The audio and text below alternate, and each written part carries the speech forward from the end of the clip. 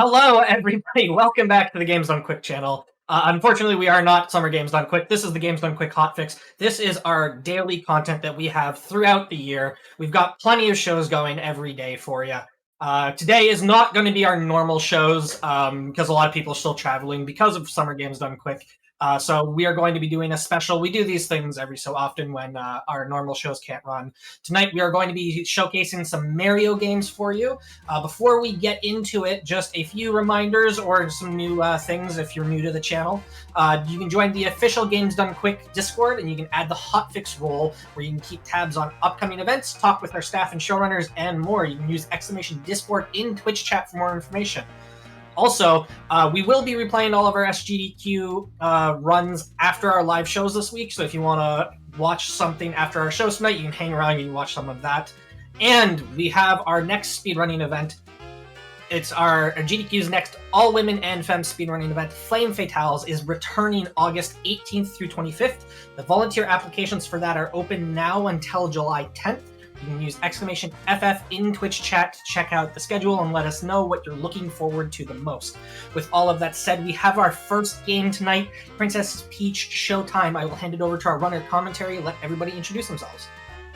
Hi, I am Menace Mans, typically just go by Mans, and tonight we are going to be running a Princess Peach Showtime. This is going to be the any % category with no death abuse, and I am joined here today by a fellow Fatale, City. Hi, I'm City Light Ash, also City is fine. I've run a handful of individual levels of this game, and I've also run a % that's not officially on the board, but yeah.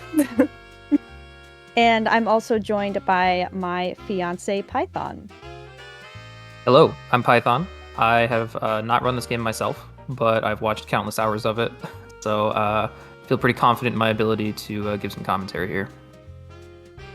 So, time is actually going to begin right after we clear through this text box with Toad. So I'll give a countdown in 3, 2, 1.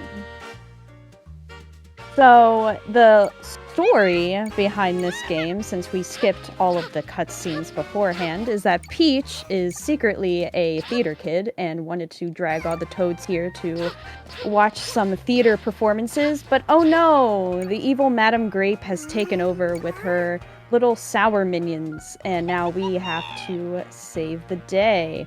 And so we are about to get into that real quick. There are a lot of loading screens in this game, and you might see some buffering. That is the game. You do not need to check your stream. But yeah, so this is the first tutorial level. This is probably what was most recognized from the Peach trailer and all of the cover art. We are going to become the Swords Master Peach, which is very exciting. And yeah, so this is just going to be a bit of tutorial. Right now, Peach may look a little different because she doesn't have her crown. I have it though, so don't worry, I'm keeping it for safekeeping. And this is our new character, Stella, who is here to help us take down the Sours and help these little guys, which are the residents of the theater, appropriately named Feats. And we're going to use the power of Sparkle, which I guess is in the form of a ponytail. And we are going to save the day with our magical ponytail. For those of you not familiar with the game, Sparkle is the good magic, and I just want, chat to think, what do you think the opposite of Sparkle is? What do you think the evil people use that isn't Sparkle? Like, what do you think the game came up with? Because I think it's pretty funny.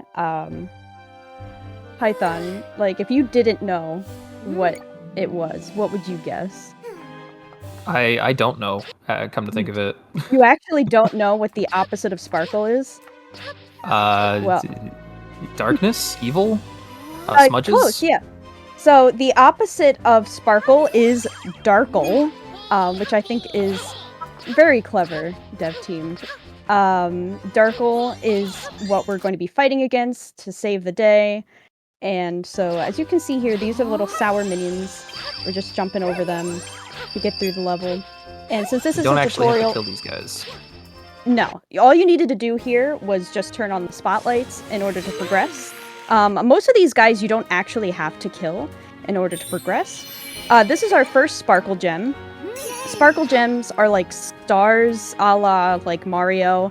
You need them in order to unlock boss battles. There are 4 boss battles on each floor, plus the final boss battle, and you need a certain amount of Sparkle Gems in order to unlock them. So we're only going to try to get the minimum amount that we need, which you can get pretty easily just by playing through the level. There are some like hidden ones or ones for doing special tasks. It really reminds me of Dan Salvato's All Melons run from Yoshi's Story. It's very similar concept. And I recently did try to do an all Sparkle Gems run of this game, and it is not for the weak. It's like a 4.5... Yeah, it's like a 4.5 hour run, if I believe. I didn't even get to submit it to the board because I didn't get a chance to finish it. It's so long.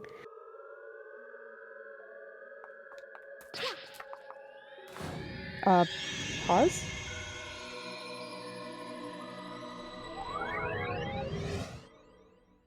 Looks like we're having a little bit of technical difficulties here, everybody. Sorry about that. We're going to take a quick break while we get everything fixed here for y'all. Be back in just a moment here.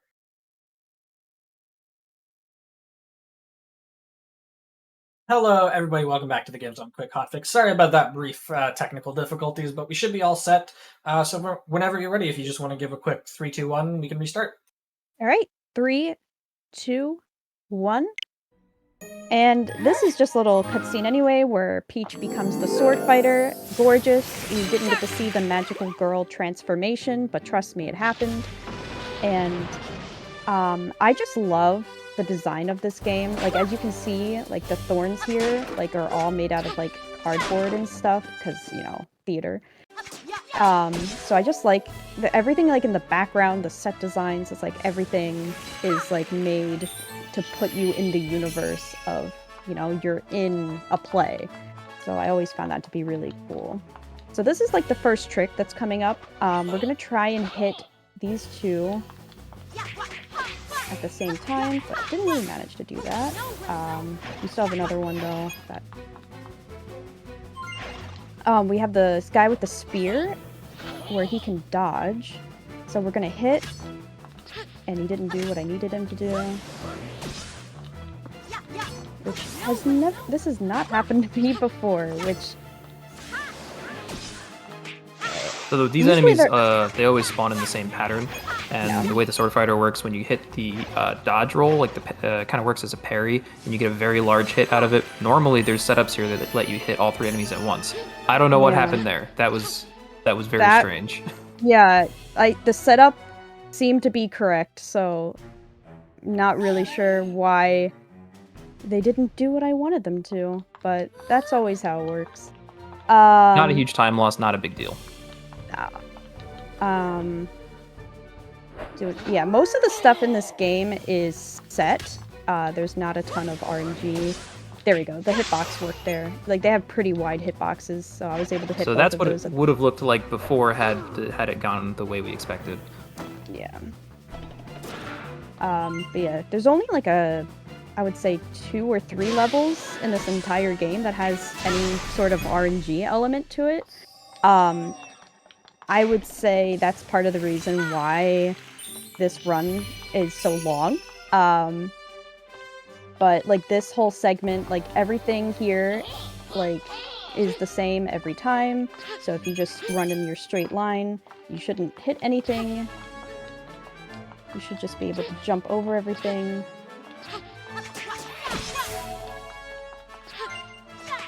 And just like that. That was very clean. So this is one of my favorite bosses. When I saw this for the first time, I got really excited because I am also a theater kid, just like Miss Peach here. And this just reminds me of Little Shop of Horrors. We have Audrey 2 show up here, and we gotta take them down. And we found some really cool things with this boss battle. We will be going after this first vine here, but once the second one comes up, we only need to hit the far left one, or in some cases far right, depending on where it spawns. But there's going to be 2 vines that show up, essentially, and we only need to hit one of them in order to beat the boss. Like that. And the other one just disappears. And then we just smush this. I believe the community is still divided on whether that's RNG or not.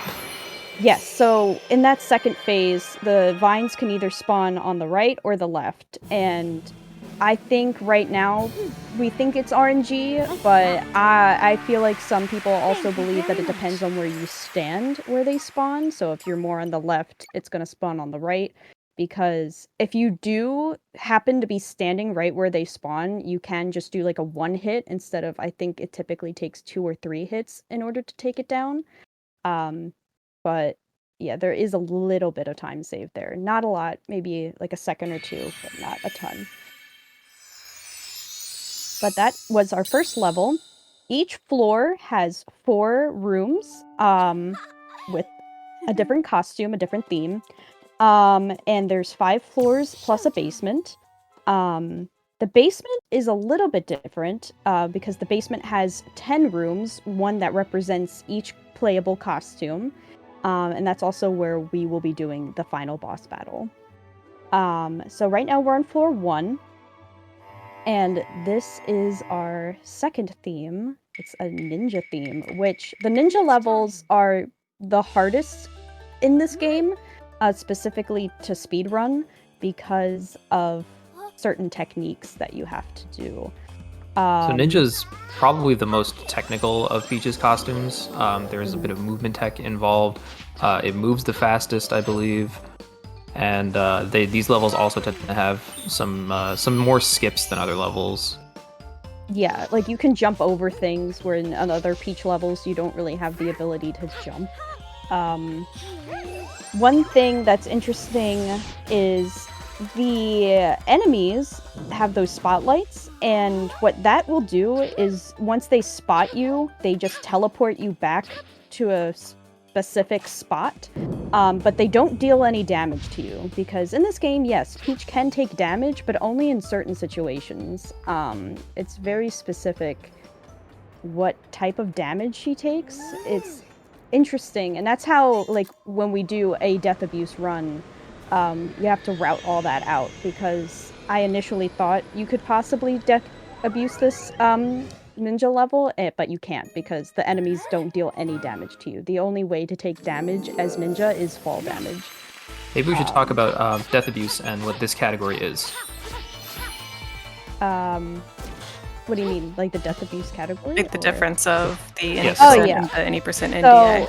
So, with death abuse, basically you get a heart charm, which you get from one of the feats in the main floor, and that basically turns the game into easy mode, and it allows you to skip levels if you die too many times. It also gives you some bonus hearts as well, which actually makes dying a little bit Nice harder. tree jump there. Oh, thank you. Yeah, that was a total skip to skip over some enemies. Yeah, so you have to pick specific levels to skip, and you just have to kill yourself twice, like as Peach, over and over in different levels. Yeah, that's not even though that's like one of the shortest categories that we have, people don't typically like playing it because you're not really playing any of the levels. You're just waiting to die multiple times, and that's not very fun. Yeah, despite the fact that death abuse is faster than playing the levels, it's not exactly fast. You do have to stand there, take damage, wait for your iframes, do that it's more because you get more hearts with the heart charm. So I think it's, what do you get, like 7 HP? Yeah. I think and you it's have to do 7 or that 8. twice before it gives you the option to skip the level.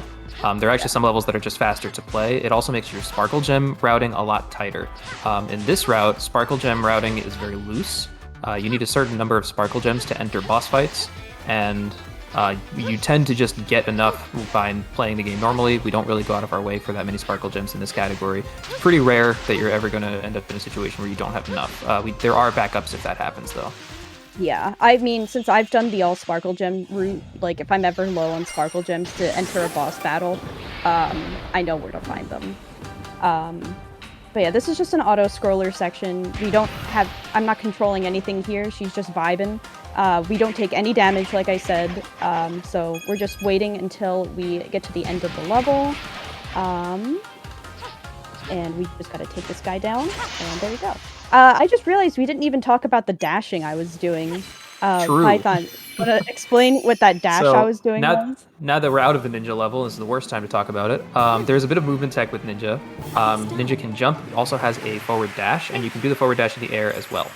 It's pretty laggy. Just dashing on the ground is quite a bit slower than just running. However, the air dash has very little lag at the end of it. The only lag is the distance you fall after the dash. So if you jump and then cancel your jump with a dash, very small distance off the ground, it's essentially lagless, and you can just continue dashing over and over. It's very difficult. Yeah, there's a tutorial on YouTube for it, if anyone's interested, where someone actually broke down all of the different movements that ninja can do and which one is the fastest, the slowest, like the one that's in the in the middle. Like there's, I think, like 3 or 4 different types of movement you can do. So Ninja that was Peach very is useful. very cool. So cool. Yep. I kind of want a whole game of just Ninja Peach. Ninja Peach is really cool. There's a lot I wish they also added to this game, like different types of Peach. Like I think like a Wizard Peach would be really cool. City, is there like any like theme that you wish was in this game that wasn't added? I don't know. I feel like they nailed it. Like really, honestly, yeah. like I just feel like there's like enough diversity with like all of the gameplay and like the different plays that she has. So I don't know. I'm pretty satisfied with it. I can't think of anything though, but Wizard does sound cool. That would Wizard be neat. would be really cool. And one thing that's also really nice that they added to this game is in the settings screen, you can actually get like 360 of the costumes to help out cosplayers, like get a full idea of what her costumes are, which I think was really, really cool. And I'm really hoping appreciate to see, that. more cosplays from this game. In City, I better see some cosplays from this game from you. Oh, definitely. But yeah, this is Cowgirl Peach. I think a lot of people like Cowgirl Peach, because you'll see her costume is pretty cool. This is another cool thing in this level, is that you only need to light one of the lamps, and then that's it. For some reason, there's 3 lamps in there, you only need to light one in order to progress. And specifically that one. Yes, specifically that one. I think it's because we're headed this way. And then we give these guys some sparkle, give them energy to push these barrels out of the way, and then we get to do our magical girl transformation to become Cowgirl Peach. Now what's nice is you only have the transformation sequence in the first variation of each level, so once we get to the other levels, we won't have that, because each costume has 3 levels. So there's Cowgirl 1, Cowgirl 2, and Cowgirl 3. You'll hear us refer to levels as such, and then there's the boss battles. So there is technically time save here, where we could save a couple seconds by not saving the feats, but I prefer to get the sparkle gem, because that's always the give and take with this run in particular, is you either save time or you get a sparkle gem for a boss battle. So I always like to that's something that's very cool about speedrunning this game, is that there's a lot of decisions you can make in your routing. So everyone can kind of have their own personal route of like which sparkle gems they go for and which ones they skip. Yeah, I mean the time saves haven't been calculated yet since this game is so new. But yeah, I mean, the other thing with this game is that we haven't really found any useful glitches either. That's why we don't have like a glitch list or glitch category in this run, because there are no glitches that we found that would help us like progress further in the game. There are some glitches which you can see in the Discord. We have a glitch channel, but they're mainly just like Peach sometimes gets stuck in a door. They're not like helpful. They're only things that actually hinder you, nothing that actually helps you yet. Exactly. So this is another little auto-scroller. I can't really go any faster than I already am, but it's always nice to collect these gems. Yeah, so these auto-scrollers are very good places to get your sparkle gems because they don't cost any time. You're in the auto-scroller anyway. Right. Might as well pick them up. But yeah, I mean, I think a lot of people are a huge fan of this costume in particular. I think it's just because we've never really seen Peach in an outfit like this before, because, like, in other outfits, like, they're kind of similar to, like, some Mario spin-off games. Like, we have Ice Skating Peach, which I think we've seen in, like, the Winter Olympic Games, a just slightly different variant. But Cowgirl Peach is really unique, so that's pretty cool. I also like that the horse is made out of wood and on strings. That is so epic. Alright, I'm gonna focus the theatrics here. of this game are really interesting. Very reminiscent of games like Paper Mario Thousand Year Door. Yeah, I'm gonna focus on this fight for a second, because it's timing based. Alright, that was one. Nice first hit. So Like I'm gonna keep quiet Mario here and we'll explain after. Yeah, like most Mario games, well, this part is pretty simple. It's a 3-hit mechanic on the bosses. Very nice. So while he's dashing here, the way this boss works is he'll fire some bullets at you and then he'll shoot a barrel, which you can lasso. You have to lasso the barrel and then hit him immediately before he fires another bullet. It's very tight. Yeah, there. Very nice fight. Very nice. So normally I think you're supposed to hold on to the barrel until he's done firing, and then he kind of takes a breather, and that's when you're kind of intended to throw it, but yeah, we do it a little faster. His gun gets like jammed or something, and that's when you're typically supposed to hit, but we don't have time for that. Girl gotta go fast. Well, shucks. Thank you. So that was the first Cowgirl level, and we already have 16 sparkle gems, which is pretty good. The way that it works is in each level, so like in all of the 1 variants, there are 10 sparkle gems to find. In 2 levels, there are 7, and then in the third level, there's 5. And on each floor, the boss battles keep costing more and more. So the first one on this level is going to be 10, and then it goes 15, 20, 25, and then the final boss is 30. This is a fan favorite, I think, is, how do you pronounce it? Patissiere? Like it's... We call it Baker. Yeah, Baker Peach.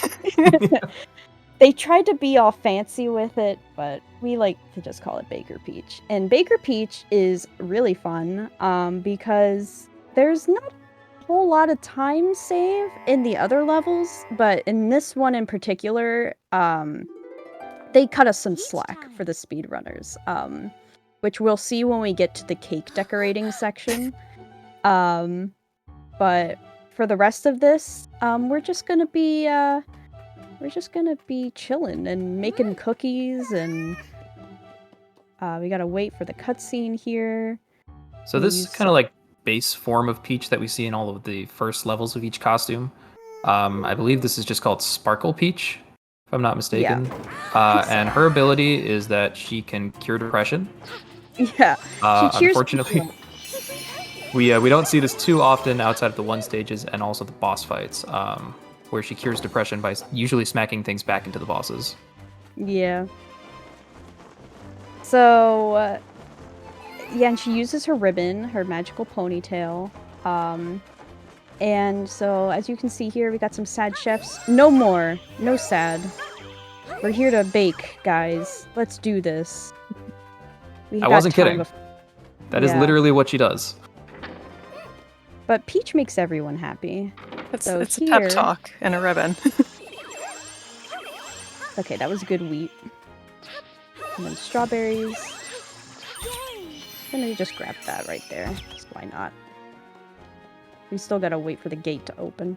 Feats are notoriously slow at opening doors. Yeah, and they like to yap. They're the Very kings of yappy. yap. But yeah, so now we get to do our magical girl transformation.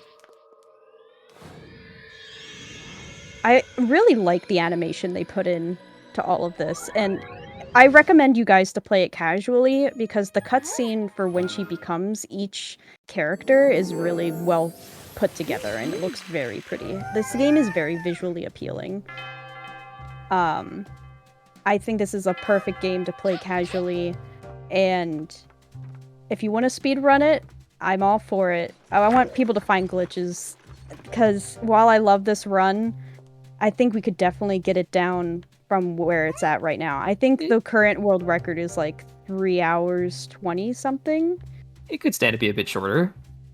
Just a little bit. It's a bit of a marathon. It's a long cozy speed run. Just get a snack, stay hydrated. Yeah, gotta stay hydrated the whole time. So yeah, that was our first batch of cookies. So we have different levels of cookie baking here.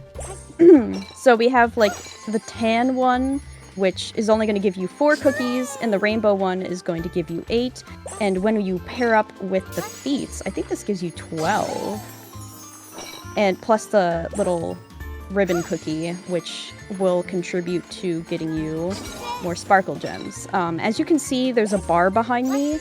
The 3 up at the top are what you get when you bake with the feats, and the other bar is just by how many cookies you've completed.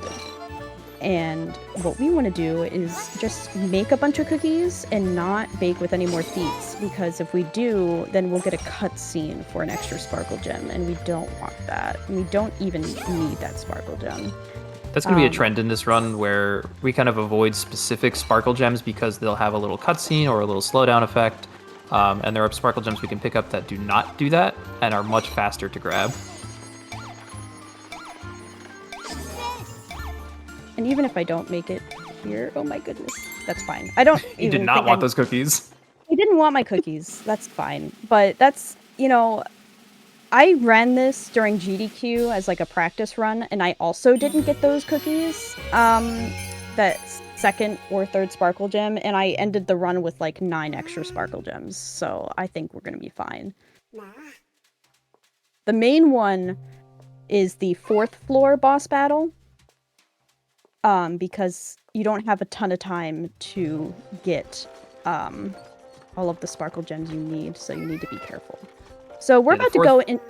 Oh, you go ahead. Sorry, I didn't mean to cut you off. The 4th battle is if you're going to be short on sparkle gems, that's where it's going to be. Yeah. Fortunately, the basement levels are a number of them are open by that point, which lets you go down there to get the extra gems that you need, and then cut back on some of the levels you have to do later. Yeah. But it's just tedious going back and forth on floors. Now, this is the cake decorating portion where the developers helped the speedrunners, where you don't need to actually complete all of these cakes, which is really nice. The game is only looking for a certain amount of frosting droplets, and you only need to complete 3 out of the 5. So we are just going to plop that around. It's very funny at the end when they show you all your cakes, and none of them look good. No, yeah. They're like depending on us to help save the day, and we're like, I mean, I tried, but maybe not really. The best time I've seen someone complete this in is with 86 seconds left to spare, which is really impressive. I'm trying to just play it safe right now, just because hotfix. But my best time, I think, was like 82 seconds. Yeah. Yeah, the thing is here, if you don't, you want to hit the minimum amount of decorating required, but if you're even 1 dollop too short, you have to redo the entire section. Yeah, it's very tedious. Yeah, look at our cake. Beautiful. Much better to be on the safe side for this one. Yeah, they look great. 10 out of 10. You did so Amazing. good, guys. They couldn't have done it without us. I know. We made such wonderful cakes. Alright, so now they're yapping. And what's funny is, at this last scene, they show, like, all of the cakes we were supposed to have made, like, assuming that we actually did it correctly, but we didn't. So Yeah, so I think all these cakes look perfect. They're complete, just how you made them, right? Oh, look how cute Baker Peach is. Yep, that's definitely the cakes you just made. They look great. Look at those cakes. I mean, I can take credit for the cookies, but I did not do those cakes. Delicious. I have seen someone do a cosplay of this and actually make, like, the giant cookies, and it's so cool. I love cosplays. Y'all are doing great work. It is so cool to see, especially for this game. Because there's so many different versions of Peach now. Alright, so the threads on the floor are going to disappear, which means we have unlocked our first boss fight, which is unfortunately my least favorite. It should be the easiest, right? It's on the first floor. Should be. But No, I don't like this one either. I always struggle with it. It's mainly the third phase of the fight. It's a timing thing. So there is kind of a quick kill sort of in the last phase. The main issue with all bosses in this game is that if you hit them with multiple projectiles at the same time, it counts as a single hit. Yep. So you have to stagger your hits, and that can be difficult depending on how the fight works. Yeah, so this is really cool, and something you'll see as a continuing theme is that all the bosses are based off of theater equipment. So this is, as you can see, a disco ball, and it's a bird, so it is called Disco Wing. And that big purple orb that you see, that is the Darkle. So the bird is made of Darkle. Yeah, he's screaming at me. But yeah, so once we get to the third phase of the fight, I just have to time it out right. But yeah, this costs 10 sparkle gems to enter this room, and we had like over 20, so we're doing really good. And we'll have plenty for the next floor. So this is everybody's favorite Super Mario Maker mechanic, upside down. Everybody knows it's really fun and intuitive. We love upside down. Yeah, this gives me a, like, I don't know, like It vibes. You know, like Stephen King It. There's like the balloons in the background. It's like spooky. Alright, so we're on to the third hit here. So it's going to drop the disco balls a bit closer together, and there's also going to be some enemies spawning here that can kind of mess you up. So we want to ideally hit the disco balls one at a time in very quick succession without getting hit by the enemies. Yeah, first he's going to do some showmanship here, where he's going to throw these at us. We're going to go back upside down. One thing that's really impressive, though, is someone in the community actually did all of the boss fights blindfolded, which I was really excited to see that we could actually do blindfolded runs within this game. I did not think that would be possible, because I don't really think... I mean, I don't think you could do the whole game, because, like I said, there's some RNG levels. Okay, so you saw Mans did a really quick kill on those two enemies. Now we got two disco balls here. We hit both of them. Let's go. That was really good. Yeah, you just have to, like, you have to run back, like, so quickly after, like, the first kill that you do, and the game just doesn't give you a ton of time. And Peach can't dash or anything. She just Not to mention it's upside down.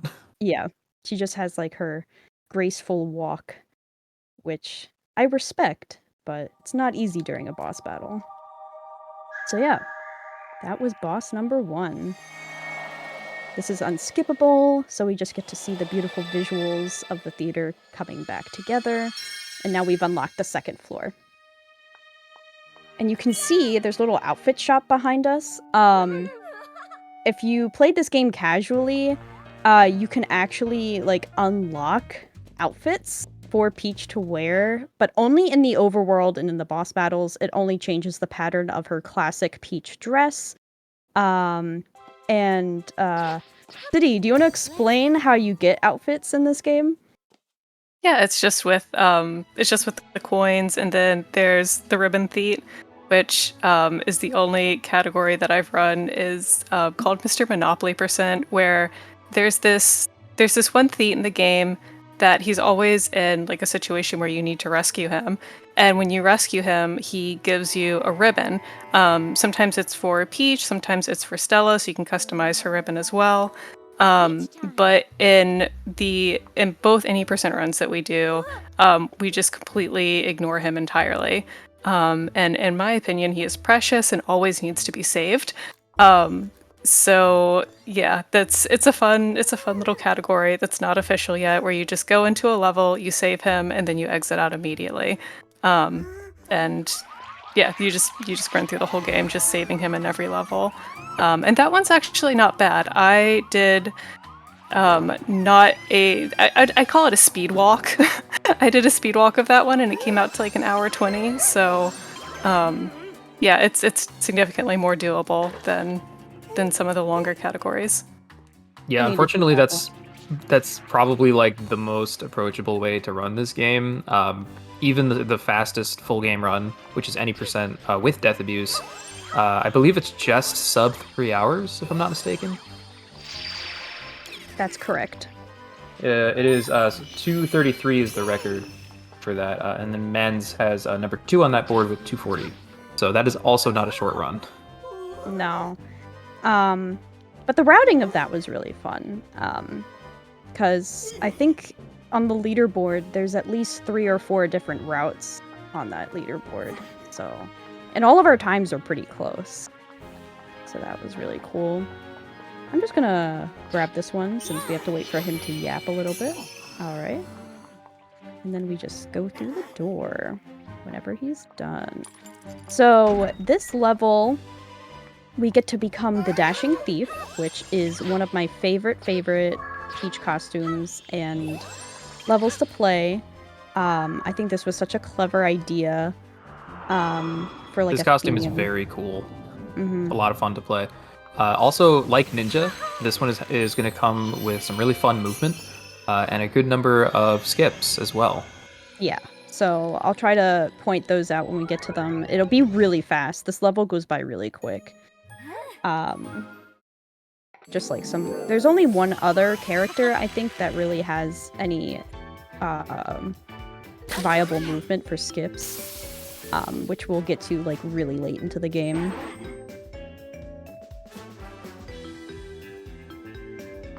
Alright, so this first one, we are going to go down to the very last part of this zip line.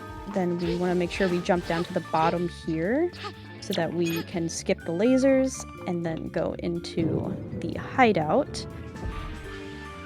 And then there's going to be something here. I want to try and get in front of those boxes so that it doesn't hold me up, but I need to time my jump off of the pole just right.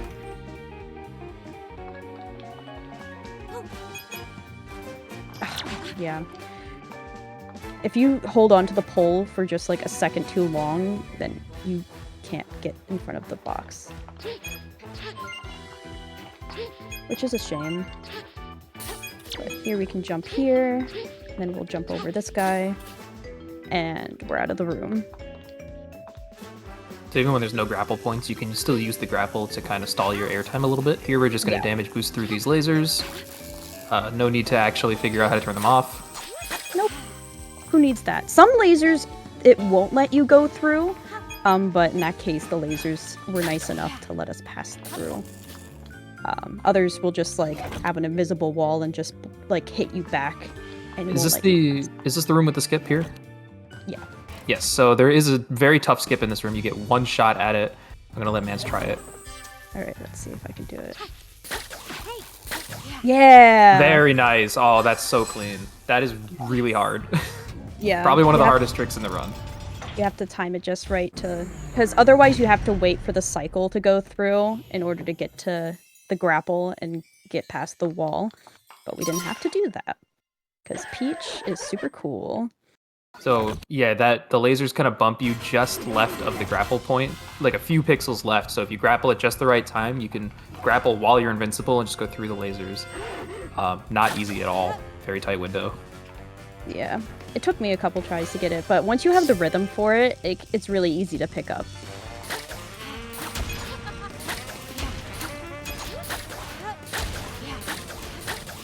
Yeah, that was clean too. Got a sparkle gem. And then I really like this mechanic, is that this game has a glider, where you just get to glide through the night sky. And if you really like this mechanic, they actually have a post-game mini-game where this is all you do. And you can get, I think you get an extra outfit for completing the challenge. Each floor has its own mini-game challenge based off of one of the rooms. So there's like a barrel challenge for the cowgirl, a gliding challenge for the thief, and you just get like bonus costumes for 100%ing the mini game. And I think that's really cool. That they have a lot of post-game content in this game, which is why I think it's really cool to play casually as well as speedrun. It didn't take me that long to 100% the game. I think I started playing when it was released, and it took me 6 days to 100%, and that was just playing casually. So now I can just finish the game in a couple hours, which is crazy to think about. But I think the current 100% record is like 7 to 8 hours or something. It's an all-day thing if you want to speedrun 100% of this game. The current 100% record, I have the board up here, is 8.5 hours. Yep. That's a It's- work there day. Are, there are 3 people on that leaderboard, so it's not very popular. I wonder why.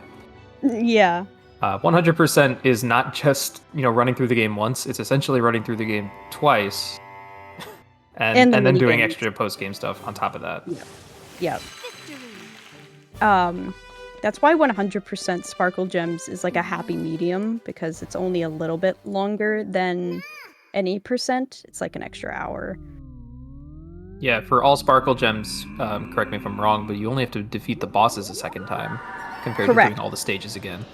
Yes, because again, with post-game content, you get to do mini-game challenges for the bosses, most of which is just complete the boss, don't take damage, collect a sparkle gem, yeah, just don't get hit, like, is mostly all of the challenges, but each boss has 3 extra sparkle gems to get post-game, and that is included in 100% sparkle gems.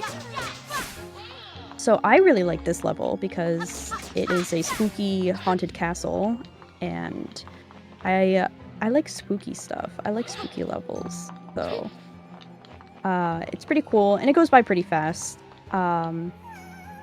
There's a lot of cool like hits that you can get in this level to try and get more than one. So I'm gonna try it here with this guy, see if I can get 2. Yep. Yep, got 2. You can see how huge that hitbox is after the parry. Like she puts it's like a big invisible wall in front of her that just kills everything. And then we just have to wait for these bats to fly through. Can't really skip that, and then the gate's gonna open once they're done. But yeah, I like the Knights levels because there's 3 different bosses, whereas I think with all the other levels, it's almost like the same boss every time. So I think it's really cool that there is like diversity in the Knights levels, or the sword fighter. So yeah, just gotta jump over these guys. This is all just like get to the end of the level at this point. Just avoiding some things. I think we're gonna see a Mr. Monopoly. There he is. He's stuck in a painting. Are you gonna? Nope. Nope. Goodbye. Nope. Sorry. Oh. He just gets to remain. He doesn't get saved until the mods add Monopoly % to the board. Exactly. Whoops. Got stuck there a little bit. Yes. Even though like their hitboxes are wide, it's also they can hit you from pretty far away as well. All right, so this is the boss fight, and after this level, the game is going to take us through another tutorial to introduce us to the basement, since the basement is where we actually get to save the real stars of the show. So the lore is that we are just replacing the sword fighter actor. The real one is trapped in the basement, and so we have to go and save them. And they'll show us that after this boss fight, and then when we come back to the basement, we'll have to save all the other stars of the show as well, one for each costume. And that's always really cool because you get to work together with the AI, make friends. I mean, it's not always cool. Sometimes they misbehave a little bit. Oh, that's true. The baking one can never decide what bowl she wants to go to, but... We'll get there when we get there. We kind of touched on it before. Nice. Yeah, that's Very literally nice. like the last That level. was good. Yeah, the depth perception in this level can be kind of tricky. I have to stand in the middle of the room so that he doesn't cycle throughout all the walls, because if you're moving around the room, he's going to track you, and that takes time. But if we just wait here, he figures, okay, we're right in front of him. He'll charge. Ah, see ya. Ooh. I missed it. I'm surprised that didn't give you the counter there. Yeah. There we go. I feel like that was the same exact one, but the depth, you can't really tell. Front-facing That's camera, it's a bit cool. hard to tell how close you are. And there's no way to adjust the camera angle. This game has fixed camera. Yeah. So we're gonna sidetrack and go to the basement, and then we'll have to climb back up to the second floor. What's that? Thank you very Yeah, we kind of touched on this before, but the way the basement works is that after you beat the second play of a given costume, that costume's basement level will open. That's the third level. So now we just finished Sword 2. The game is going to say, hey, a door just opened in the basement. And that's going to be Sword 3. It's going to force us into the level. However, stairs in this game are really slow. Look at this loading screen. It takes forever. So we're not going to be re-entering the basement until the end of the run. Unless we need sparkle gems, which I doubt. fingers crossed. We won't need it. So yeah, we'll have cutscenes here. We'll see us go into the basement. But you'll see that none of the other doors are unlocked because this is the second level that we've done. And yeah, this is us going into the level. And it's really short. The ones in the basement are probably the shortest levels out of all of the levels, which is really nice.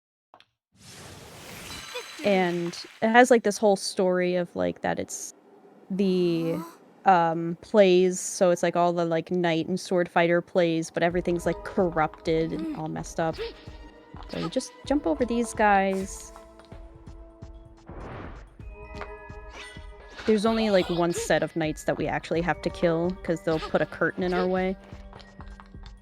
Yeah. So it's this group. Oops, I thought I hit you. These guys. This group. Them. And these guys. Alright, and then we can progress. And then we just have the boss. But yeah, the night levels have most of the lore of the game. But we get to talk to... Yeah, they call the stars sparklas. So that's the sword fighter sparkla. Because they have like the passion in the heart of the play. The star. But here we are introduced to another boss for the sword fighter. Who I think is really cool. Again, he's being held up by strings that you can see.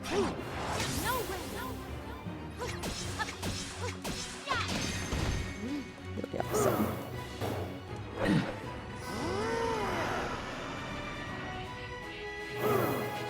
And yeah, most of this fight is just doing different types of dodges.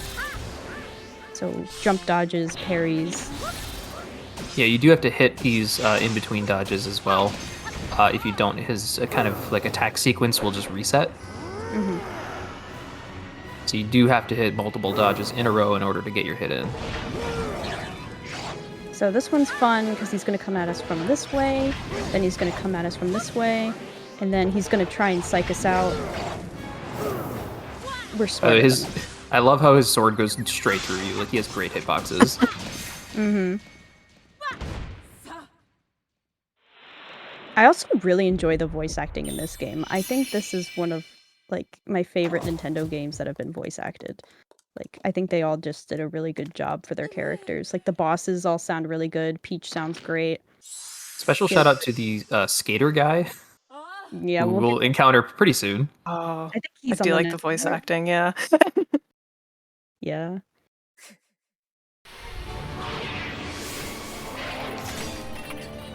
And just the visuals as well. I think this is just a very visually appealing game. There's so many bright colors. The bosses all look really cool. But another reason why I really enjoy playing this game, both casually and speedrunning, is the diversity that each level has, because you're always doing something different. There's a different goal. And I think that's really creative. It's like, it's not all just a platformer. It's like, you gotta be the sword fighter and dodge and strategize, or, you know, in the baking level, you have to do precise timing with like the baking and the cake decorating. So I think it's really cool. And we'll get to a very different level pretty soon. The detective levels are kind of interesting. Not great from a speedrunning perspective, but I will put a spoiler warning once we get to the first one. Because if you do want to play this game casually and you haven't already, I recommend you not watching the detective level, because it's just going to spoil it. The answers are going to be there, and I think it's a lot of fun to play the level going in blind and using the game's mechanics as intended, because I had a lot of fun with it, because you get to investigate clues and stuff. Yeah, these levels aren't super replayable once you know the answers. It's kind of like, you know, if you watch someone play Outer Wilds, you kind of can't play it yourself anymore. Here's the ice skating level that we were just talking about. Cool. Who wants to talk about RNG? Oh yeah. This is one of the few levels in the game that does have RNG. And it's only the boss fight. Everything else is on rails, because we'll have to do some ice skating moves, and all of those are always the same, so I know where to stand on the ice. But when it comes to the boss battle, that is where runs come to die. Yeah. He giveth and he taketh away. Yeah, he's one of the funniest and greatest boss characters in this whole game, but the RNG is run killer. And we do encounter him 3 times. No, twice. The third time is not random, right? No, the third time's not random, but we do encounter him 3 times, but he was nice enough to make the last one not RNG.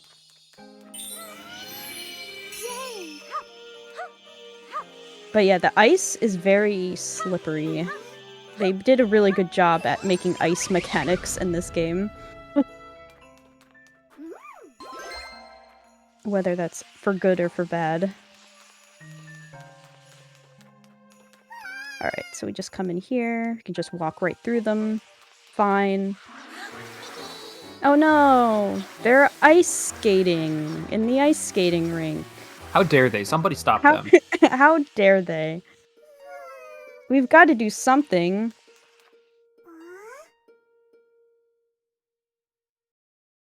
There's a lot of screaming in this game. God, the Scream's voice lines are so funny. Yeah. So, the ice skating music, I think, is some of my favorite in the whole game. It is my favorite in the whole game. This song is a bop once we get to it. Yeah, it's gonna be in the later section, but it reminds me of like an anime opening.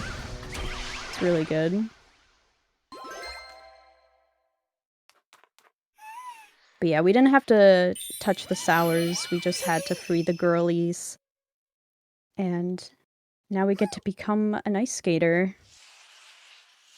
Which I think a lot of people really like this costume too, and I don't blame them, it's very gorgeous.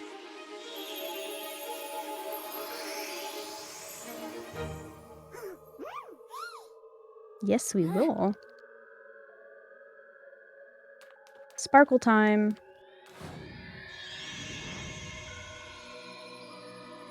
I do appreciate that they let us skip cutscenes. Because I know I was trying to do a replay of Pokemon Scarlet and Violet, and you're like, can I skip cutscenes, please? And they're like, oh, for sure. And there's only like a couple of cutscenes that they actually skip, and then the rest just play out. Yeah, why is that even in the settings? I don't know, but I swear it doesn't do anything. at least this game, it actually lets you skip like 90% of the cutscenes, if not more. Alright, so all of this is the same every time you play.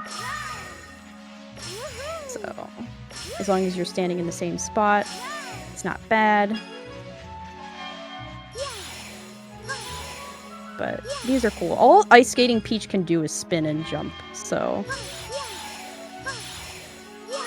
all Ice Skater Peach do is spin and jump, eat hot chip, and lie. I don't know. I think Princess Peach could handle a hot chip. Don't think that personally. You don't? I mean, I always thought, like, in the promotional artwork for Cowgirl Peach, she's holding a bottle of, like, hot sauce or something. Like... Is that what they drink out in the Wild West? Hot sauce? I mean, I don't think they drink it, but they probably add it to everything. It's like barbecue. I know later in the game, the cowgirl offers to get some milk with Peach. I guess that's what cowgirls drink. I mean, I guess that makes sense. They have cow in the name.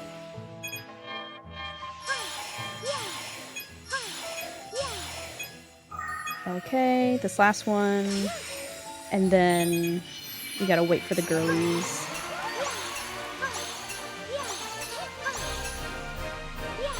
Get them to join our little gang. So their skate patterns here were fixed. In this part coming up, they are not. Yeah, and that is where the problem comes in.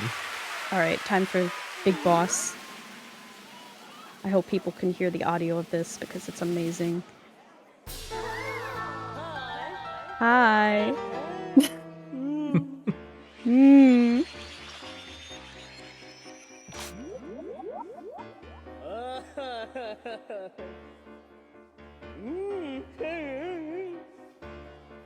Nintendo really cooked with this guy. They did. They knew what they were doing. Alright, this is the bop.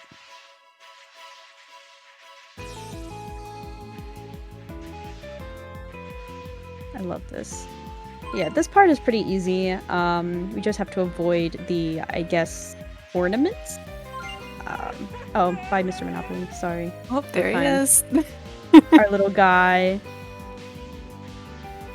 And we're not even gonna bother with getting the gems. Yeah, this is one of those gems that does the slowdown effect when you get it, which loses time. Yeah, we don't need a cutscene. Yeah, it literally just puts you in slow-mo. Alright, RNG time. So, 1 cycle would be, like, insanely good. 2 cycle is pretty average. 3 cycle is annoying, and 4 cycle is, like, Run the over. run's over. So he's always gonna come over here, which is fine, but now where the girls end up is random. That's a pretty good pattern. That's a very good pattern. Oh. Almost. Almost. You picked up 2 of them. So close. So this should be a good 2 cycle. That was great, though. That was a great first cycle. Yes, but if they end up going in different directions, that's when it'll become a problem. It is possible to 1 cycle this. It's really, really difficult, even if you get good RNG. Alright, this is so this is an easy 2 cycle, yeah. 2 cycle is expected. Yeah. And now we circle. We put him in a circle. Silly circle time.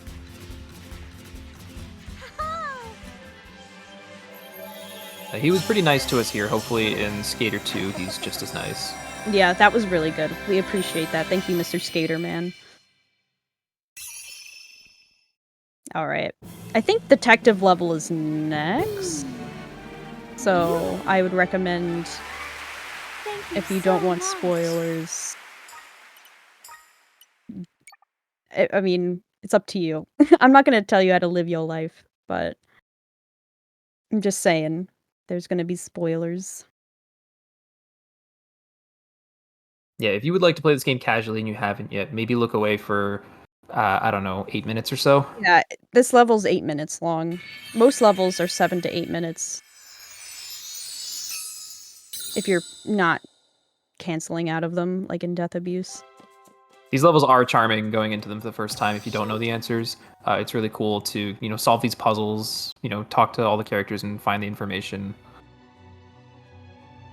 In a speedrun, it's a bit of, slow movement, dragging your feet. Yeah, I mean, what's annoying about Detective 1 specifically is that knowing the answer is painful because they don't let you solve it immediately. It forces you to play the whole level before you can tell them the answer. So There's even one though exception to that, the very last kind of puzzle of this level. You can actually just skip it if you know the answer. yeah, it won't let you do it until the very end, and I think that's just a coding thing. Because certain characters need to be in the room for it to play the final cutscene.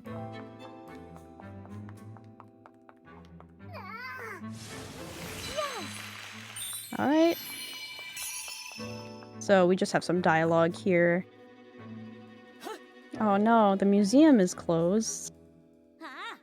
I guess we get to learn about the story of this level, though. This is since it's a very dialogue-heavy level. So we have Junior here, who is the junior detective, but the detective is missing. And so we need to come in and help save the day.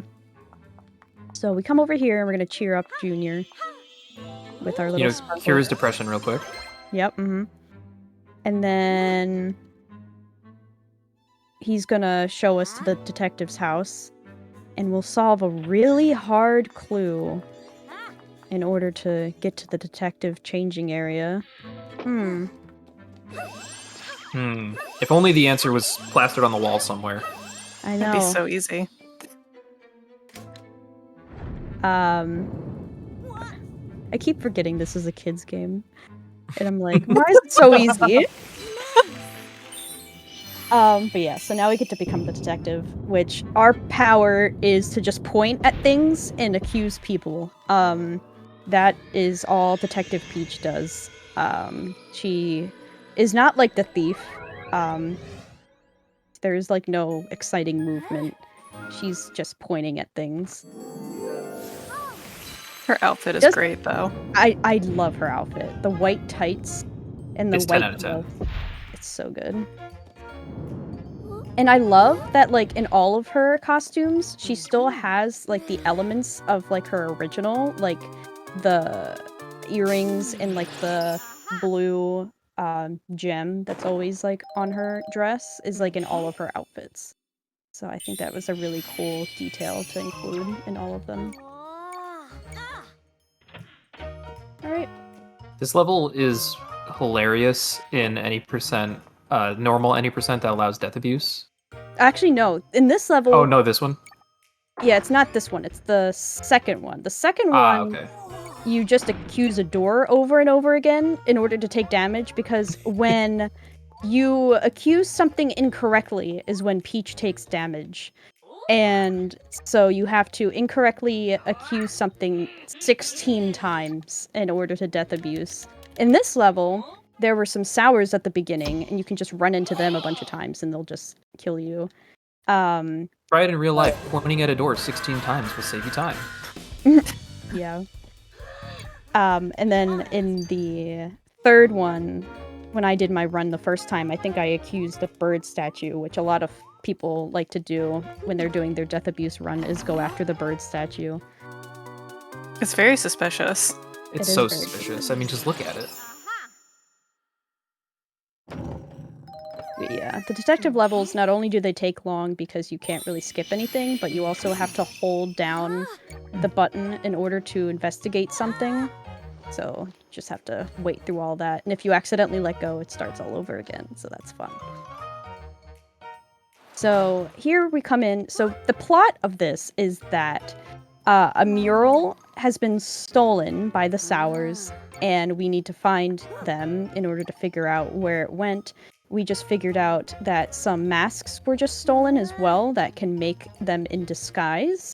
So they are hidden somewhere in this room, and we have to interrogate all the characters to figure out which ones are the imposters. There's only 2 imposters.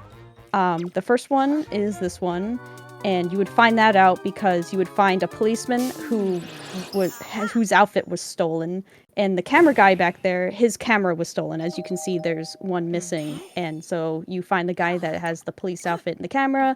He's suspicious. And now we have to wait for this little scene. They just slowly walk away. We just So can't slow. And then the other one is that these were a statue of 2 playwrights, but there's 3, and someone's popcorn was stolen, and so this was the odd one out. But yeah, going around and interrogating the people and getting clues, it was really fun to do this the first time casually. Because it really puts, like, you get to really interact with the characters in the universe, so it's really nice. And so, we have this little cutscene where they're interrogating the guys, and if you did this correctly, basically, when you were talking to everyone in the museum, you would have found out that one of the guys could feel like a draft from a window, another one had a stool, so you would take the stool, go up to the window, open it, a breeze would come in, and you would see that the wall behind us was a fake wall, and it was just a curtain. And then you would go up and interrogate it. And it turns out the mural was here the whole time. But we couldn't interrogate it at the beginning of the level because they wanted us to play it. So who would have thought that game developers want us to play their games? So I do find it interesting that you can skip all the stuff with the window. You cannot skip the room before this. Yeah. Like I said, I think it's just because you need the Sours, like, in front of you tied up. So, like, you can't do that in the beginning of the level because you have to catch them first. Thank you so much. So you're forced to do the next room. That's my guess, at least. So that's the end of floor 2, and then we just have our floor 2 boss. This boss is so cool. This boss is Actually really one of the coolest things in the entire run. It's perfectly made for speedrunners if you like to go fast. Do you want to take the break before the boss, or do you want to take the break after the boss? We'll take the break right now, get everyone hyped up for the boss, because it's really worth coming back to see. Great. So, we can just pause right now. Yep. During these longer runs on the hotfix, we like to take breaks every about hour or so everybody get up, stretch, get some water, anything y'all need to do. We are going to take a quick break, and we'll be back with more of the run. Hello, everybody, and welcome back to the Games Done Quick Hotfix. We are in the middle of a run, a Princess Peach Showtime run. I'll hand it right back over to y'all whenever you're ready. All right, let's get back into it in 3, 2, 1. So this is the second boss, so because we're on floor 2, so second boss. And again, keeping with the theme of theater stuff, this is going to be based off of, I think, what is it, like, they're not spotlights because that's a different one, but it's some sort of theater lighting is what this next boss is based off of. If someone who's into theater knows, like, the technical term, you'll see what I mean. But this is Light Fang, and the point of this boss is to just run fast. So that's what we're gonna do. So if he sees you for too long, you see how the screen flashes there, he's going to send you back in time to the last kind of like checkpoint that you were at. So this is really just like a platforming level more so than a boss. It's super cool. You're going to see some really cool kind of speed strats here. They give you a lot of places to stop and let behind a wall, so you can let Light Fang kind of look past you, and then you can continue on. We're going to completely ignore most of those, as you're going to see right here. There's a couple triggers where the tail will spawn and break down a wall. That's kind of like baiting you to stand behind it and then get hit. Again, just ignoring that. In fact, if you get seen and then that happens, he will kind of like unsee you. This coil here we can hit from below, save some time. This is very clean so far. I think this was one of the first ILs that people really started grinding. Yeah. It's because it's so much fun. I think that someone got this down to like 2 minutes something, maybe even less than that.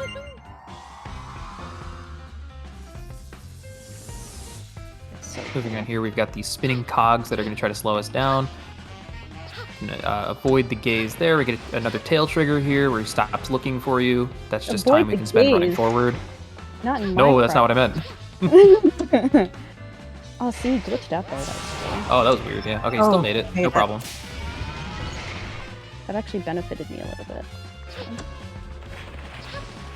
So there's these little coils here. You can hit them to make him stop looking for you, but we're going so fast that we don't need it. Yeah. A lot of tail triggers here, so he's not looking at all, and then we can just hit the coil. And that's Light Fang. That was so That good. was it. That was really clean. That was Thank you. that was nice. Mwah, chef kiss. That's a Someone in chat says that looks like a spotlight to them, so I think it's safe to say we just have 2 spotlight bosses in the game. yeah, because there's literally on the 4th floor, the boss is called Spot Lion. You can take a guess as to what that's gonna look like. So I know that for sure is a spotlight, and then this is Light Fang. So maybe the 2 of them together. Oh, I ship it because it's like Spot and Light, Spot Lion and Light Fang. They're spotlight together. Aww. I get it. I ship it. Alrighty, so now we get to go into floor 3. I think the cat lovers are gonna end up liking the floor 3 boss. And that's all I'm gonna say about that. Oh, We have a little time until until we get there. We are going to beat up a cat. We are gonna beat up a cat. But in the meantime, we're gonna be another cowgirl. Yeehaw. I don't know why Cowgirl Peach is just so inherently funny. Just yeeing and hawing everywhere. I don't know. But this is going to be like the classic like Western like train chase. So this level is like 90% auto scroller. But we get to use our lasso, which is fun. Now, auto-scrollers in this game, oftentimes, even though you can't save time, you can lose time. Yeah. There are certain like objectives you have to do at certain points in the auto-scrollers that if you take too long on them, you're losing time. The auto-scroller won't advance until you complete them. Yeah, just don't hit things. We also have the horse. I'm really sad that they canonically did not give this horse a name, so I would love to hear if people have names for this horse. I have named her Nelly in my heart because like the saying of like, whoa, Nelly. So that is my name for the horse. So I would love other suggestions as well. But it's just so, I mean, they use she, her pronouns for the horse throughout the whole game, so they cared enough to give it a gender, give it a name.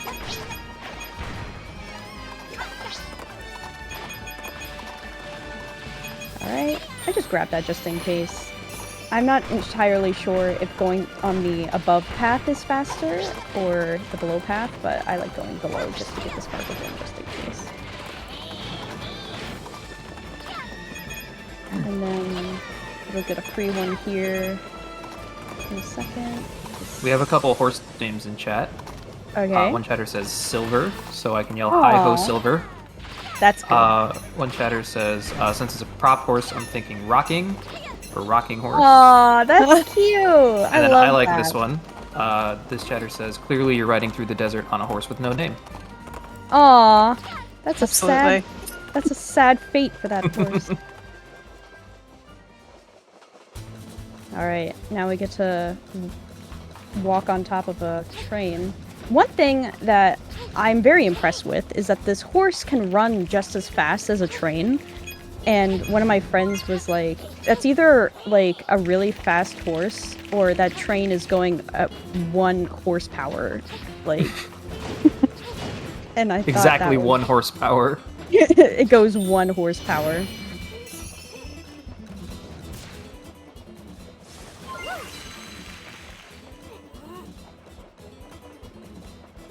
So, get some dialogue here. I like to do this trick where I'm just going to flip through the door, even though it doesn't really do anything because we still have to wait for the next scene to load. But it's always fun to go through. Doesn't actually save time, but it's funny. It is. Again, it's like, oh, little things here and there that we can do, but it doesn't actually save time, unfortunately. Alright, we're gonna skip all this. This would be a way to get a sparkle gem, but we don't need it. We don't need it. In all sparkle gems, that one is really annoying. It is. You have to... You run out of barrels, you gotta reset the level. Yeah, not entirely. I prefer to just jump off the train and then it'll reset me back at the beginning of the train part, which is good. But yeah, I've had to reset that a couple of times. Ah, the horse. He's back. He's back. That is such like an old horse sound, and I know that is just like a horse sound effect that's been used forever because it's also in Kelly Club Pet Parade. I recognize it so well. Also, I will be... That has gotta be the most obscure reference I've ever heard. Well, I wanted to mention it because I will be showcasing my speedrun of Kelly Club Pet Parade at Barbiethon on August 10th and 11th on Barbiethon Twitch channel. So that's exciting. It's going to be a charity event. I'm going to have some famous Barbie gamers there. That's right, be there, chat. Yeah, be there. Barbiethon. All the cool people are going to be there. It's going to be a great August speedrunning month for the girlies and femmes because we got Flame Patels and Barbiethon in August. We'd love to see it. Okay, so I think that wraps up our auto-scroller level here. Yep. We just had to throw a barrel at a train, and that was enough to knock it over, apparently. So... But we were very close on that. I only had 1 heart, so if I ran into a rock, I would have died. But that's okay, because I didn't. So yeah, the next boss battle, I think, is going to end up costing us 20 sparkle gems. So we at least You know what the have count is enough at? We're at 23 right now. Perfect. Yeah, so we just got to store some more so that we'll have enough for floor 4. That was a lot of rhymes. And I didn't even try. Alright, so there's like the little like, ooh, we unlocked the thing in the basement. That's like the little cue for that. Aw, heck yeah! It's time to save the world from aliens. This is my personal favorite costume. It's Yeah. just too cool. If you like Big Hero 6, then you're gonna like this costume. They really peaked with this design. But we get to fight off some aliens as a superhero.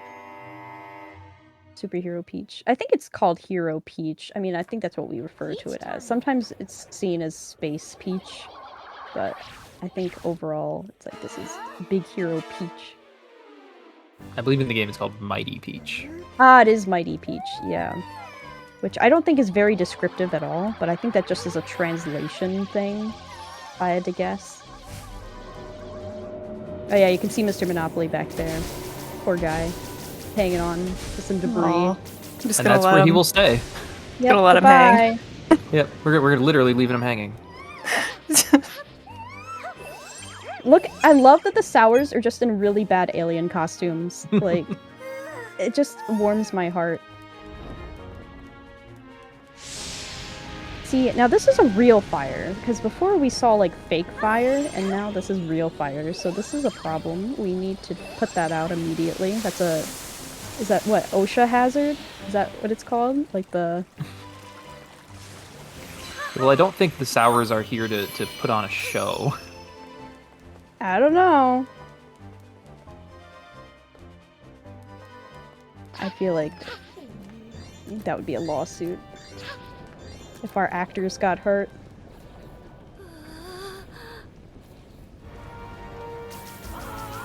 Okay, we got Mr. Onion Head Scientist. I think they just stole that design from Luigi's Mansion. He's a little reminiscent of Egad, a little bit. Yeah. But he's here to make us Iron Man, basically. Oh, yabba yabba. We're like, yeah, I guess like Iron Man and Batman, where we don't actually have superpowers, we just have technology. When I started watching, like, the new Marvel stuff, my heart was broken to find out that, like, the new Spider-Man doesn't actually shoot webs from his hand, like, in the 2001 Spider-Man. Like, he just has, like, a device that shoots out web. His powers does not include shooting web, and I'm like, but he's Spider-Man. But apparently the Tobey Maguire version is the only one where he shoots webs from his hand, apparently. And people didn't like that, because it wasn't, like, canonically accurate. That's my hot take on Marvel. I have no other takes. I've never watched another Marvel movie. I was gonna say, yeah, I have a lot to add to this conversation. So Peach is really strong now. Yeah, we can, like, lift things. Oh wait, they have dialogue. I have to stand in a certain spot. Yeah, they're really chatty. Yeah, they will literally pull you from where you are to have more dialogue with you, so it's better to just figure out where they want you to stand so that you don't get pulled too far, because that takes time. Also bummed out that you can't hit all three there. It was proven that you can only hit a maximum of 2 at a time, but usually I can get to 4 there. Almost. But that's okay. You can hit all 4 there. I'm just bad. Hooray! But look at all the theme of this character is, like, you know, throwing very large objects. It's so it's so sick. I love it. Yeah, we're about to pick up a bus. Look at this. Yeah, Peach Block so on cool. fire. Peach is so cool. The fake fire is also very aesthetic. And then we have the real fire over here.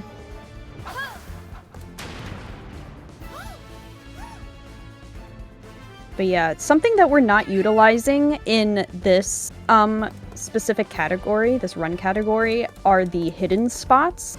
If you play casually or do like another category that requires to get more sparkle gems, there are hidden spotlight areas where you have to do like a special pose, and you will go into like a behind the scenes area where you can either get like coins or a sparkle gem. You just have to know which ones are which, and I think that's really cool. But those are like little special secret areas.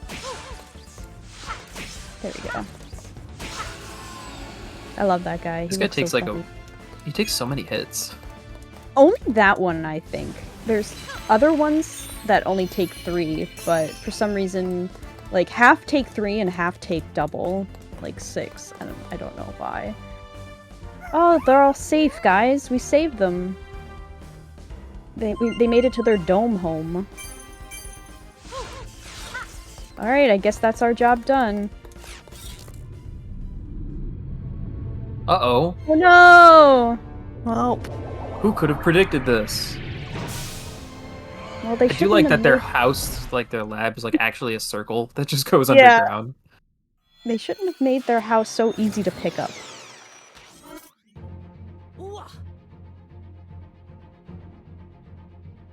Alright, we got a special invention.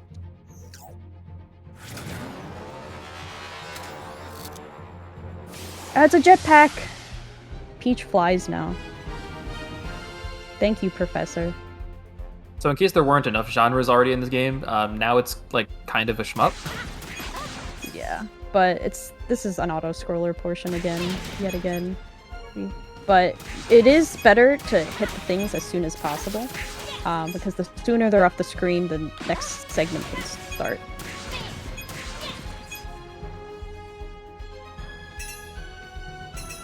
Might as well just collect these while I'm here. Why not?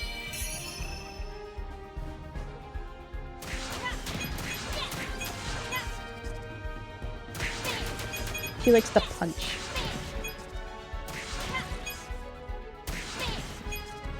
Yay! And for saving everyone, you get a sparkle gem too. So if you missed anyone, you wouldn't get that.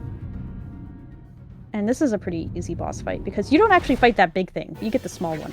You get the little guy. And you just spin him around. This is so ridiculous. I love this so much. Yeah, I don't think we take any damage here if we get hit by any of these things either, so you just swing, you just mash. She looks way too cool. She is cool. This is why this game is important, because it makes Peach look cool. Yeah, like, she's given boss babe this whole game. Like, she's total For boss sure. babe. I think the second stage of this costume has an even cooler finale, personally. Yeah. I'm glad that she was able to redeem herself from Super Princess Peach, because I feel like that game gets such a bad rap, and this game just made her look so cool. that's the DS one, yeah? Yes. Yeah. Mhm. Yeah. One other game. And they really made a great comeback with this one. I've been looking forward to this game since it was announced on the Direct, and when it came out, I just spent like all day playing it. It's so good. So what's this one? Aha! We have our first mermaid level. So again with this one is she doesn't have, I don't think Peach technically does anything as a mermaid. Her skill is that she sings so well that she makes fish do things for her. Kind of like a Disney princess. So that's gonna just be like the main thing in this level, is just controlling fish with our voice, which pretty cool. But Peach herself can't really do anything. Can't like do any jumps or like the other levels. Her movement is not super interesting in the mermaid form. You can move freely X and Y axis because you're like underwater, you know. But predominantly you're just kind of solving puzzles with the singing. Puzzles can be a little finicky too. They're not always, I don't know, programmed that well. There's only one that is like kind of a problem, but yeah, it's because we're working with cardboard and wood here that Yeah, it doesn't do well in the water, you know? It doesn't, no. But it's like they got that accurate. It's like they made this stuff very flimsy to work with. But look how happy this turtle is. I love the turtle design in this level. He is so precious, has to be saved and protected. So cute. I love the little turtle. Look at him go. But yeah, right now we're just chilling. I'm gonna get a free sparkle gem here just by going like this. Once you hit all the seashells, not only do you get coins, but you get a sparkle gem. Again, very similar to Yoshi's story, where it's like, do this very specific task that has no indication, and you will get the item you need to complete the level. Alright, so they're all upset because the singer is missing. So guess who has to fill in? This is basically Princess Peach, the substitute teacher game. Yeah, I hope she's getting paid overtime for all this. Yeah.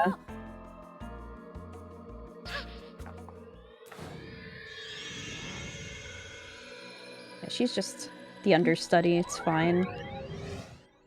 Shout out to all the understudies out there and all the swings. They're the real heroes of theater production.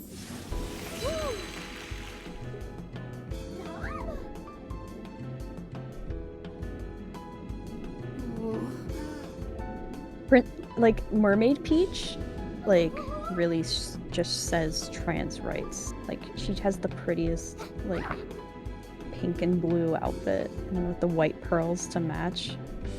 So pretty. For sure.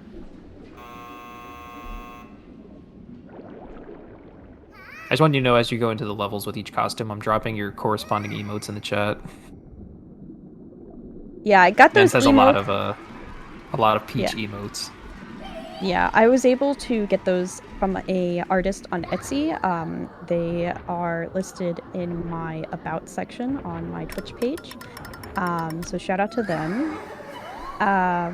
Yeah, they're super cute. It's like they made a Peach from every costume. There's also a Stella one. I think that one's on my Discord, though. Oh no! We'll have to cancel the concert. No worries. I'm here to save the day. The eels. Oh, I love the eels, too. They're so goofy looking. There's little goofballs. Alright. We'll skip all this. Just women. And so this is the first kind of finicky challenge we have in the mermaid section are these clamshells. We need more fish in order to open the big clamshell. So we need to gather those guys up. But if there's like a clamshell like nearby, like sometimes they just want to automatically gravitate towards that one. So that one on the right down there had a sparkle gem in it. And I've had runs where it's like, I want to avoid that and just go up, but they are like magnetized to the one. Yeah, the fish are pretty janky. Everybody say hi to the eels. Hello, eels. They are adorable. Alright, this is the other one. This is the janky one. So you have to move the kelp in a specific order, you know, the one that's on top. But they kind of, again, just magnetize to the wrong thing constantly. This seems like it went pretty well. This one was pretty good. We got a little stuck at the beginning there, but it was okay. I guess I just need to sing better so the fish act right. Yeah, maybe you have to be on key. Alright, this one's fun because we get to save the turtle with these puffer fish. It makes a cool sound. They're like angels. I just love the animation. Yes. It's so dramatic. The slowdown effect, and they're, you know, just throwing it up. Like, it's great. Alright, Mr. Turtle. Aww. We get to ride on the turtle. I just love how intricate it is. Like, you can see, like, all the inside bits of, like, mechanisms. So cool. Aw, the eels. The fish have huge lips. Like, it's so distracting. Because, like, I feel like it doesn't really line up right with their mouth. But I don't know. Crabs are cute, too. But now this part is kind of like a rhythm game. Every mermaid level kind of ends with, like, this rhythm game portion where you have to aim your singing notes at fish, and some fish last longer than others. Like, some represent, like, quarter notes, half notes, stuff like that.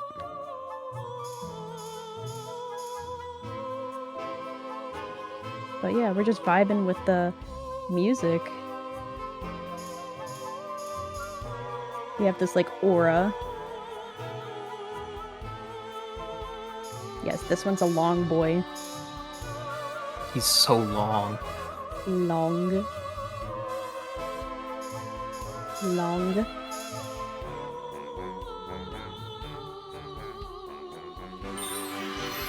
Yay! Look at all the fishies. Yep, that's the end of Mermaid 1. Yep. This singing mechanic will return. Yeah, for all the mermaid levels. So in case there weren't enough genres already in this game, how about rhythm game? Right.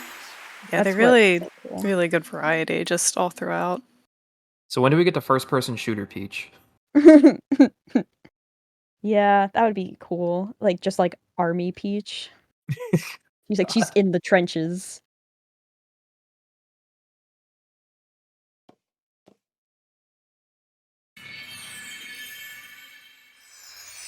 All right, that's going to bring us up to Baker 2. You Oh, want to talk yeah. about this one before we get in there? Yeah, so when I get to the hard part, I'm going to have Python and City kind of explain what I'm doing, because I'm going to have to really focus. This is probably, I would say, when I was playing it casually, I had to do this level over like 3 times because the baking level with the cookies, like, they just made it like incredibly difficult, for no good reason. I know I was just saying like, oh, it's a kid's game, it's so easy, and then all of a sudden they throw this out of left field. But first of all, just want to talk about the aesthetic. Adorable. Yes. I need everything that is in this level. It is so cute. But yes, so the theme of this is that they eat some bad cookies and become zombies, and they desire sweets. So we need to make good sweets in order to turn them back to normal. So the first level this time is going to be the cake decorating instead of the cookies, and the cake decorating this time is not as forgiving as the first round. We have to actually complete it all the way through, but again, we can skip 2 of them. As long as we don't mess up 3 cakes, we're fine, but we can skip 2 cakes. And for the guide of this run, there are 2 specific cakes that we skip because those are the most complicated ones to decorate. We only do the easy ones to decorate. Like this one's just a line. Other ones are just going to be like dots. But ones that get a bit more complicated, we're going to skip. So these kind of zombie feats that appear on the sides, more will appear over time if you're too slow. And if you take too long, the kind of gates will overflow and break, and you'll be swarmed by them, and it will restart this section. Yeah, so that's like the main challenge in the cookie decorating level. Because you have to bake the cookies at a specific pace. That was intentional. Everyone. Again, we're allowed 2 misses here. Yeah. And then we'll just skip the last one. Which, unfortunately, is the funniest one. It's a smiley face. And it's I always love funny. making a wonky star face with that one. Yeah. The wonky star face is always the best. It reminds me of like Mario Odyssey, those mini games where you have to like put the parts of Mario's face down and it always comes out looking really cursed. It's kind of like that. Or like the Mario Party minigame when you're stretching like Bowser's. Yeah, like that too, yeah. It always turns out so wrong. Alright. So this is the next level. I'm going to focus a little bit. Yeah, so the next, in every baking level, it's like always like a cookie portion and a cake decorating portion. So the next portion is cookie, and basically we need to feed the horde before they break through, but there's a certain pattern to do it like in the most efficient way possible, and I've kind of gotten that down, but I just need to pay attention to what I'm doing to make sure that we don't have any breakthroughs, because if any breakthrough, then we have to start the whole cookie portion over again, and it's like a whole, it's 50 seconds, so it's long, and these zombie guys pile up very fast. Casually, this is potentially the hardest level in the game. I would say yeah, because I had to do it over like 3 times before I got a rhythm down. Alright, I'm gonna get started here.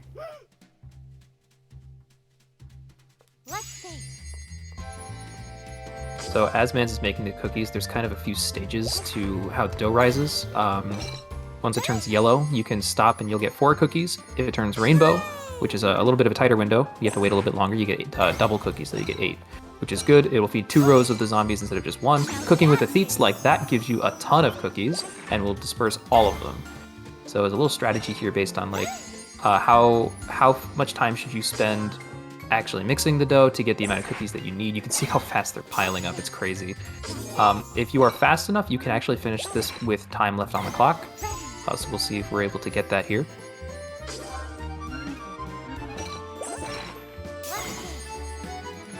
You can see when the gates are flashing like that, that means, time is running out.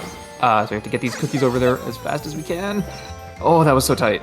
6 seconds left on the clock is really good. Really good. Yeah. And I messed up too, so that was really crazy. I messed up. That was so close. Girl, I didn't even see it. Like, I on that very last one, I want to say you had maybe like a half a second until that gate broke.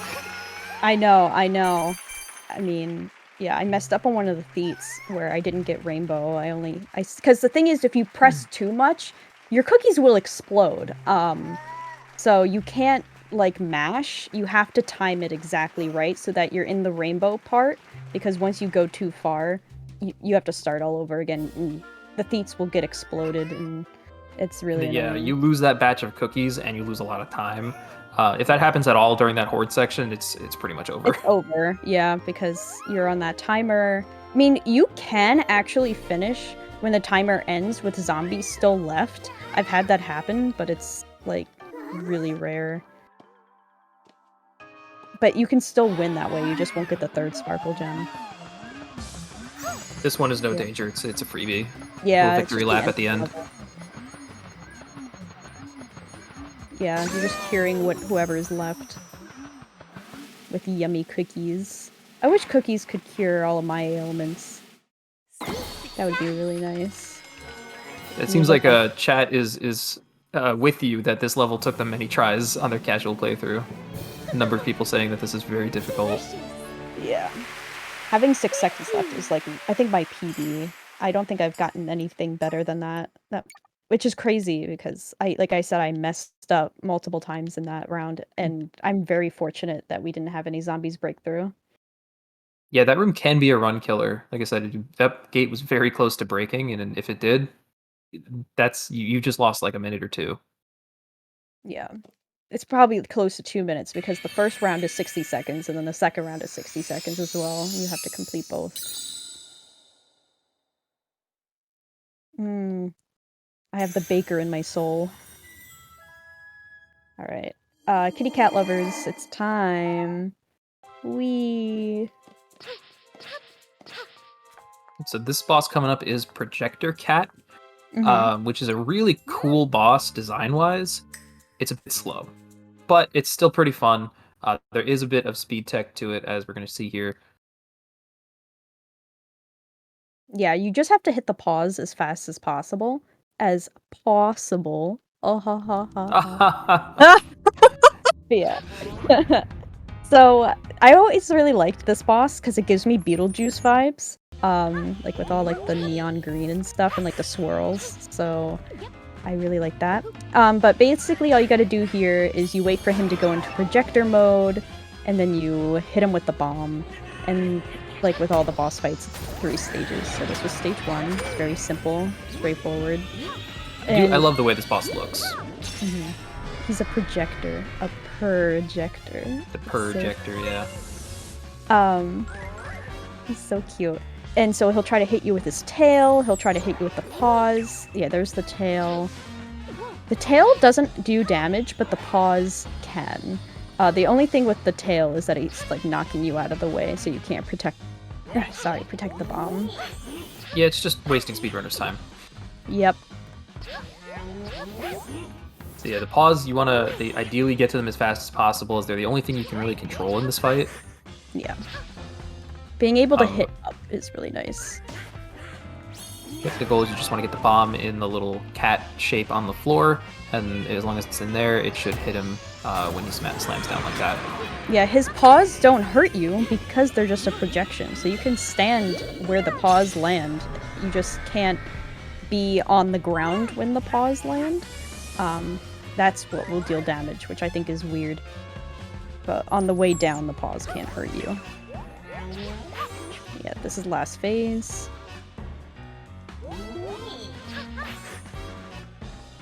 It's really funny the positions his like paws end up in because they're trying. It's an AI that's tracking where the bomb is, but if you like move it around a lot, it like gets really confused.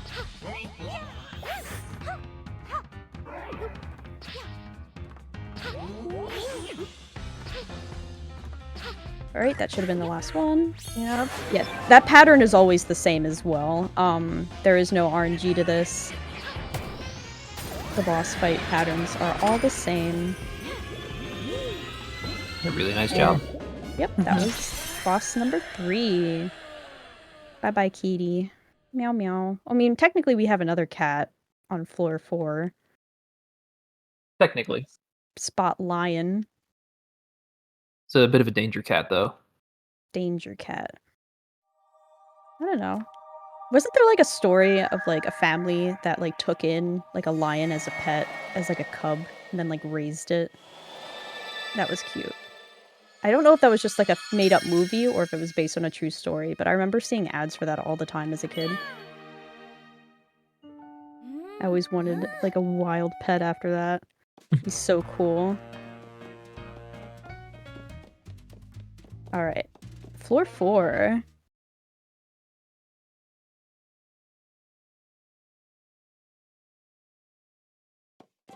Okay, we get another Dashing Thief level, which is really cool. We're gonna do a lot of swinging in this level to go fast.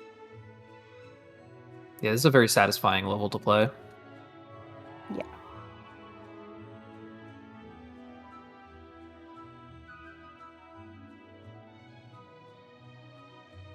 Yeah, these loading screens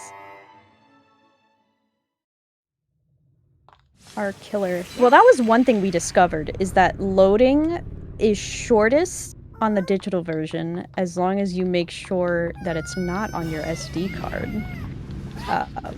Yeah, it turns out if you just load the game on your SD card, it's pretty comparable to physical, I believe, in terms of load times. I think they found that like within every loading screen, it saves like 5 or 6 seconds if you move it from console to from SD. And that adds up a lot. Like, I want to say the difference is greater than 5 minutes. Yeah. Just from playing on digital. So I had to buy this game twice. Totally worth it though. Yeah. Gotta save those frames.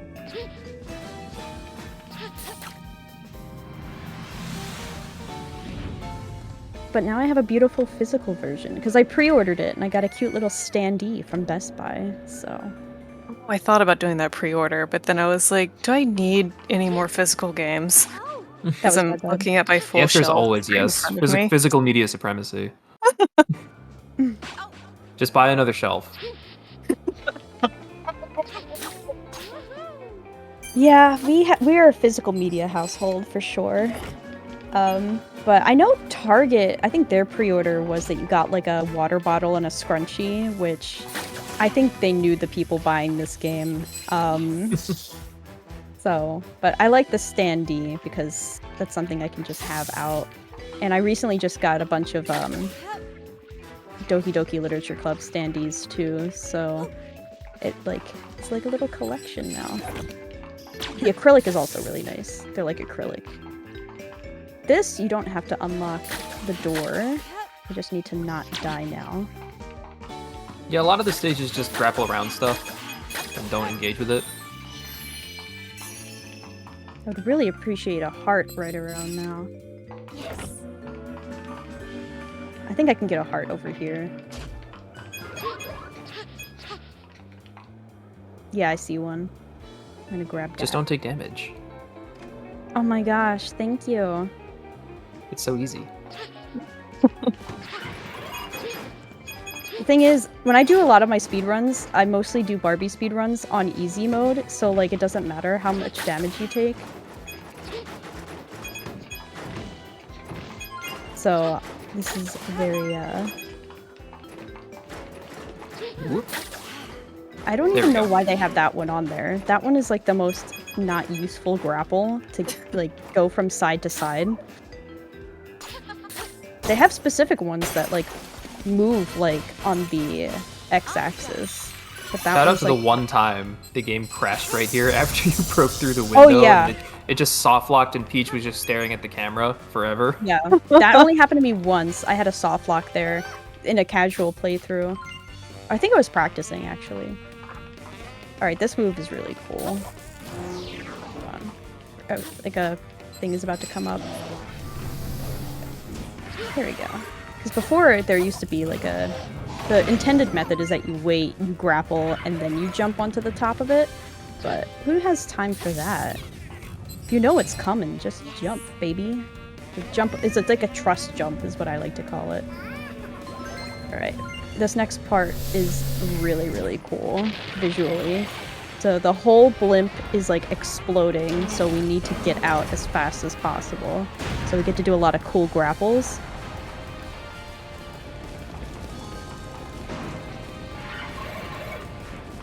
So Hopefully it works this time. oh yeah. Oh, this is a fun segment. Yeah. Okay, there we go. That one, for some reason, sometimes the grapple will just magnetize to the one on the bottom. Yeah, it's weird. Alright, cool. Even though we want the one on the top. God, she's so cool. Love her. This game's so cinematic. Look at this. Oh, look, in the distance, we made it out. There Go she goes. She's like Batman. Yes. Piece of cake. Thank you. Alrighty. So by the end of this floor, we need to have 25 sparkle gems, which right now we have 19, so I think we're pretty good because we have 3 doors left.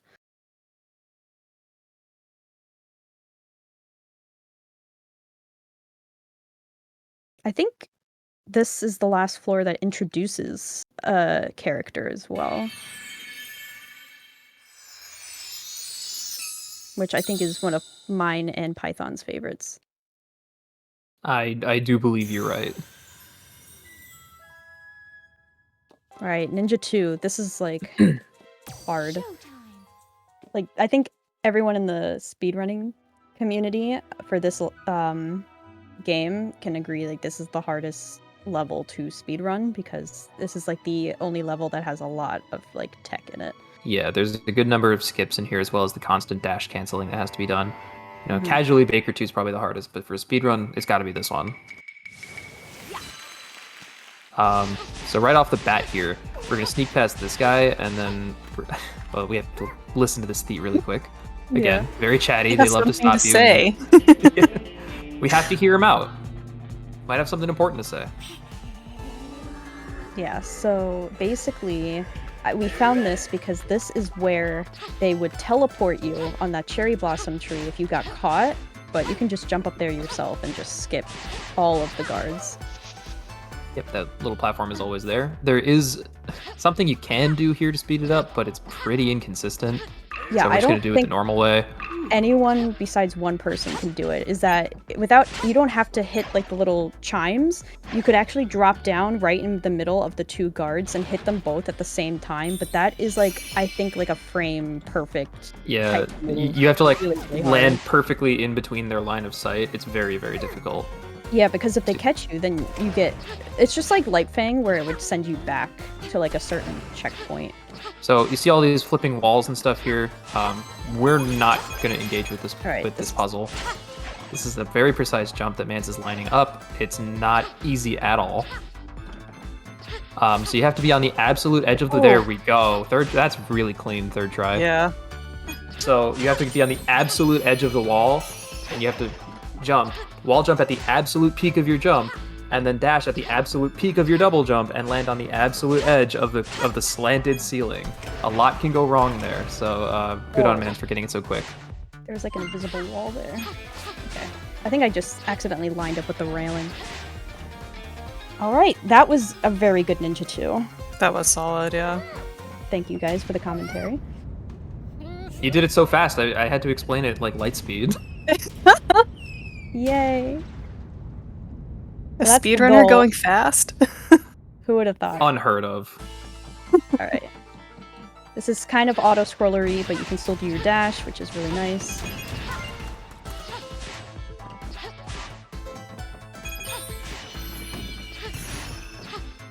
So we're just going to zoom through here, and then there's going to be one final skip in the level. Because we don't need this last sparkle gem, I'm just going to get the ones that they're forcing me to get, and then I'm going to go down here and bounce off the wall. Nice, nice. So yeah, you want to skip those gem fragments because that's another one that slows you down when you grab it. Yeah. So instead of doing the wall jump they want you to do, we just do the opposite of that. Go behind the little wall jump section. And part of me feels like it was somewhat intended. Like if you overshot and you didn't realize you had to jump up, you could still recover. But I don't know. Very cool if true. Yeah, this part, visually, gorgeous, but all you gotta do is mash. You're literally, you can just go back and forth, but... Very easy. You can't really, like, lose or gain time here either. There might be, like, some frame differences based on how many things you hit, but yeah, it's a really cool-looking auto-scroller where you just mash one button. Yeah. And that was Ninja 2. We've got over the biggest hurdle of the run, so that was really nice. It's done. Ninja 3 is okay. I actually timed it earlier when I was in practice, because there's like a skip at the very beginning of the level, and you can go one of two ways. And everyone that I've seen in the Peach community, they always go right and then jump over a wall. And like Python had actually introduced me to another method where you go left and you basically just go around a different way. And Python's method is 5 seconds faster. I didn't know that, and I'm taking it right now. I'm calling it Python skip. Yeah, one was 20 seconds, the other was 25. So, and it's the other one, Python's one that he showed me, is actually more consistent for me personally to get than the other one. So I'm really glad that it's actually faster. Oh, this is another detective level. Oh boy. Avert your eyes for spoilers. This one has probably one of my favorite end of level cutscenes. It's really funny. It's great. This level is like a little bit unhinged. Yeah. So we're looking for anyone who's suspicious, guys. Let me know if you guys see anyone. Okay, there's Just that love one. the newspaper disguise. Like, Yeah. Oh my god! He's suspicious. He's purple! It's because I'm purple. That's gotta be him. I mean, just look at him. Yeah, you can't get too close or else it'll make you go backwards because, like, apparently we can't be too close to him. And so you have to hide. Sneaky sneak. And then he'll turn around. And then this is, like, the only thing that I think is, like, a fun... I don't even think it was intentional. Maybe it is. I don't know. It's like a glitch where your hat gets stuck on the sign, so it just moves Peach for you. Like, I've never seen that. So I wasn't touching the controller at all there. Like, they just pushed me. How have I never seen that? Did you just learn that, like, today? No, I've always been doing that. That's so But I just funny. never pointed it out before. But I think it's funny that it just, like, you can just clip on it or get attached to it. But I think it just shows that, like, it picks up, like, Peach's either hat or shoe as, like, a physical, tangible object. I don't know, that it can be interacted with. I think that is interesting. That's my favorite piece of tech in the game now. Sign tech. I love that it keeps you concealed. Like, it's actually functional tech. Because isn't it further ahead than the spot you would normally hide in? I think so. It's actually helpful, too. Well, the thing is, that's the place you're intended to hide, but instead of having to move your controller yourself and risking, like, going too far past the sign, it keeps you on pace with the sign, because the sign is pulling you. Yeah, with that one, you have to knock over that sign, because it's supposed to be, like, psyching you out, and then you have to hide behind those boxes. You gotta, like, panic and figure out where to hide. Yeah. And then this is always this door. You would figure that out. This is where their hideout is, and you would figure that out by talking to the other residents of the neighborhood. And it's like, well, I live in the flower door. And if you open up the wrong door, they get mad at you. Yeah, another case of a little missed opportunity in this game, I think. Could have had those procedurally done. Oh, the bomb's ready, by the way. Oh, the bomb! Yeah, they just casually have a bomb. And so in this room, you're supposed to figure out what building in the city they plan on bombing. And you would figure that out by looking through the telescope, and they have their eye on the clock tower. So you investigate the little model here of the clock tower, and then we're like, that's what they want to blow up! Let's go there and stop them. I like the little flammable, like, sign on the crate in the corner. That's a good touch. All right, so we're off to the clock tower. We got the police by our side. They're gonna help us out. Are they? I mean, they tie people up. Oh no, they're getting away, and they messed up all of the number signs with keys. How will we know which key to use? Well, luckily, in my education, I know that 9 is also a 6. So, that's how we know that that is the 6th key. Nice. Okay. This is how elevators work in real life, is they just put a bunch of keys around the room labeled with numbers, and that's how you go to the floor you want. But that's kind of what it was like at GDQ. Those elevators were rough. I think I waited at one point for 5 minutes for it to come to the 3rd floor, and it just never did. So I just had to go down to the lobby and then back up. It was just so broken.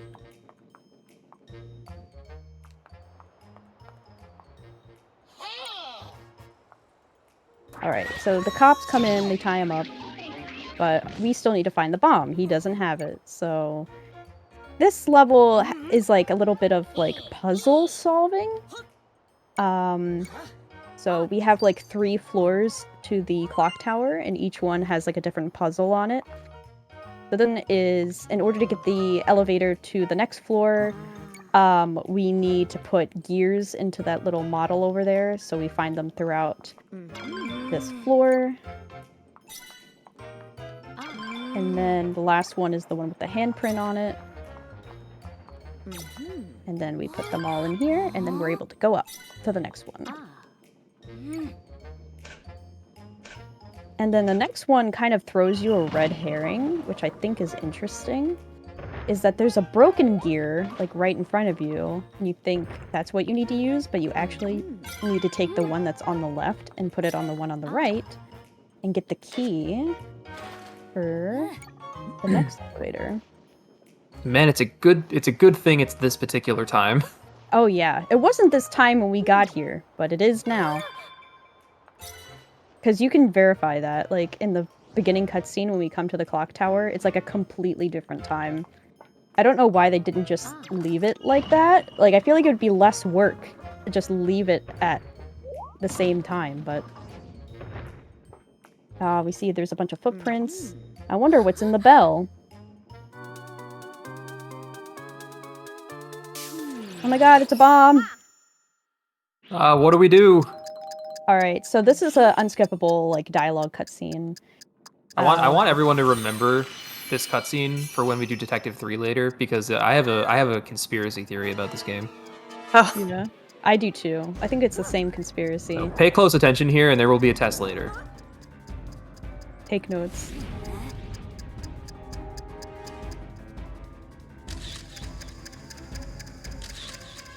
Wait, I just noticed that in these freeze frames, Peach is moving. Peach's model is actually, like, moving side to side, like she's breathing. Is it? Yeah! I didn't notice. I'll have to look back on that later. I never noticed that before. Yeah, so to save the town, we just threw the bomb somewhere else, and it exploded. Yeah. We were like, you know what? We'll just throw it in the river. As if there's not life in the river. Like, come on. Whatever, problem solved. Hooray!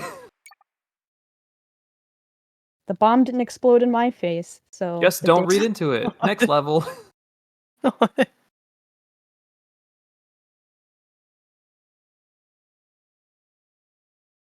Alright. Time for a very, very fun character to play. And our last new costume. I mean, unless you count the final costume as its own thing. Showtime. Maybe? I mean, there is a transformation sequence that we skip, but this is Kung Fu Peach. And the moveset in this is just really fun. You swing on a lot of poles, hit things with your feet. You do a lot of flips. If you've ever played Dynasty Warriors, this should kind of scratch that itch. You can just mow down like hundreds of enemies at once. Yeah, you can kick enemies into each other like dominoes. It's really fun.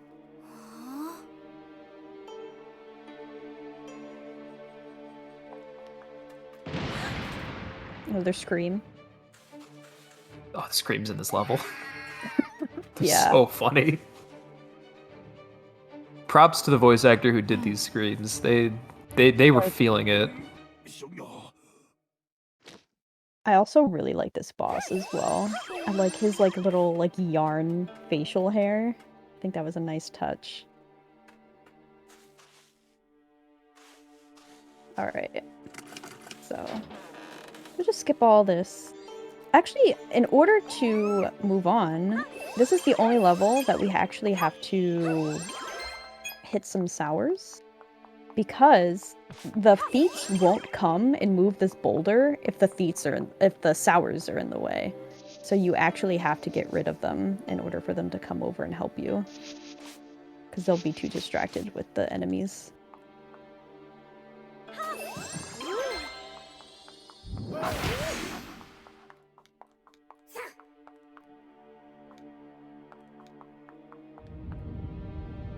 Oh no. Alright. Again, in a situation like this, would really like a glitch so I could get around this invisible wall.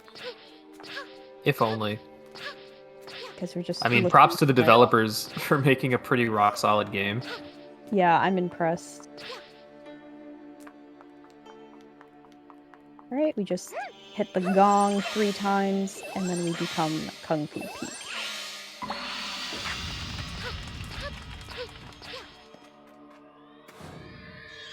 I also really like Kung Fu Peach's makeup. I think it has one of the best makeup looks in the game. It is super pretty, yeah. I like Peach in red is always one of my favorites. Like that's why like for a long time like Flame Flower Peach was my favorite.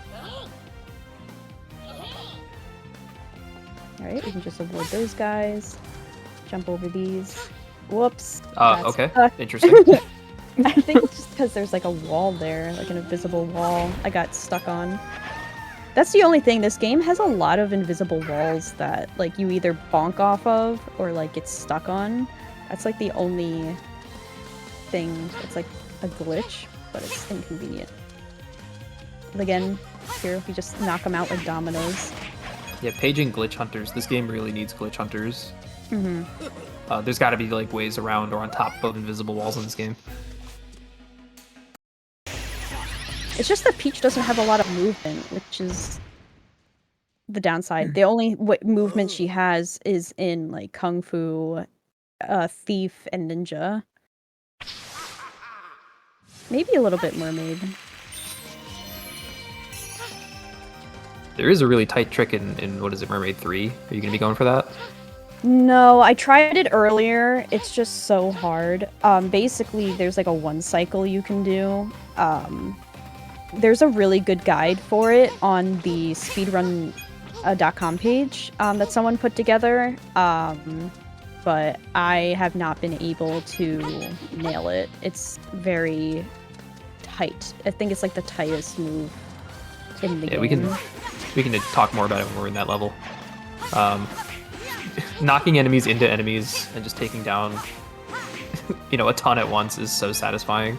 And then, like, you see this really conspicuous pole in the middle here. We're just gonna, they're all gonna run right into it. Fancy footwork. Got that right. This level was like built for speedrunners. Yeah.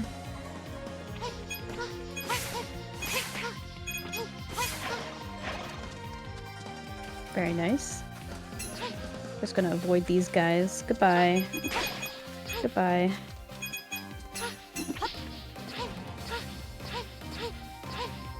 And then this guy, he's so intimidating. This is my favorite enemy in the game. Bye-bye.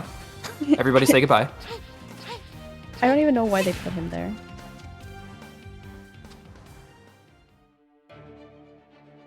Because the ones with the poles are even harder than the knights with spears, because with the spear ones, at least you had that, like, jump dodge where you could jump on their heads and disorient them to hit them.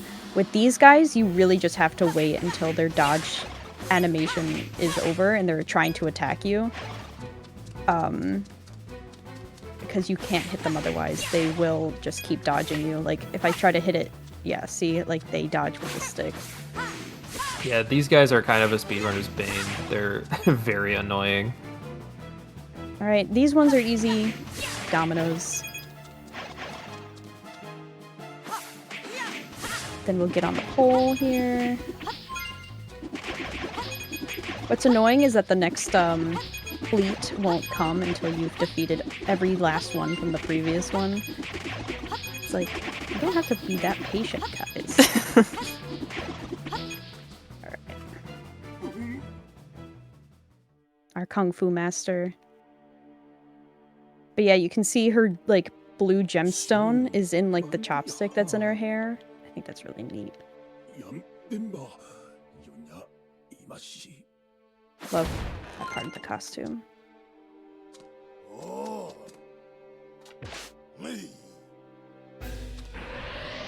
So this guy's not too hard. His windows to hit these are pretty forgiving. Yeah. You have to hit enough of them to stun him, and then you get your hit in. Pretty much scripted. I don't think he has any RNG to him, right? No, all of this is the same. All of the boss fights are all scripted. Even the final.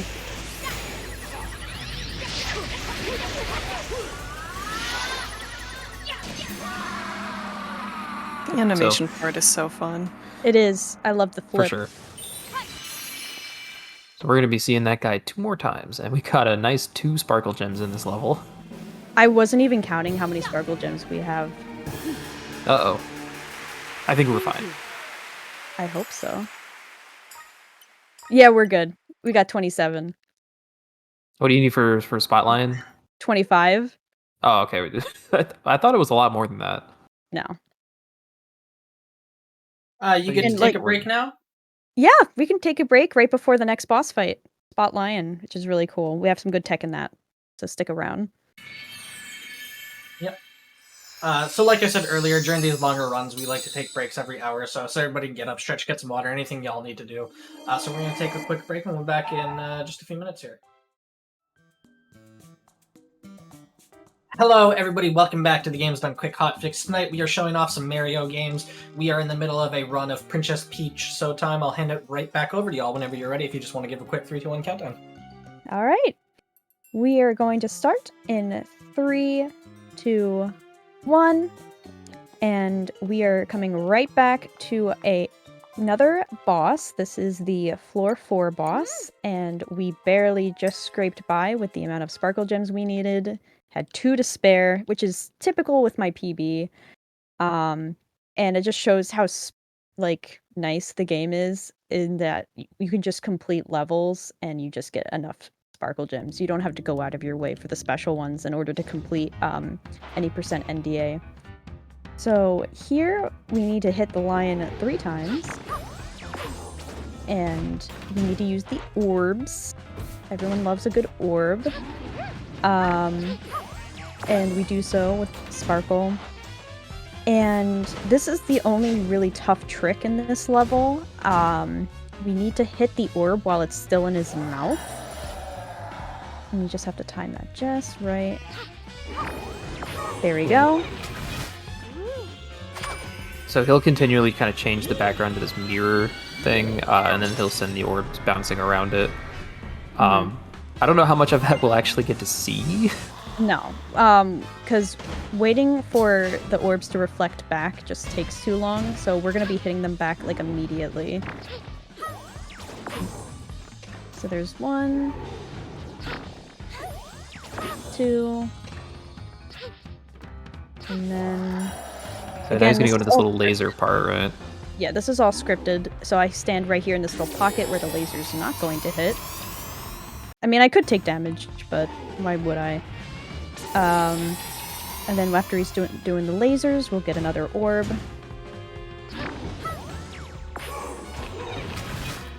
Alright. And then we'll go into the final phase, which is probably the easiest. And unfortunately, like Python was mentioning earlier, we can do a trick here where we can hit 2 orbs at once, but the game only counts it as 1, so I'm only going to go after 1. And then we'll get the final 2 over here. It's a shame that you couldn't have them count as 2, but I guess the game just isn't programmed that way. So yeah, he's just gonna shoot down at us. We'll just shoot him right back. You can see on the other lion how they are meant to actually like bounce around and stuff, but we don't have time for that. And that was Spot Lion. And the next boss we see will be the final one. I do find it kind of funny how invalidated this boss is in the speedrun compared to like how much you struggled with it casually.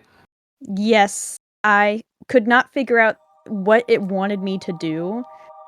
I didn't understand that it wanted me to ping pong it back for some reason, and I didn't understand the mirror mechanic at all, but it is so much easier now that I fully understand it. And I actually began to understand it more when I did the post-game minigame, which is interesting. It just made more sense in the post-game with like the challenges it wanted me to do. And now we're going on to the 5th floor, which is the last floor of normal levels before we go back to the basement. And fortunately, once we finish all of the rooms on this floor, the game is nice enough to give us an elevator! So we don't have to take the stairs all the way back down to the basement. We can just take the elevator down. And that is, amongst a few reasons, that is the main reason why we don't do any basement levels until the end. Yeah, because the loading screens between floors is a pain. Yes, and thankfully we can just elevator straight from the 5th floor to the basement. Yep. Now there's no boss on this floor, so no. It's going to be a while until we see a boss again. The next boss is the final boss. Yeah, they just decided not to put a boss on the 5th floor, which, you know, I'm fine with. But we do get 2 back-to-back Kung Fu levels, so that's always fun, because you're already in the mindset for Kung Fu. So it makes it a lot easier to skip over those guys. Who needs them? Alright, I'm gonna try something here. I wanna... Actually, it's not this room yet. There is a part where I need to skip a pole, but it's really hard because they don't give me a lot of space to jump over it. Oops. Yeah, There's a lot of enemies here. Yeah, and it's hard to grip onto that. We don't need you guys, so pardon me. Bounce, bounce. They're doing their job very effectively by letting you walk past them. Yeah, and what's nice is these guys that are capturing the women beats, they only need 1 hit as opposed to like all of the other sours that require 3. So that's handy.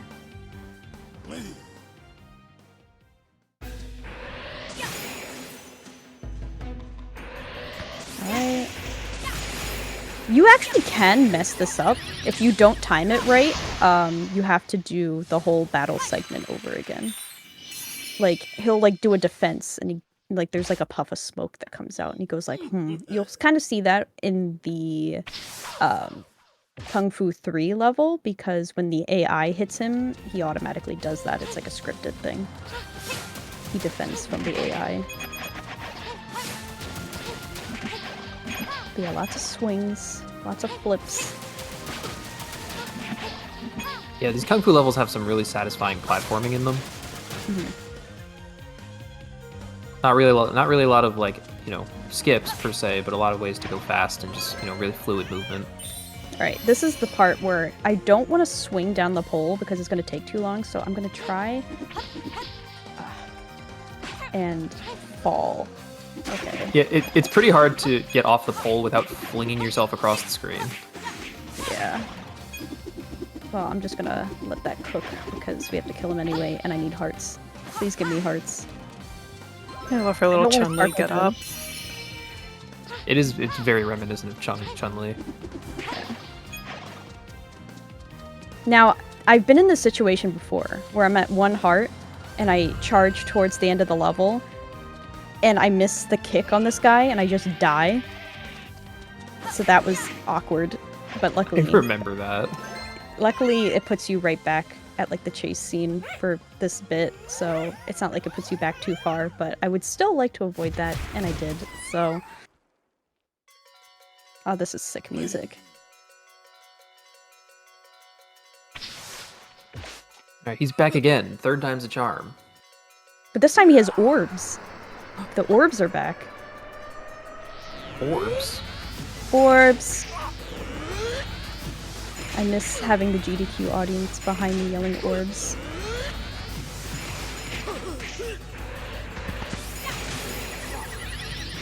I just miss GDQ as a whole. It was such a fun week.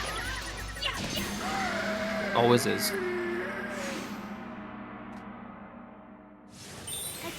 Alright.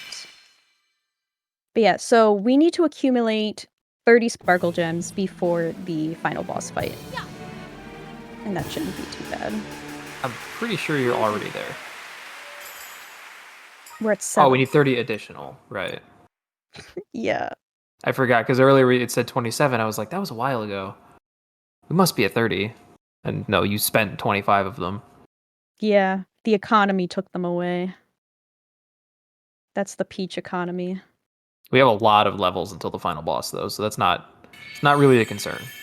Yeah, but there's less sparkle gems in these levels. True. Which is what makes it interesting. And we're not going for a lot of them, so... But most of them do just hand them to you. Alright, we got Mighty Peach number 2. Oh yeah, I remember what the power-up is in this now. It's gonna be really exciting to get to the end of this level. Mm-hmm.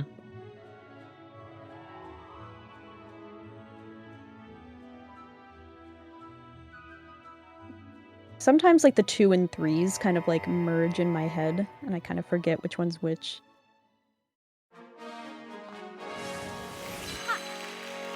Alright, another auto-scroller. Look at the spaceships, they're on strings. That's This how is they another- actually work in space in real life.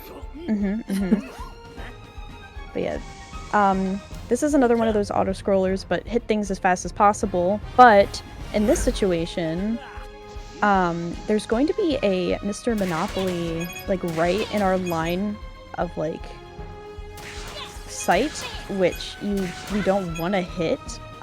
It's going to be really hard to avoid him, but we don't want to save him because then we'll get, like, a mini cutscene at the end of the level being like, hey, you got an outfit, and we don't want that. City, look away. No. It's fine. Only for the 80%. I don't know how he's surviving in space anyway, because he's like hanging on the outside of a spaceship. Like, I feel like he's not in a good position either way, so... Because, like, when you save him, he just floats off into the abyss of space, so... But he's happy! But he's happy, that's true. Mr. Monopoly alien confirmed. At least these guys have helmets. I don't know if he has a space helmet or not. I don't know if they were smart enough to do that. I think he's about to show up soon. Because he's like right in between, like where we need to. Yeah, there he is. Yeah. No, He he doesn't doesn't have a helmet. He's just he's just out in space. Yeah, like all of the other thieves are prepared for space, but he is not. I just think it's so funny how it's faster to save everybody except him. Yeah. The thing is, you have to save him in order to get the sparkle gem, which I think is really annoying. Because he's counted for some reason as one of the thieves that need to be saved, when, like, in literally every other level, like, you don't need to save him. Yeah, this is very similar to the first level.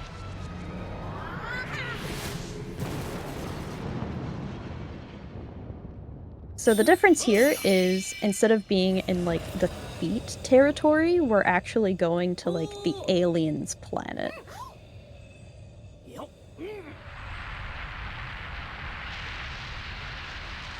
So, like, I don't know what the purpose is. I don't know. I feel like it's kind of mean to invade their planet and just beat them up, but I guess they did it first.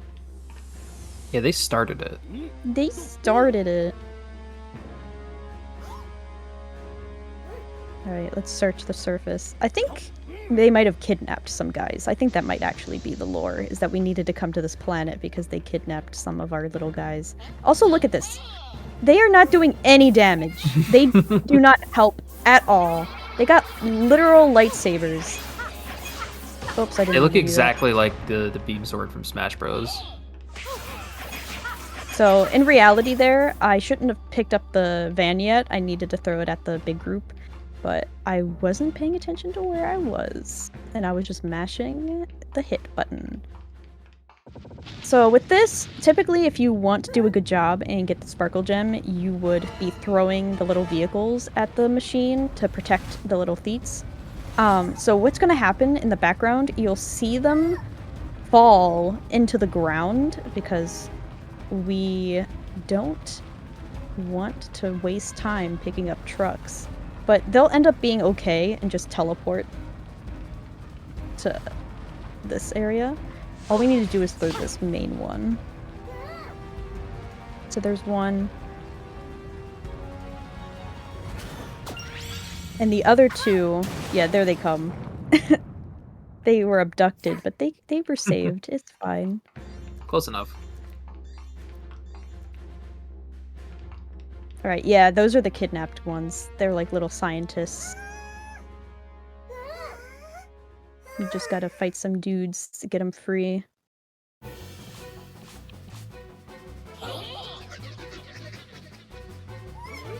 I don't know why they're pulling out their swords. You guys, you're not gonna do anything. They're doing their best. They're trying. Alright, and then... take down those guys. Yeah, see, this one only had 3 hits. It just, I don't know, half of them have more. Alright, so they're free. But with the power of all these scientists, I feel like something major is going to happen. Oh my god. Who could have predicted? Something big, I think, is about to happen. You might be right.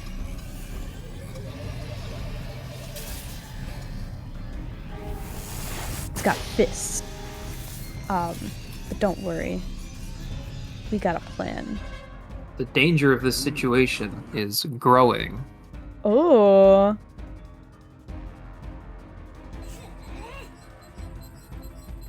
Alright, quit yapping.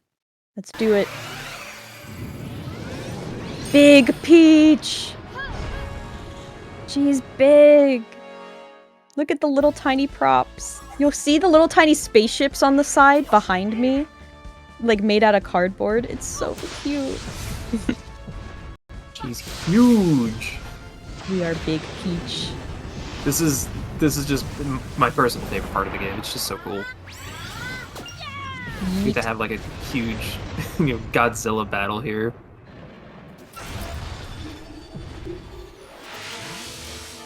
Peach versus giant robot with fists.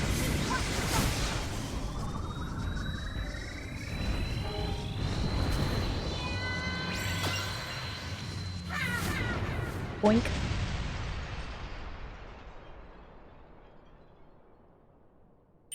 Did we get a star? Yay! They do the little dancey dance.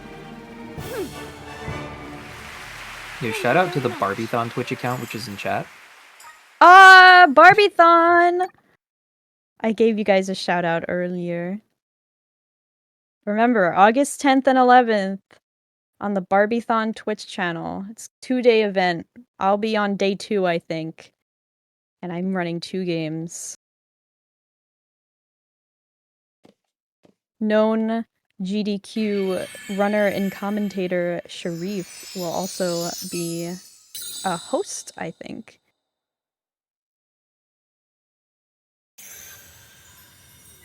We also got a race planned, which is really exciting. 100% race, no less. Let's go. Alright, so this is Mermaid 2. Mermaid 2.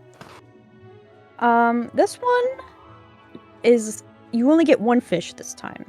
We had to cut our budget on fish. There were too many last time, so now you only get 1 fish. And there's like, because it's all scripted, there's like certain places you need to have him be ready for attacks and stuff. Like attacks. Like he spins around.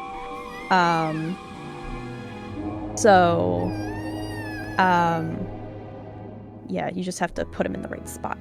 Save time. So here's our one fish. He's gonna be our little buddy for the level. Until he's not. We'll abandon him later.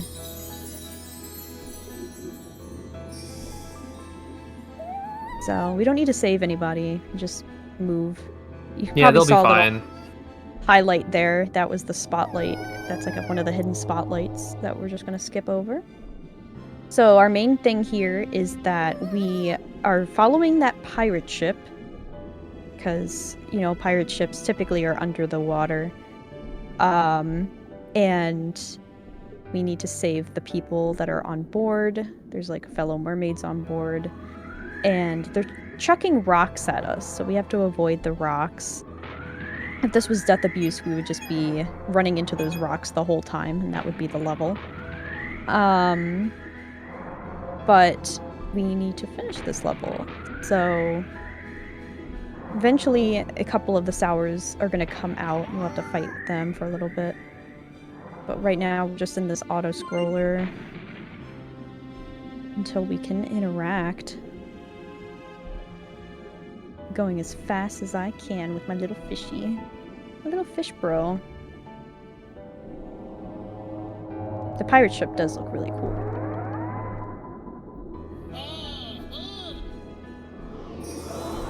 So we're just gonna be under here until He's not letting you in. Let me in. Usually I have better He was RNG being than really that. mean there. Yeah, the hitboxes of the rocks are like really big. But this one's really easy. You just go into this bottom corner, and instead of having a circle, the guy's just gonna line them up so that I can sneak right in here. And then we'll have... Yeah, Sorry, and then that's we're gonna a nice have... little cycle skip there. It is. And then we're gonna have one that spawns like around here, and you can get right into that. It's just annoying because then the other one takes on the extra rocks. And then, yeah, but we were able to get through there, so it's fine. I do like the way the ship looks. It's really cool. And then it's gonna come towards us. Come to me. Ship. And then we're gonna go on board. And I think the fish stays. Yeah, he doesn't come with us. And so, little puzzle here. We need to free the eel. And then the eel is gonna free everyone else. I have had it soft lock there as well, weirdly enough. But again, only happened once.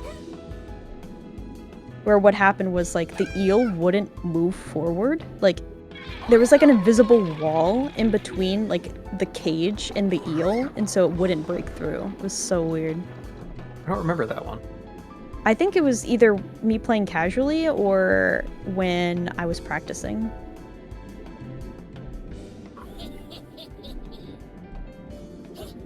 Because then it made me feel like, did I not do this puzzle correctly? So I think it was like my first time playing, because I felt like I did the puzzle wrong.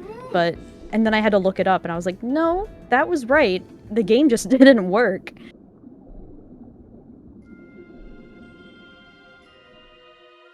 Okay, we get to do another little singy song.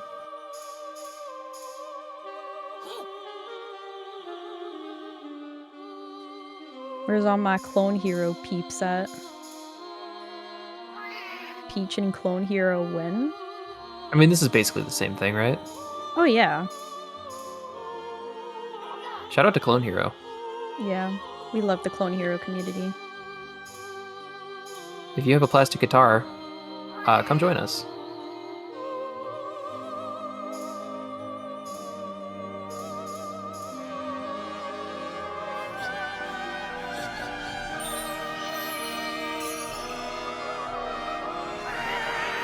Was Mario in Super Princess Peach?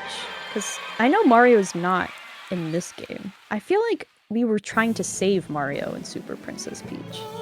I believe that is the plot of that game. I don't really remember. Very much. I can't say that game was super memorable. I mean, all I remember was like the mechanic of the emotions and the umbrella, and that's about it. Also, sorry if the way I say umbrella offends anyone. Python teases me about it. Apparently, I put too much emphasis on the You do. It's an umbrella. Yeah, it's an umbrella. I blame the Rihanna song, because that's how it's said in that song. She says insurance like that too. So I always ask her if she has an umbrella policy. Insurance. Yeah. Alright, so now we're entering Skate 2. Yeah, the other RNG level. But yeah, the first part, the parade part, is scripted.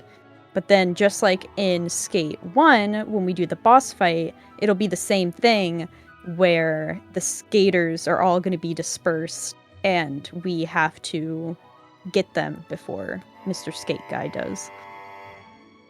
I wish the enemies also had names.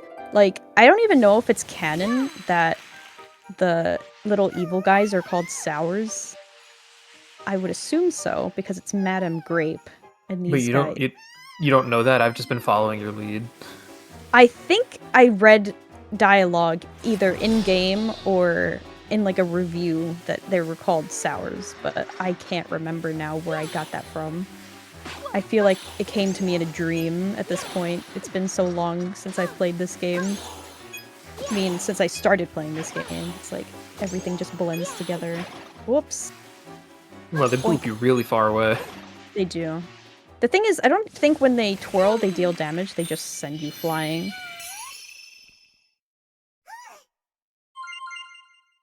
Yeah, that took longer than I wanted, but that's okay. There is a way where if you can get in between enemies, you can get both at once. So the main goal here is we need to fill up the bar in the back by doing moves. As you can see, it keeps getting bigger and bigger, but the Sours are going to show up, and the longer they stay on screen, the more they're going to taint the lights in the background, and if they completely wipe it, then you lose the level. So we actually have to be paying attention to our status back there. Like, they can't stick around. I'm not gonna lie, I had no idea that's how this level worked because I've never seen you or anyone lose it. Yeah. I actually have lost it once because I was like, what happens if I just don't bother with them? And I lost and I had to restart the parade. I didn't realize that they were affecting the lights in the background.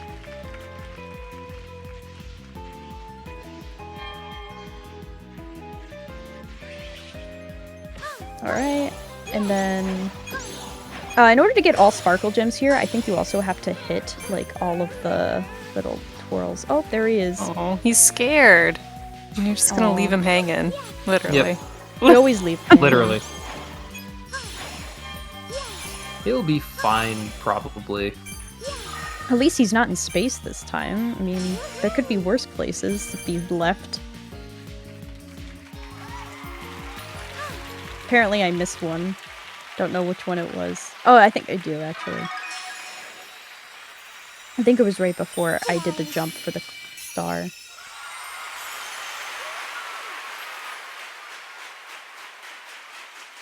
Alright, it's time for the finale, so surely nothing could go wrong here, right? Uh-oh. Oh no, it's purple! Oh no! It's him!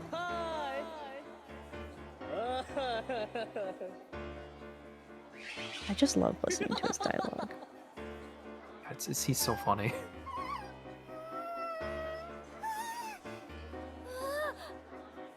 Let's teach him a lesson. Yeah, by ice skating around him. So dangerous. We're gonna teach him such a lesson when we draw a circle around him later. He needs to learn his shapes. That's the lesson. Alright, fingers crossed for some good RNG here again. He's got some buddies guarding him this time. And they're a little all over the place, but they're kind of grouped up. I think we can do okay here. We got two, so he's gonna grab those two probably. No worries. That's a pretty good first cycle. I think the more girls I have in my party, the slower I am, which also makes this hard. Whoops. Uh-oh. I accidentally twirled me out of the way. No What worries. jerk. Let's wait for him to spin again. Yeah, it's just another cycle, unfortunately. There we go. A little bit harder to get in on him this time because he's got Okay, those guys they're being right next bumpers. to each other. Perfect. Should be no problem was here. really cool. Nice 2-cycle. All right, double 2-cycle. That's pretty good, especially for a marathonish run. Yeah. Thank you for not embarrassing me, Mr. Skater Man. But man, in PB attempts, he is mean. I've seen the 3-cycle, the 4-cycle even. Awful. Yeah, if you get bad disbursements, it's not good. Beautiful. Thank you so much.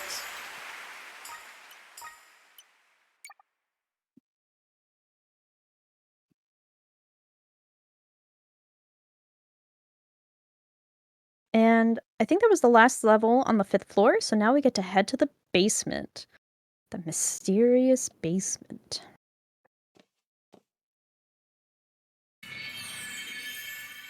So we have 9 levels to do in the basement. There are 10, but we were forced to do one earlier. We did Sword 3. Yeah. So we're just going to be running through a kind of shorter level for each of the costumes in the game. There are 10 total. Yeah, the cutscene there's funny because we're like, okay, where's the door? And then nothing happens, and they're like, oh, okay. Anyway, the elevator's back in service.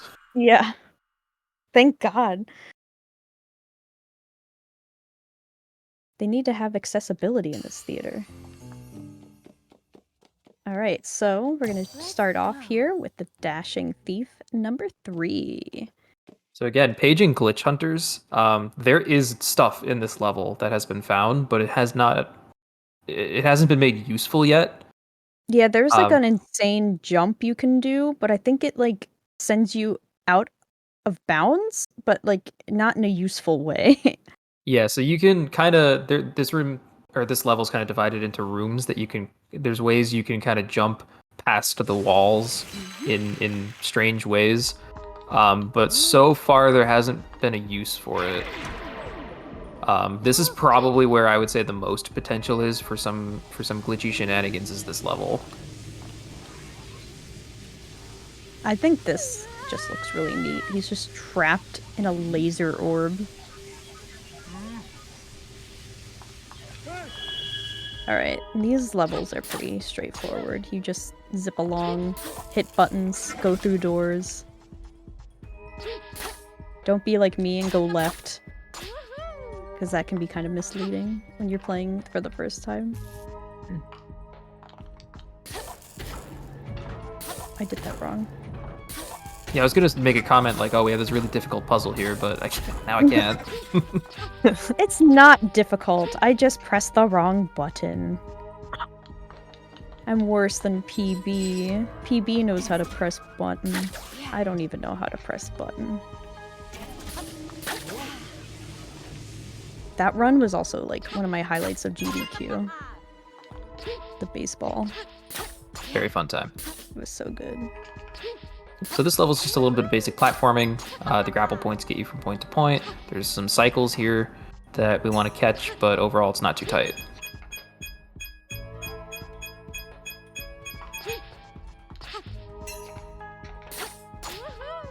Yeah, that was good. Yep, really nice.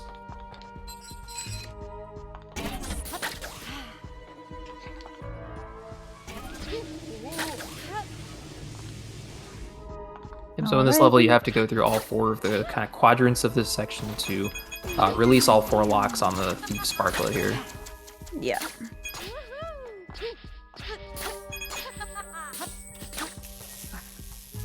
Yeah, this is one of those lasers where you can't just, like, damage through. Like, you would just bounce off and not make it through. Which is really annoying. Unlike some of the lasers we're going to be seeing very shortly here, which you can completely disregard. Yeah, it's like half of them. I think it's in the next room. Yeah, I think so.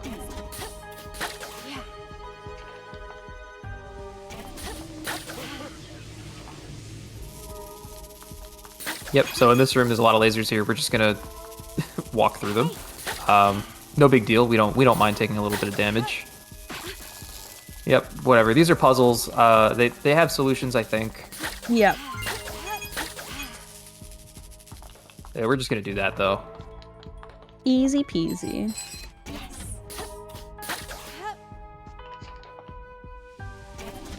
Now, how come he can't do that with these lasers? Skill issue? He's only got 1 health. Clearly. He's so small. He can only have 1 health. He only has 1 heart, but it's really big. Because he's so sweet.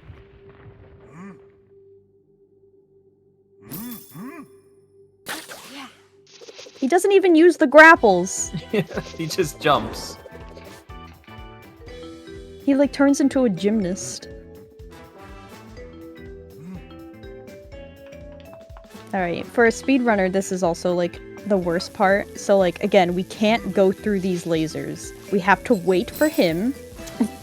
And then, luckily, we have control this time. But then, we have this part. And then we're gonna switch it up. Uh-oh, how the turns have tabled.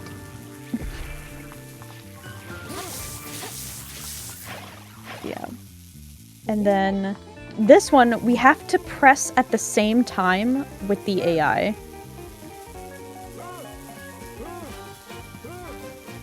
Can't just run through the lasers. It's very unfortunate. Again, really good voice acting on this guy. Now, at that part, it is possible, if you get it, like, frame perfect, to not have to wait for the lasers to go out of the way, but it's really hard. Like, I've talked with, like, the top runner of this game about it, and it's even challenging for him, so I don't even bother trying it. Because it's not worth dying and starting over. Now we're just gonna fall. And glide! What's also really nice is if you get every sparkle gem in a level, you actually get like a little picture of like the like scenic part of the level. So like that part where we were gliding and she's winking, like if we got all the sparkle gems in this level, we have like a little photo album in the settings and you get to see the picture. And that's the same for all the levels. And that's how you prove that you completed 100% sparkle gems, is that you go through the photo album to prove that you have all the photos.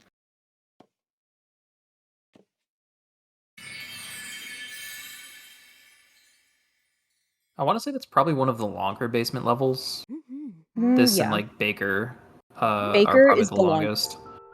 Baker is Baker probably 3 close is so long. Yeah, it's probably close to a 10-minute level. Showtime. I think Mermaid 3 is the shortest.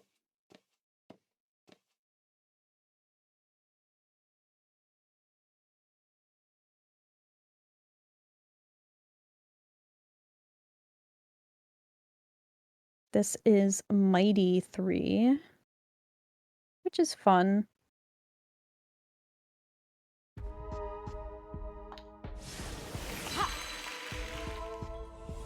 I like the basement levels because of like all like the corrupted stuff. Everything's falling apart.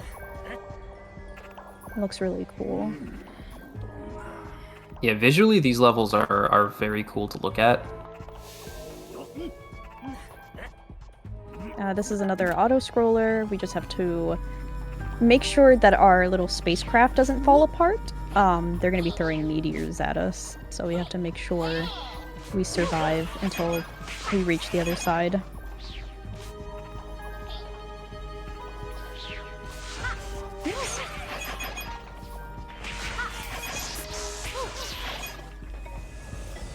Oops. I just like to run in circles because I go crazy.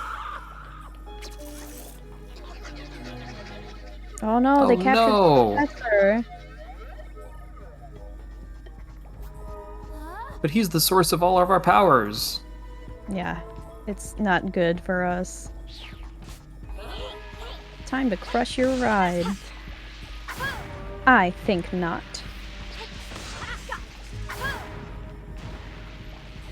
Oh, there he is again.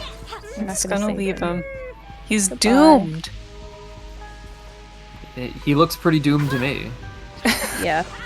The way that we were supposed to do that, if we wanted to save him, is throw the meteors at the aliens, and then he'd be saved, but he's still trapped on like a hunk of junk, you know, in the middle of the falling sky, so he was doomed either way. Do we ever truly save him? I think mean, he's he always starts doomed. dancing. That's true. Yeah. He can go out dancing at least.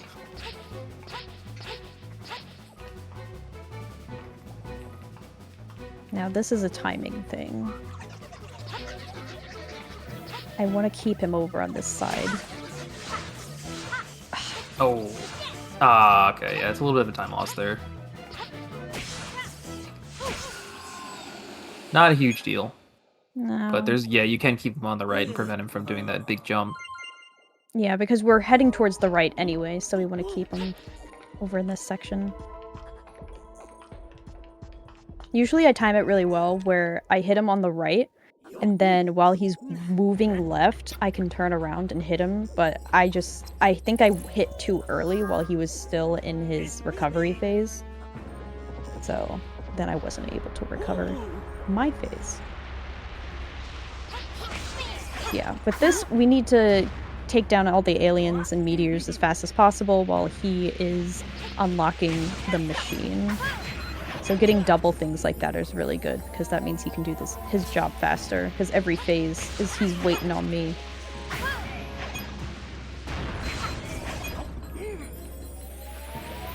At first, I thought it'd be faster to just let the aliens attack him, because you do get like a sparkle gem cutscene, but I think it's faster to just It definitely is. They take forever to walk over to him, and you have to stand there, and they really think about punching the professor, like... Yeah, the little sparkle gem cutscene at the end is much faster than trying to avoid it.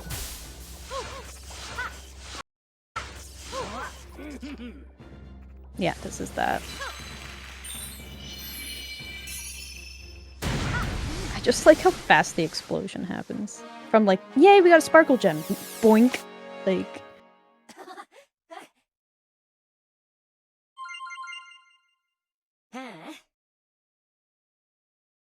Alright. And then we'll go to another auto-scroller in the sky.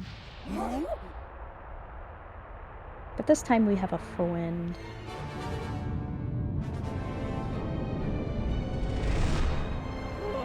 Look how angry he is. His nose is red.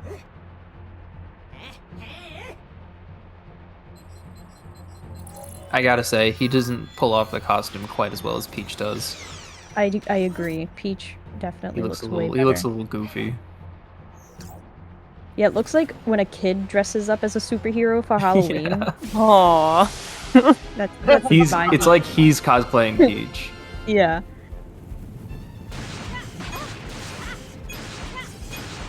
When in reality, Peach is cosplaying him. Yep. You think about it. That is what Peach is doing. She is cosplaying the Sparklers. Alright, look at this. We throw him. He is our weapon. We throw him into meteors and flying debris.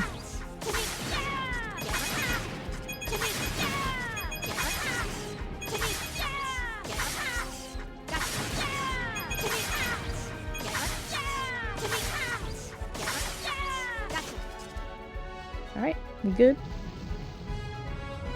How's your sparkle gem count, by the way? Oh, we'll see at the end of the level. I should be fine, though. I'm sure. Like I said, in my sure, my practice run, I had +9.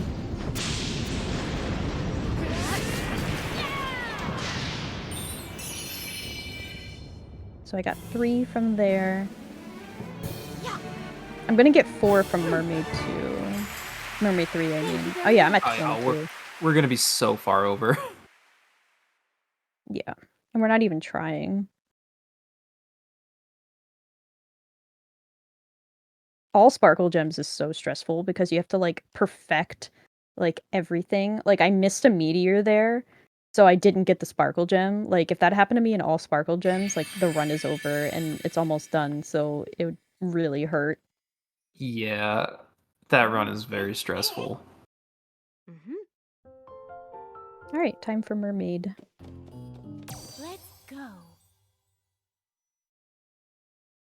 Also, someone figured out that the load time from like entering the room, like the door opening, sometimes takes longer depending on where you stand.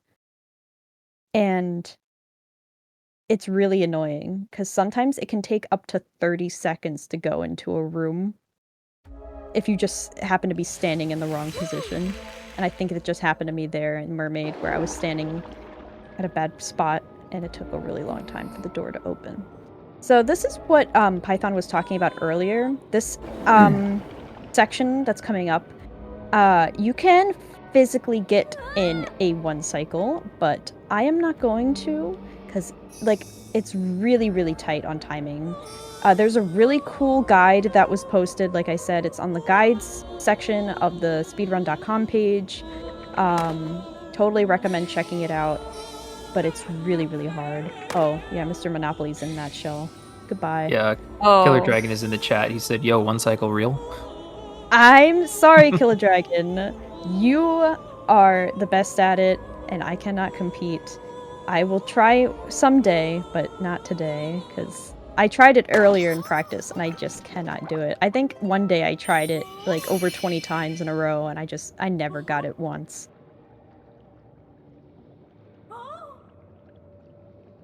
But in reality, you're supposed to, like, just slightly tap the first shell to slow it down so that all of the shells are like all in one place.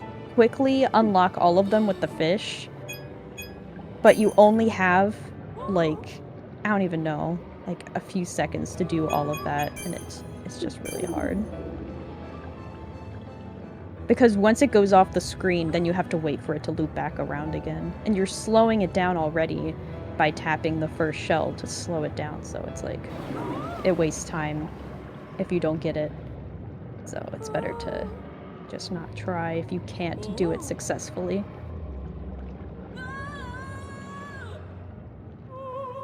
We get a pink turtle. Look at these turtles. They're all decked out in like decorations and stuff. They're so cute. I love the pink pearls. We got the crystal fish. We get to sing away tornadoes. What more could you want in a video game?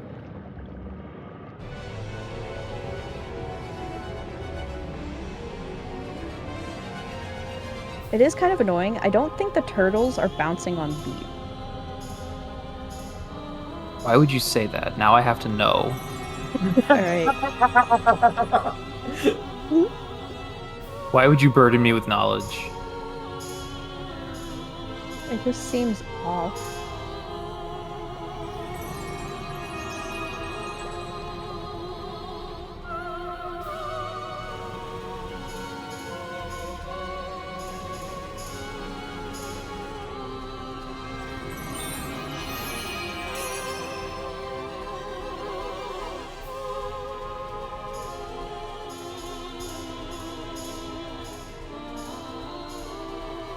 I have actually lost this once.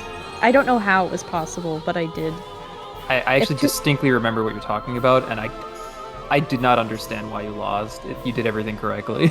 Yeah, if like too many fish break through your singing aura, that's how you lose. But like, I felt like I was hitting them. Like, it was weird. I'm just chalking that one up to like a cosmic ray or something and moving on. It was the Hasn't alien. happened since.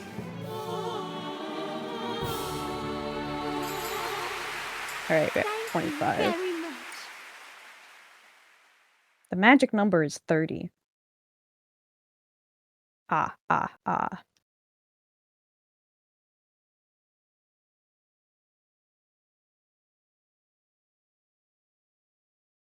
All right. So I that's don't know how she's swimming. on That's air. what, 4 out of 10 basement stages? Yeah. Mm-hmm. She's swimming in the air. I don't like it. It is a little unnerving. I don't know why, it just is. Kung Fu time! Showtime. Yeah, I believe this is the longest split in the run, typically. Takes about an hour to get through basement and final boss. Yes.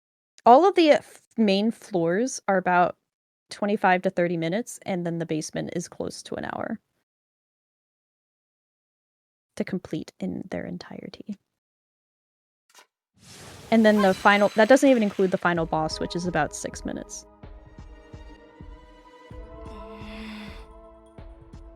I don't know, do you think Sparkla's over there with those clouds and those weird purple, like, sigils coming out of it?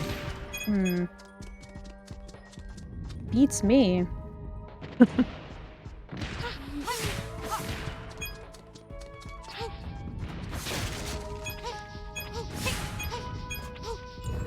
So I have another to... Kung Fu level.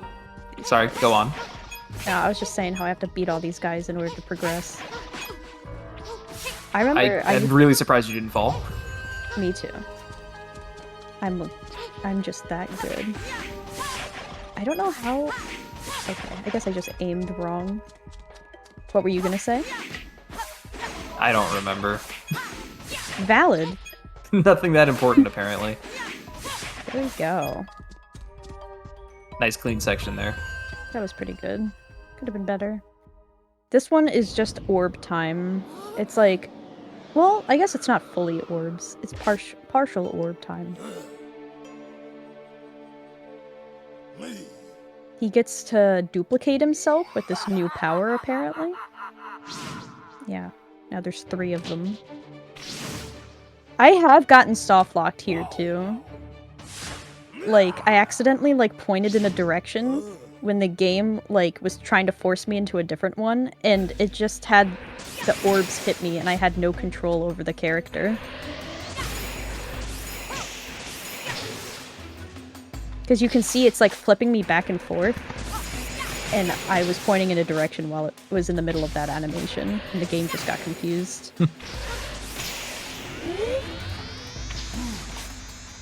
Orb.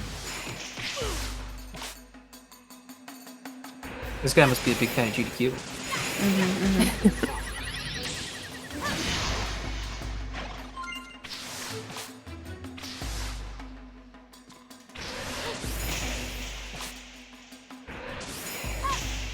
So in case there weren't enough genres in this game, how about fighting game? Ah, heck yeah. Just add on to the list of genres that this game dips its toes into. I mean, technically Peach is already in multiple fighting games. That's true. Orbs. I do now want a Mario traditional fighter. I feel like that would be really, really funny. Oh, like Street Fighter 6. Yeah, like this kind of 2D fighting. That would be really cool. Come on, Nintendo, get on it.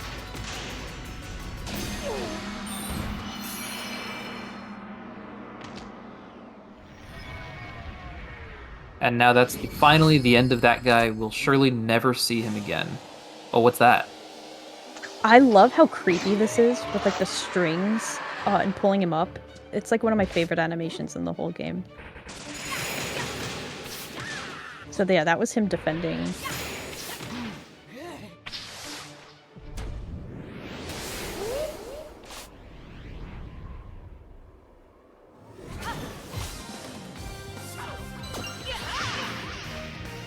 And he just breaks to pieces. One of the more morbid deaths in this game. Yeah. I mean, we fought him like 6 times or something. He wasn't taking the hit. No.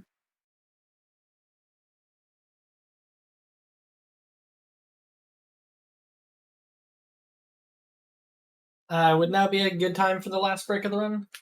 Sure. Perfect. We'll just get through this cutscene. Yeah, whenever you're ready. You just got to say his piece. All right, and now we're good. Perfect.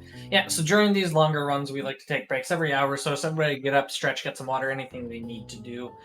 We will be back in a few minutes with the rest of this run. So we'll see y'all in just a few minutes, everyone. Hello, everybody, and welcome back to the Games Done Quick Hotfix. We are in the middle of a Princess Peach Showtime run. We're actually nearing the final little bit of the game here, so whenever y'all are ready, if you want to just give a quick 3, 2, 1 countdown. We're going to get back to this in 3, 2, 1.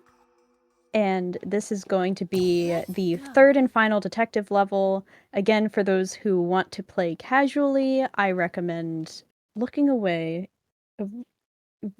Turn away your gaze. But yeah, again, these levels are really not replayable once you know the solutions. Yeah. Yeah, it's all very scripted. But at least this one goes by a bit faster than the other detective level. There's not a lot of puzzles to do. So we have to talk to this guy because invisible wall to get through the door.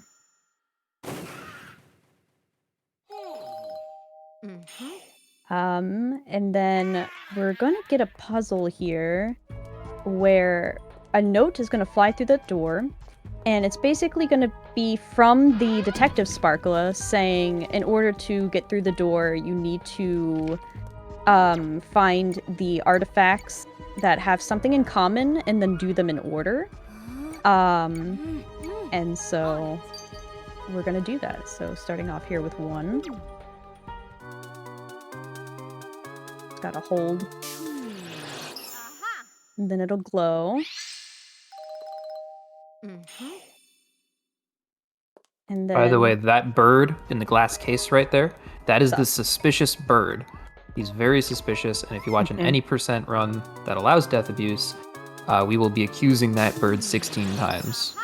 Yep. 17 times is the charm. Of course. That's when people will understand. This is 2. Just pink crystal. It's a crystal. Nothing more. I think that's from the labyrinth. I have to watch that. I like David Bowie. This one is like a puzzle where we have to get them all facing forward, and that's where we will get the third one.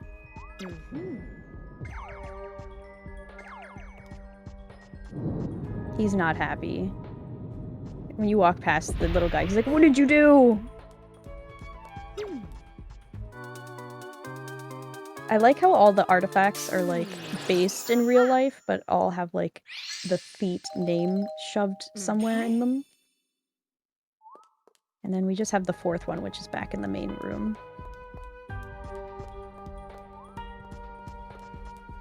Right here. The Pota.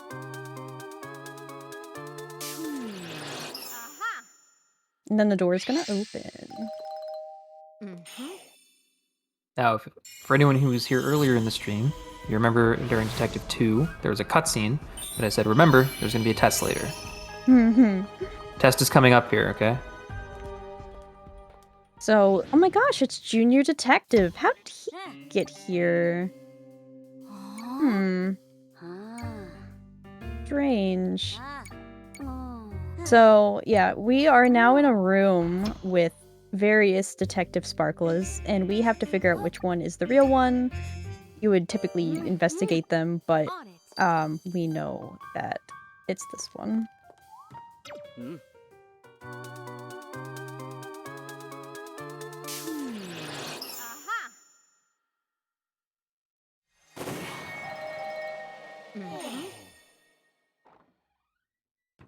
Just slide there. It's really funny. Right, and then we leave. And then this is another one of those levels that I wish I could just go to the solution immediately because I know what it is. So here we're going to be trapped in a room and we're like, okay, well, I guess we can't get out. Let's go back. But oh no, it's the same exact room. but there is something that's different. And so if you were playing this casually, what he's going to do is take a picture, and you can basically just play spot the difference. But I already know what the difference is, but even if you investigate it in the other room, it won't unlock the next scene. So you have to investigate both rooms, and you have to wait for him to take the picture, hang the picture up. I wish this was like the 3DS where he could take a picture of you. That would be funny.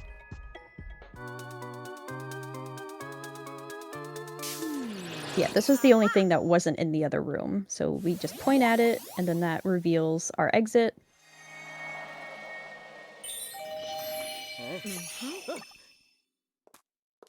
So let's make our way to the exit. I mean, we're almost out of here. Nothing can go wrong, right? Surely. Oh, Who's that? Junior. Oh, hey, it's Junior. What's he doing here? I wonder when we got here before us. So he says the exit is that way, but it doesn't look very safe. So the detective, he's gonna ask him a few questions. He likes Purple the would be color nice. He likes purple. Interesting. He doesn't like getting to places early, and he refers to Madame Grape as her full legal name. So That's kind of interesting. that's Why don't we ask him a few questions ourselves? he was a sour the whole time. See, Now- I think, yeah, you. No, you first, please, by all means. Yeah, I genuinely think it would be interesting if he was like in disguise from the beginning when we met him in Detective 1, and So June wasn't real. my tinfoil hat conspiracy theory is that he was the entire time. He was sour. He was always undercover. And my proof of that is the bomb cutscene at the end of Detective 2, where he grabs the bomb, Junior, and he goes to throw it, and he trips and falls, and Peach has to catch the bomb mid-air and then throw it off the clock tower. He was doing it on purpose. I also think it's kind of sus because when we meet him in Detective 1, he's hiding behind a billboard until Peach approaches, and then that's when he starts to be like interactive. Like he was waiting for us the whole time. He was a plant. All along, he was a plant. I think he's a plant. Alright, so that's like a little thing that Stella says, that once you reach 100 sparkle gems, she's like, oh, you unlocked a special dress at the shop. And I only just realized recently that that happens when you reach exactly 100 sparkle gems. Because for a while I was like, it seems pretty random when she says it, until I started doing the all sparkle gem run. And it was coming up consistently.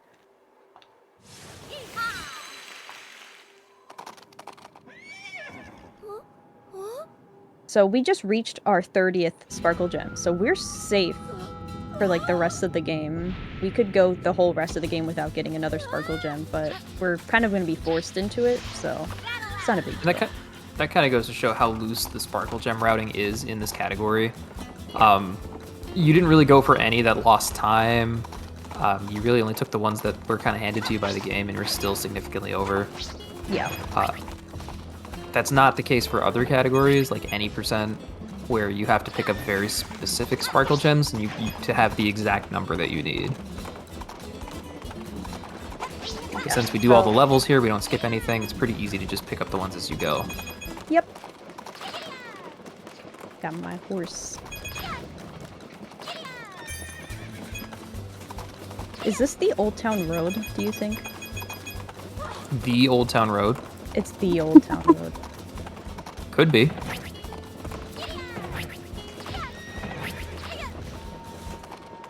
Auto scroller. They love doing that for the cowgirl.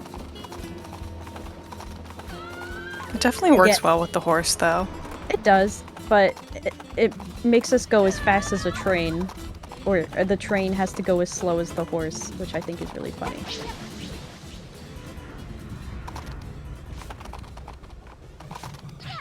This is when our cowgirl Sparkla asks us on a date to get milk, and I ship it. Let's find a way out of here. I'll treat you to a glass of milk when we get back. Now that's a hell of a pickup line. Take notes, guys.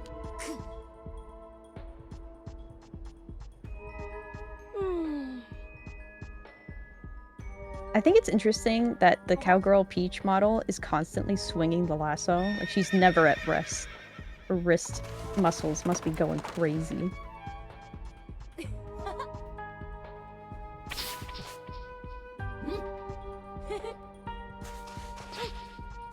Again, weird invisible wall.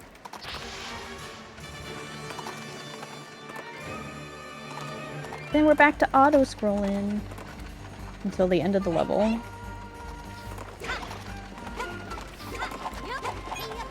Oh, why not?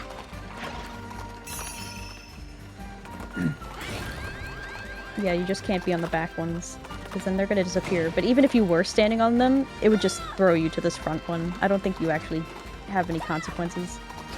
Yeah, This I'm pretty game sure doesn't you're have a- right. Yeah, this game doesn't have a ton of consequences. You can kind of just coast your way through most of the levels. You can also like fall in the pit there like that, which is really cool. Just like that too. What just happened? I had to say it. Why did you say that? It's like right when you said it too. It was right when it's you dodged. You put that in the pit, and I was universe. like, Well, somehow alright, I it, shouldn't have spoken it into existence. it teleported me forward, so it's not a bad trade-off, because it's only worse if it teleports me backwards. The train is sideways now. I hope you guys like sideways train. Did they just Yoshi the horse? No, the horse was right there. Fine. The horse never leaves us. The horse is the most consistent thing in this game. It's always there for you when you need it. Alright. After this, we'll be going into our last three basement levels, which is really nice. So, this doesn't save time or anything, because this is just, again, like, just auto-scrolling. It will end whenever we reach the end. But in order to get a Sparkle Gem here, you need to not have any of the little pieces break off. I just thought it would be cool to show you that, because I did not realize that's how you got the Sparkle Gem there, and it took me forever to find it when I was playing casually. So now you guys know. Just a little tutorial. Do you still get the slowdown effect if you don't get the sparkle gem there? Thank you. Yes, you slow down either way, so it doesn't... yeah, it doesn't matter. Might as well get it, if you have to slow down anyway. They slow down for dramatic effect. Instead of the Sparkle Gem animation, it'll instead just play the animation of putting an X on the Sparkle Gem while it slows down.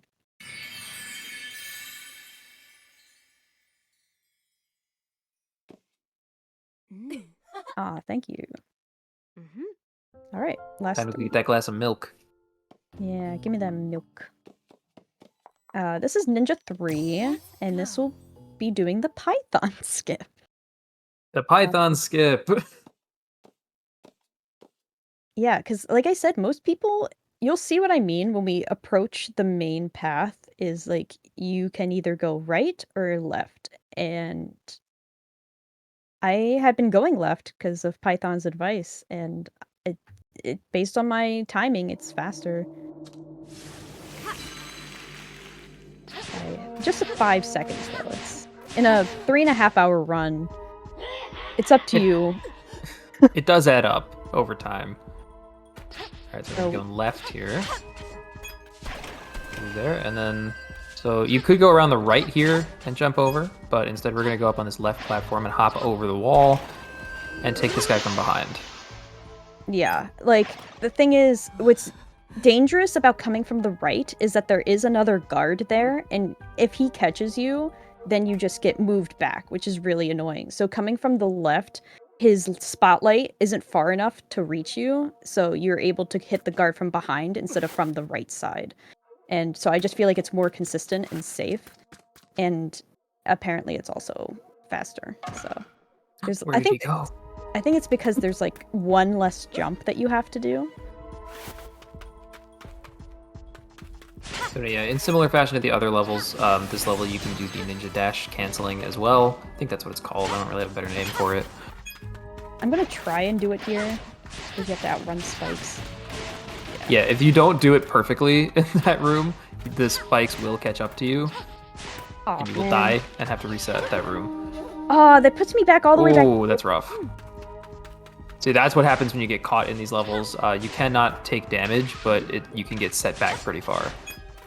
And then fun tip here is that a bunch of ones are going to spawn around us. You only need to hit the 2 on the right in order for the gate to open. Fun fact.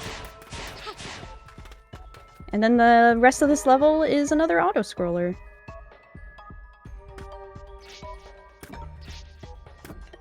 And cutscenes, of course, because what's a level without cutscenes? Now this one I don't think you can do the dash tag, right? You can. It's just a lot of people die trying to do it in the beginning. I've seen a lot of people like overshoot it and just fall into the pit. So you can do it, you just have to be careful when you do it.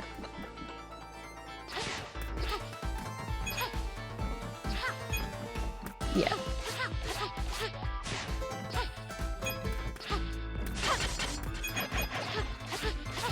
Yeah, there's not a whole lot of space to actually get your dash cancels off here, because you're constantly going to be jumping around all the falling platforms and stuff. You can't go too fast on these, because if you jump off them too quickly, they don't raise up high enough, and right. you don't and you make the fall. jump. Yeah, this is all, like, it's moving for me, not doing anything right now. We're just gonna have to attack when it tells me to.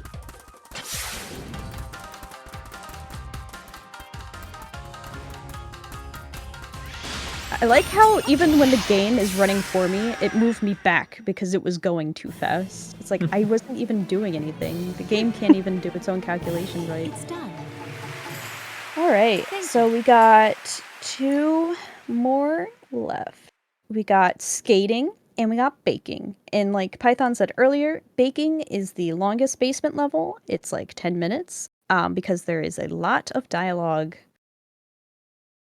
Well, But we it's have to worth get it. the real deep Baker lore. Yeah, the baker enemy is like really funny as well. He's another one of my favorite bosses. So we end with 2 really good bosses here. And then the final boss. Which I think will be everyone's first time seeing Madame Grape because we've skipped all of her cutscenes. I don't even know if True. the audience knows true. what she looks like. You're supposed to see this boss like every cutscene that a boss Yeah. is introduced in. She's there and she like sticks the boss on you. Yeah. But we skipped all that, so She's a big purple lady with a mask. That's the vibe. yeah, that's about it. That's all you need to know. Divine. Alright, so this one does not have RNG in it. Yay. It's mainly just doing the skating moves as like a platformer.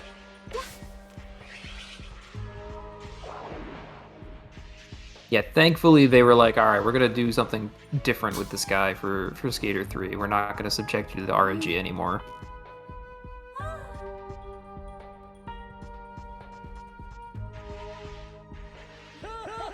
Ooh, There he is. there he is. Hello.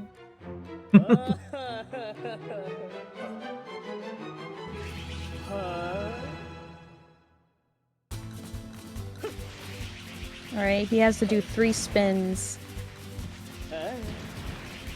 before he gets dizzy. And he does the same little thing, but this time instead of rescuing the ice skating girls, we just do some moves, and we are clearing out the gems from the cage that the Sparkla is trapped in with every move that we do.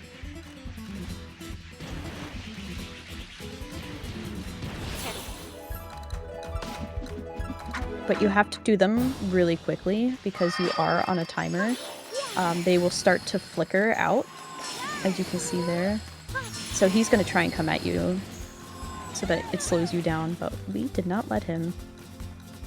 And then, again, we have to teach him his shapes. This is a circle.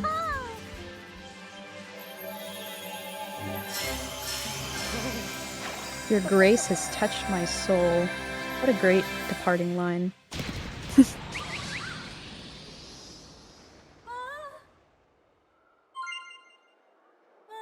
Her lashes are like 7 feet long. So good.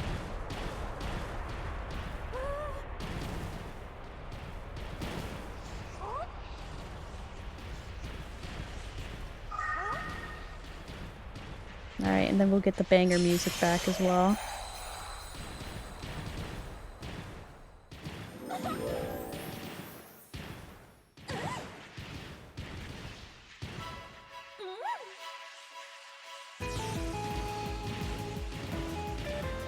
Yeah, while the world is falling apart around us.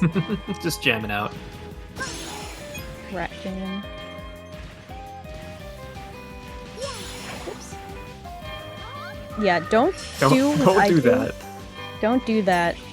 Because if you are twirling too soon before a jump, she won't make it to the jump in time, and you need her as well, so you will just fall off the cliff, which I have done. Too many times. More times than you should admit. Yep. You don't want these guys, because that'll actually do like a slowdown scene. It is very funny when it happens, though, because Peach kind of just sails past the Sparkla and just falls into the abyss. Yeah. And she's waiting up there like, alright, I'm ready now. Yeah, it's like, I got into position. Where you at, girl? Alright, time to do some baking. Thank you so much. I think I'm gonna end up with plus 10 on this run.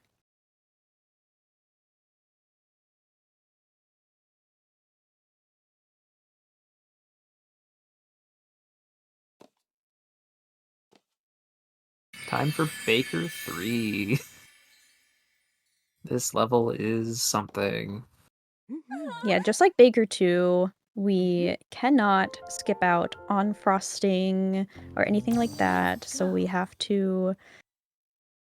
Oh, look how long that was. I guess the game didn't like the way I was standing. But yeah, so we have to ice the cakes completely in this level, and then there is a little bit of like RNG with the AI for the cookie baking, which can be a little annoying. Yeah, we can talk about that a little closer to when we get to it. But essentially, we're going to be relying a lot on the Sparkle AI to not waste a ton of time. Yeah, because just like when you bake with the other Theats, like she is there to assist you to make more cookies, but the enemy, the baker in the background, he is there to prevent us from making cookies, and he will sit on us. So what the AI is trying to do is figure out the best bowl to be at so that you won't get sat on, but it takes a long time to think about it, and it wastes a lot of time just waiting around for the Sparklet to make up her mind.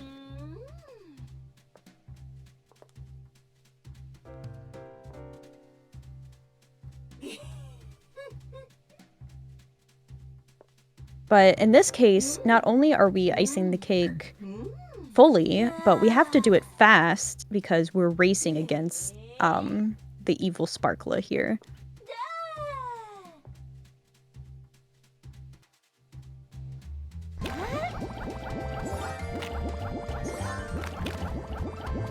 You can see in the top left there, the blue side of the cake is the progress bar for Mans, and then the pink one is the progress bar for the evil Sparkla. Good enough. You can over-ice your cake. It doesn't have to be exact to the picture. You just have to make sure that the decorations pop up. So I could, like, scribble all over it if I wanted to. As long as the pictures show up, then it's fine. Yeah, you can just, like, sign your name. Yeah, I mean, as long as it's close enough. It'll autofill. I love autocorrect and autofill. I don't know what I'd do without it.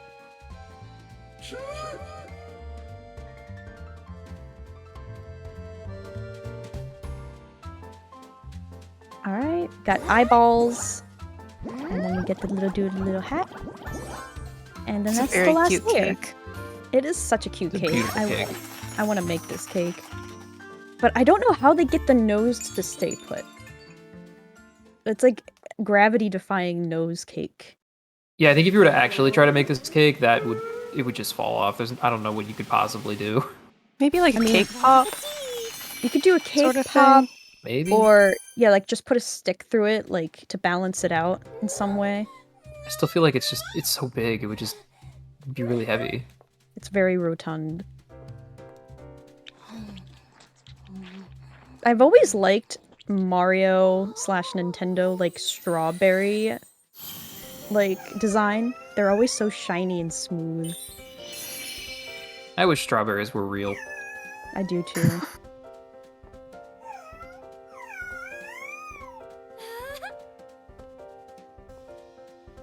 So now we're gonna move on to the cookie portion. She gives us so many hearts, and I have no idea why, because you never take damage in baking levels, so I don't know why the game gives you 3 hearts. It's very excessive. So basically the goal is that we need to bake more cookies than the evil baker. And yeah, it's a race again, just like the last one, but this time with cookies. There he is, look at him. He likes to jiggle his belly. I like that they put in jiggle animations for the stomach. It's like a ghost stomach. It's not there. Yeah, like, how does he eat? How does he digest? He's just an orb in a chef's costume. No, don't start that. What do You you can't mean? combine memes like that. It's too powerful. Yes, chef orb. Orb chef.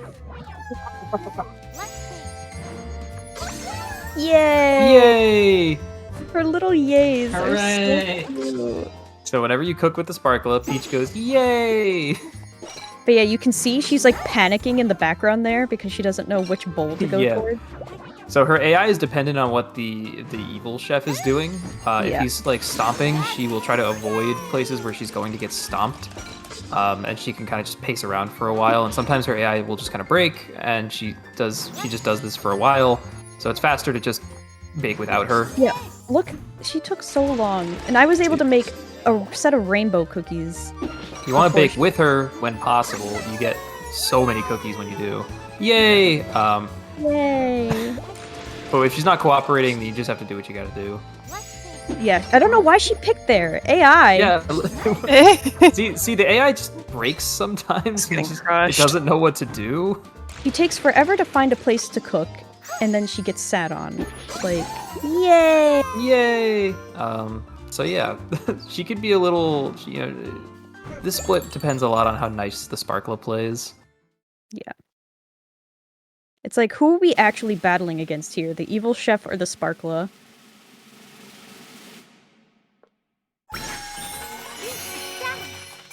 Alright, and then the last thing here is that he's like, you can bake fast, but it doesn't mean they taste good. And we're like, well, watch this. And we end up making him the best cookie of all time.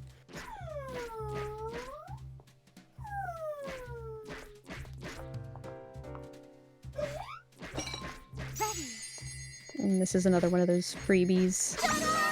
And look, he's going to enjoy this so much.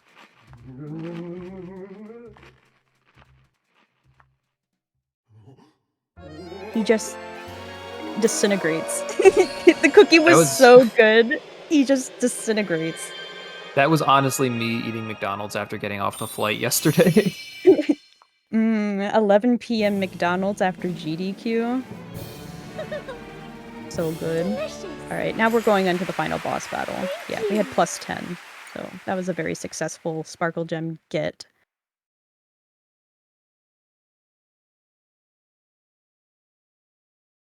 And yeah, this boss battle is only like 6 minutes. So there's only about 6 minutes left in the run. Time will be when the final orb explodes. I will point it out. It'll be after like the laser section. Mm-hmm. Yeah, so this is a 2-phase boss. It is 2 phases, yes. So we have a cutscene where the door is going to form, and then... So yeah, the first phase, it's like we're fighting her on like a railroad track, and she has like all these little minions around her, and then the second phase is that we're just fighting her mask, and that boss fight is so cool looking. It's really Yeah, cinematic. There's like 5 cutscenes here just to prepare her for this boss fight, so you know it's intense. We basically become Rosalina. But yeah, Peach just becomes Rosalina. That's her final form apparently. But she has no legs, I don't think. I think yeah, another cutscene. All right. So this is phase 1 of 2. And this is what I like to call the button mashing phase. We just mash as much as possible. And her health bar is the feathers behind her. So every time one of those disappears, we're taking away her health. That's how you know how much she has left. So the challenge, like the post-game challenge for this, is pretty hard because one of the challenges is to not destroy any of her little minions in front of her, which, as you can see, I'm doing pretty frequently, so... Yeah, they kind of just get in the way. Yeah, I mean, I get that that's their job. They're defending her, but come on. Killer Dragon in the chat says, wait, the feathers?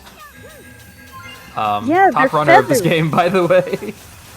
The feathers behind her is her health bar. They're supposed to be like peacock feathers, kind of. Yeah, they like disappear as she takes damage. Ah, Killer Dragon. It's funny the things you just like don't pick up on. Here comes a train. It's the Polar Express.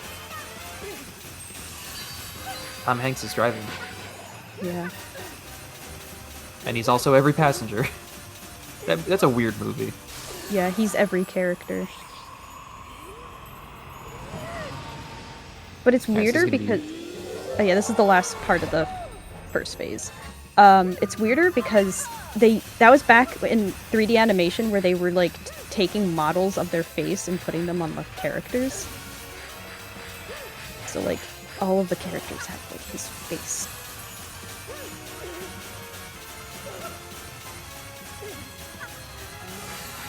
Oh yeah, we're in a good spot. We have so much health. You just keep mashing. Yeah, you can damage boost a lot of this fight to speed it up, which is really nice, especially if you're doing standard any percent, you have the heart charm, you get those extra hearts. This fight goes really fast. Come on.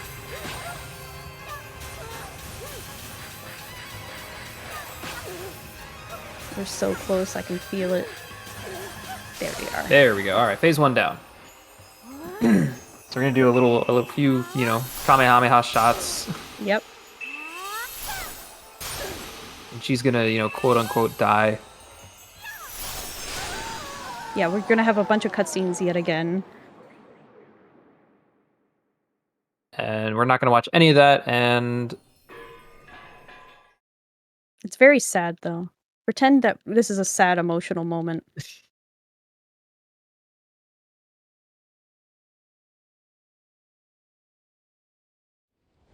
Yeah, look at her. She's sad. Alright, this is the final boss fight, and like I said, time will be once her final orb explodes. In the official rules, I think it's called a Darkle Orb. But yeah, we just have to... if you look at the category rules, it says the time is when the Darkle explodes. Yeah, so in this, instead of mashing A, we're holding down A to shoot like this laser beam into her mask. But like there's places you can just position yourself. I don't believe that there's any randomness to this. No, it's all the same. It's always the same, so as long as you know where the hands are going to be, you can always work around them. All boss fights are scripted.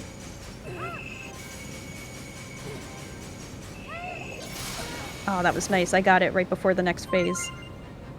This boss gives me big Kirby vibes. Like, we all know where Kirby games always end up, and this is like that to me. That was my first impression of this.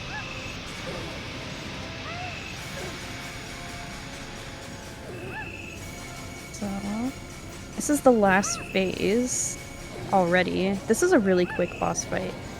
Yeah, this is good. This whole run was really good. Thank you.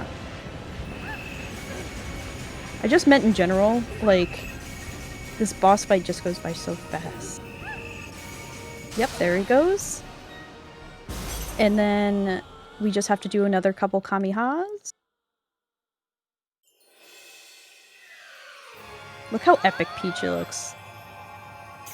Even with no legs. Yes, this is an amazing transformation. I love this one for her. Time's gonna be coming up here soon.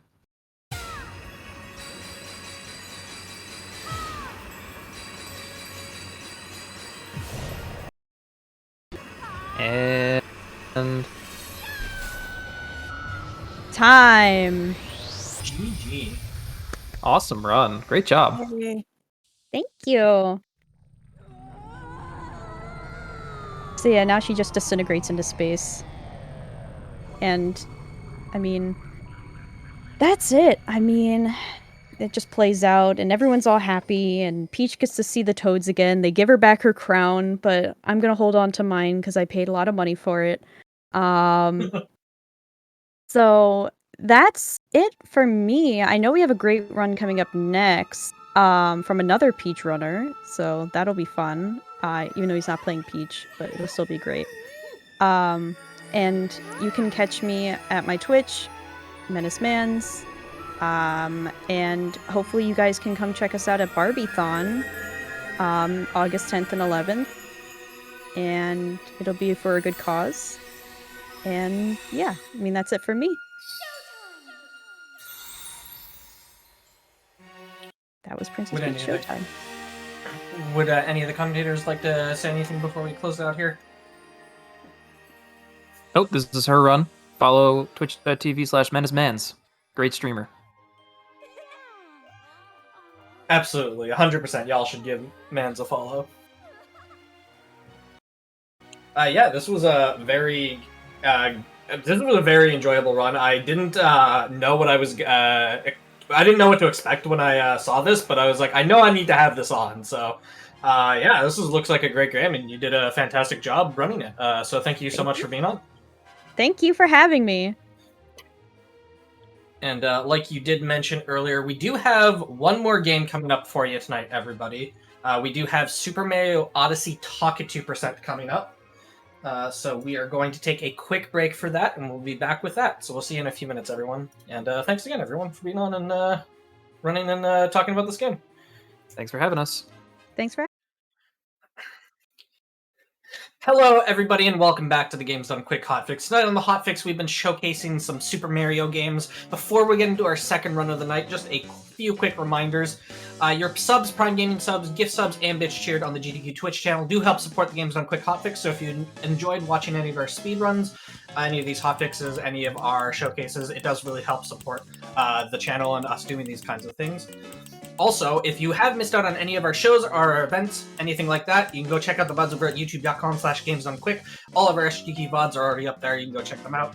And we do have GDQ going to PAX West. The schedule is going to be released on the 14th. You can use !PAX in Twitch chat for more information. With all of that said, we have Super Mario Odyssey Talk at 2%. I'll hand it over to our runner commentary here. Let everybody introduce themselves. Sounds good. Hi everyone, my name's KingJ0444, and yeah, this is Super Mario Odyssey Talk 2%. It's basically the most randomizer you can get in Mario Odyssey, and we'll get into what Talk 2% means once we get to Cascade, but it's basically an in-game version of a randomizer where we're only going to get to pick up certain moons in order to progress. Also, I'm going to quickly right now apologize for two things. One, my voice is a little messed up because I was at SGDQ and I was very loud in the audience. So that is why. And then also, because I was commentating for a few runs. But the other thing too, I haven't practiced for this run because I was at GDQ, so it might be my movement might be a little, not the best, but that's okay. We're just here for a fun time. So yeah, if my commentator would like to introduce himself as well, go ahead. Hi there. So my name is Awesome Agron.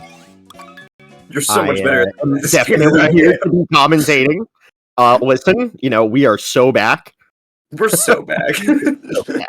This is our joke. We're so back. Yeah. So, by the way, you may notice that this is in English. This is not faster, but just because no, it is not. And I will definitely be explaining, what the community has done to get around being able to play in Chinese. But yeah, we usually use a translator, which was made by wonderful people. But because of the fact that it won't be able to be shown on the GDQ channel if I do that, instead I'm just going to be using English text just for the ease of the viewers. So yeah, if we're good to go, we'll go ahead and start off in 3, 2, 1, go. All right, Agron, drop this lore on us. What's happening right now? Let's go. Of course. So, obviously, we can read that in the skies above Peach's castle, Mario is gotten into a scuffle with Bowser, but we're just gonna skip the movie, as they say in English. Mario got absolutely bodied. That's all you need to know. And now we're in Cap Kingdom, okay? Basically, Mario got absolutely owned. Game over in Smash. Look at him, he's dead on the ground. That's it. And he's up. Okay, never mind. He's not dead on the ground anymore. He's alive. It's kind of funny, when I first played this game, I was like, is Cap Kingdom like the afterlife? Like, what happened? Mario actually died.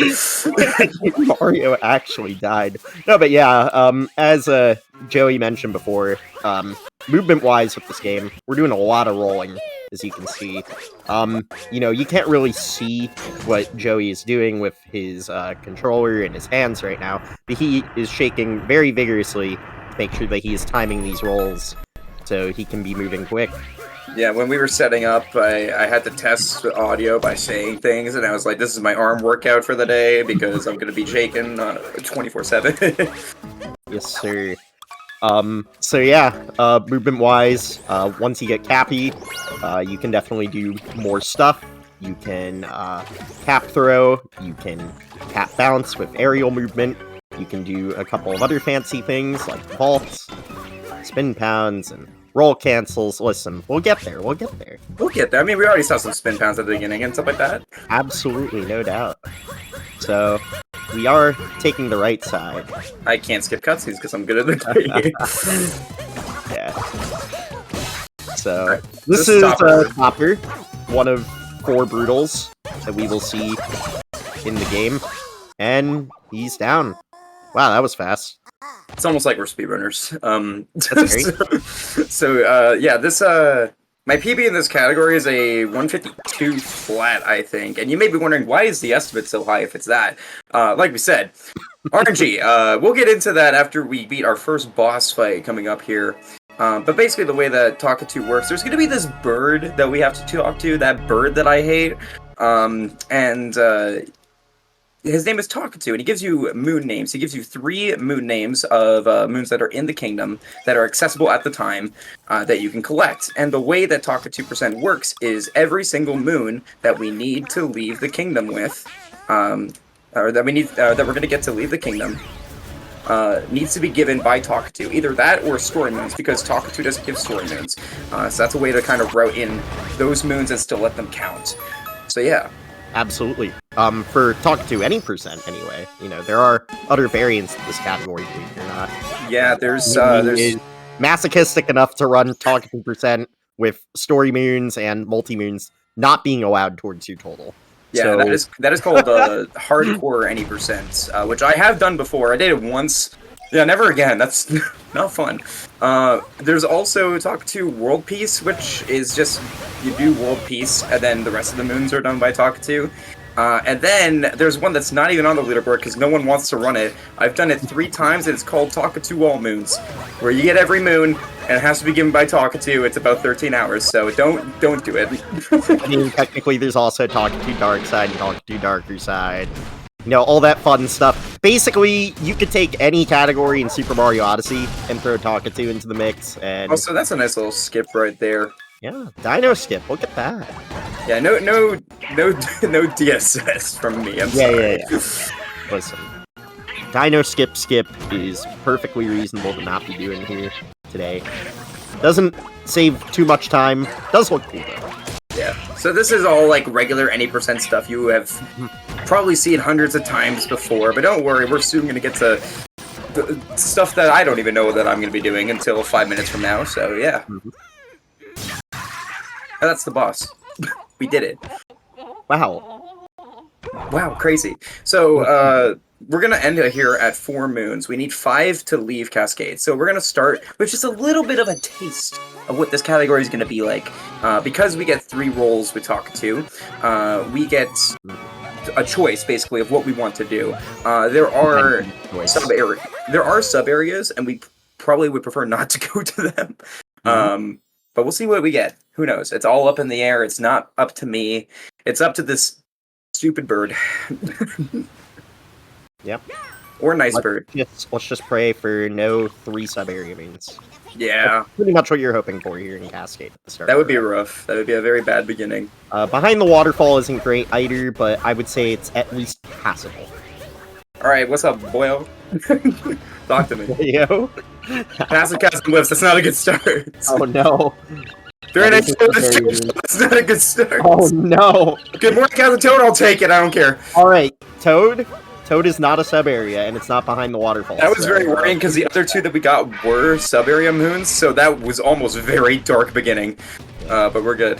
So, another thing you're probably asking yourself, or I don't know, maybe you're not, but like, I'm gonna bring it up anyway, is when we're getting moons from Talkatu, you're probably wondering, well, you don't have to get 3 every time. Like, you know, if I roll 2 and I don't want to do the 3rd one, because it doesn't synergize with whatever moon I'm doing with the other ones, then yeah, you know, you can wait and just do other moons. And that's part of the strategy with the category. Even though there is RNG involved, you're going to realize that a lot of it is just doing like mini routing puzzles in a sense. So yeah, there's a lot that goes into routing for this. That's the main thing you're going to see. Yeah, so you're either going to get 3 moons that you can like route immediately, or you might get 2 that you can do, and then you're going to have to come back and try and get better moons to synergize with your 3rd one. Yeah, and the other thing we should mention, too, is some people may be asking, oh, is there, like, a reason that, or is there, like, a penalty for getting the wrong moon? If you get the wrong moon, it doesn't count towards the moon count. So let's say I need 20 moons to leave a kingdom. If I get a wrong moon that Talkatu didn't give me, like maybe I forget the name of a moon and I grab the wrong one, then that means that I'm going to have to leave with 21 moons, because 20 of them need to be correct. Yep, that's true. So basically, if King J were to get a moon incorrect, he would have to roll another moon from Talkatu and leave with 1 extra moon. Yeah. Yep. Alright, so we're going to start off by hitting the checkpoint, because that's going to be very helpful for later. And Absolutely. We're going to go crazy. Welcome to Sand. Overlooking the desert town. That's a great start. Perfect. That's one of the best. That's good, too. Hidden room in the inverted pyramid. That is not as good. Alright, I mean, we might have to bring peace. Or not peace, but we might have to fight Harriet. Ice Cave Treasure? Alright, that's fine. I think I'm gonna get Ice Cave Treasure first. Ice Cave Treasure is nice. And then what was your other one? Taking notes, jumping on the palm? Yeah, jumping on the palm. That's also not too bad. I'm gonna try to get another Oasis moon, though, if I can. Yeah, I mean, what you could do is, since you're getting Ice Cave, you can do Ice Cave. Oh, and then get the Jaxie checkpoint. Jaxie, and then take Jaxie to take notes. You know, you're very smart sometimes, Agron. Sometimes it's the keyword. Anyways, moving on. Awesome. Agron and I are friends. We've been to many speedrun events together. I can make fun of him. I'm also gonna do myself a favor and grab some coins here. This is not faster, it's just what I plan to do. I mean, to be fair, I would definitely hope I know basic routing in this category. I do have a 139.12, so... Yeah. But yeah, there's some nice coins up here, so we're gonna grab these. For sure. There you go. Get that nice spin throw action. My controller that I'm using for this run is not the best, so I'm gonna hope that my motion controls work. Oh, it's we will see. Fine. It's completely fine. But there we go. That's one of the moons we need, and then we're like Agron said, we are going to unlock Jaxie. You need 30 coins to unlock Jaxie, and that's gonna be very good for traversing later. So we're gonna go ahead and talk to him here, purchase him, and now we're gonna go over to the Oasis. Correct. And Joey, there was definitely a reason why you grabbed those coins. You maybe like to, fill us in on that. Just like a just in case. I sure would. So there's these wonderful moons from the shop, and they're 100 coins each. And that's why we're grabbing those coins whenever we can. We should be good for a decent amount now. We usually don't get too many, but of those moons. But just in case we do, we got to make sure that we are prepared for those. I mean, the shops are definitely important to prepare for, but that was not the moon that I was referring to. I was referring I know you're trying to go towards, and I want to pretend like it doesn't exist, okay? Okay. Treasure made from coins I want to pretend doesn't exist in my life. Listen, ooh, bird. We all want to right pretend it doesn't exist. Hello, bird. Oh, this is bird 650, everybody. 650. There we go. Bird 650. We just got bird 650. Thank you for the moon. He was also at GDQ that I hung out with. On the statue's tail. Okay, actually that works out pretty well. I'll go do the Okay, I mean, well, we already have hidden room in the inverted pyramid, so you might as well go to the pyramid. Yeah, so now that we have 2 pyramid moves, this actually worked out really well. This is what I wanted to wait for. I wanted to wait to get at least another pyramid moon so that it was worth going up. I already got 2, so that was not as bad as it could be. And I'm also going to pair this with the multi-moon as well to just add to that. So now we're going to do a nice little out-of-bounds clip. Ooh, second try. I'll take that. I think Harriet is definitely something that we can do. It's probably not faster overall, but it's definitely safer than maybe gambling our life with 3 more moons than we need. Yeah. So yeah. So do you want to quickly explain what that was and how I got in here, Agron? Oh yeah, of course. So it's actually really funny because since we're playing in English, so it was inverted moon, right? It was inverted. Yes. Sorry, hidden room. Yeah, hidden room in the inverted pyramid. All right. Cool. Yeah, if Joey took long enough, we would have seen Cappy pop up with the text. You can't brute force that. You can't tell me what to do. Well, obviously we can't. Oh, what the heck? What the heck, Cappy? This is one of those clips that Nintendo tried to patch, which they didn't do a good job of because I just did it. So, but yeah, so that was a roll cancel clip, and the way that works is basically you have to press ground bound and press X, Y, B all within a few frames of each other, and it confuses the game into thinking that you're rolling, jumping, and cap throwing on the same frame. Are you kidding me? All right, Mario. I mean, all right. To be fair, there are multiple button combinations that you can do with it. That's the way I do it, at least. Of course. I mean, that should be the way that everybody does it. But apparently, some people do X, Y, A, which I'm just like, what? That's weird. Are you sure? I've literally heard people say they do X, Y, A, and I'm like, you might want to, rethink your life choices. Whoa. It's all good, though. We're fighting Harriet, who is another one of the brutal. Don't just breeze past that. I will breeze past that. It's all good. Yeah, this is Harriet. This is the boss fight we're going to be doing. And again, we're going to get a multi-moon from this, so that's 3 quick moons that we're going to grab from here. So we got 5 moons from this trip, so honestly, it ended up working out. It sucks that one of the first ones that I rolled was one of the 4 moons that was in the inverted pyramid, but whatever. There's only 3 moons in the inverted pyramid. Well, yeah. You know what? You get it. You know what I knew what you meant. I knew what you meant. My numbers may be off, but you get the sentiment. Yep.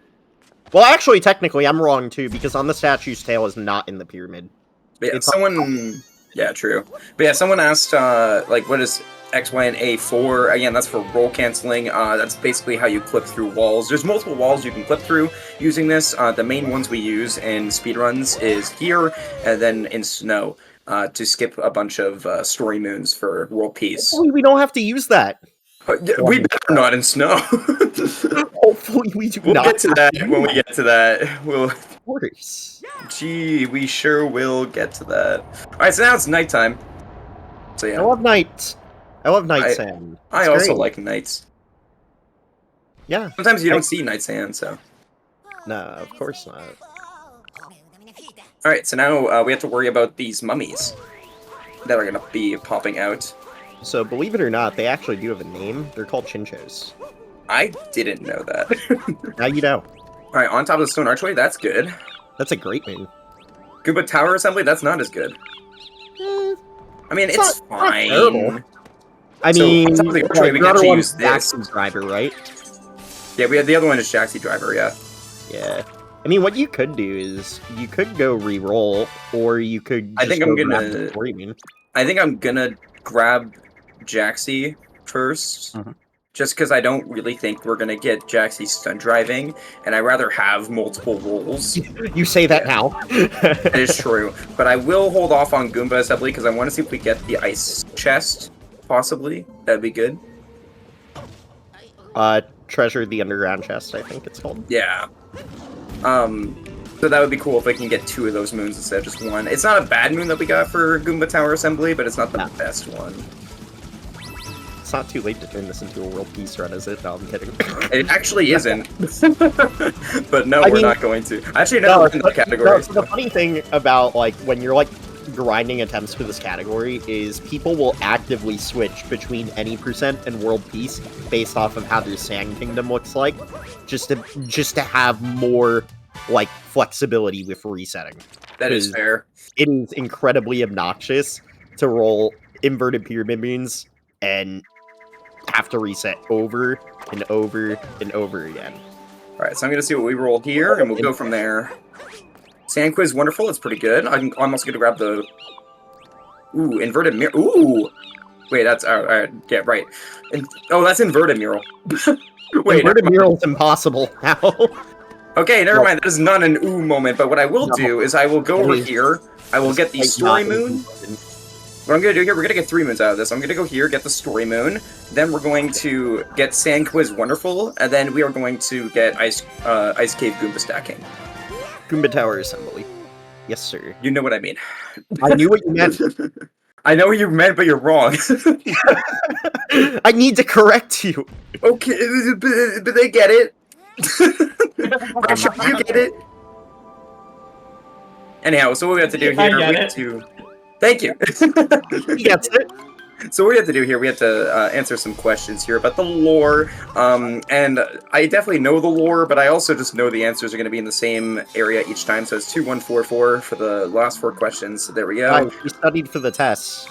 I did study. This will be on the test at the end, by the way. Keep reading the text chat while you still can. Speaking of that, do you want to explain the translator and how it works? Oh, yeah, of course. So using the power of basically projecting characters on the screen, essentially what the translator does is it's basically programmed so that way whenever you talk to Talkatoo, it's picking up the characters of the Chinese alphabet, and it's translating it into English so that way we can immediately be able to see the name in English. And this saves a lot of time, because Chinese, for any percent, simplified Chinese, is already 11 seconds faster. And that's without the concept of having to talk to Talkatoo every time. Yeah. We don't exactly know how much it saves, but we estimate that it saves roughly 1.5 seconds to 2 seconds per Talkatoo 3 rolls that you. Oh my god, you called it. What? What did I got Jaxi stud driving. Oh, I'm so sorry. You actually called it. Well, I actually can't believe that. Okay, but Jaxi stunt driving is the shorter of the two. It takes a while to get over to Bullet Bill Maze, so I'll get Juxie stunt driving and maybe roll for another overworld moon. I think I'd rather risk it. I feel like Takatu's favorite thing to do is you get one of the sub-area moons, and then you go back and he's like, nah, I want you to get this one as well. Nah, you're gonna do both, and you're gonna do both, and you're gonna like it. Exactly. Anyways, this is the other moon we didn't get here. Look, Takatu is like, you know what? The audience really liked that sub-area. They want to see it again. Do it again. Do it again, I wasn't looking. Literally, we are doing it again because you weren't looking. We got you covered here. Absolutely. This is also where being a all moons runner is very important because of the fact that I know all the sub areas and how to do them.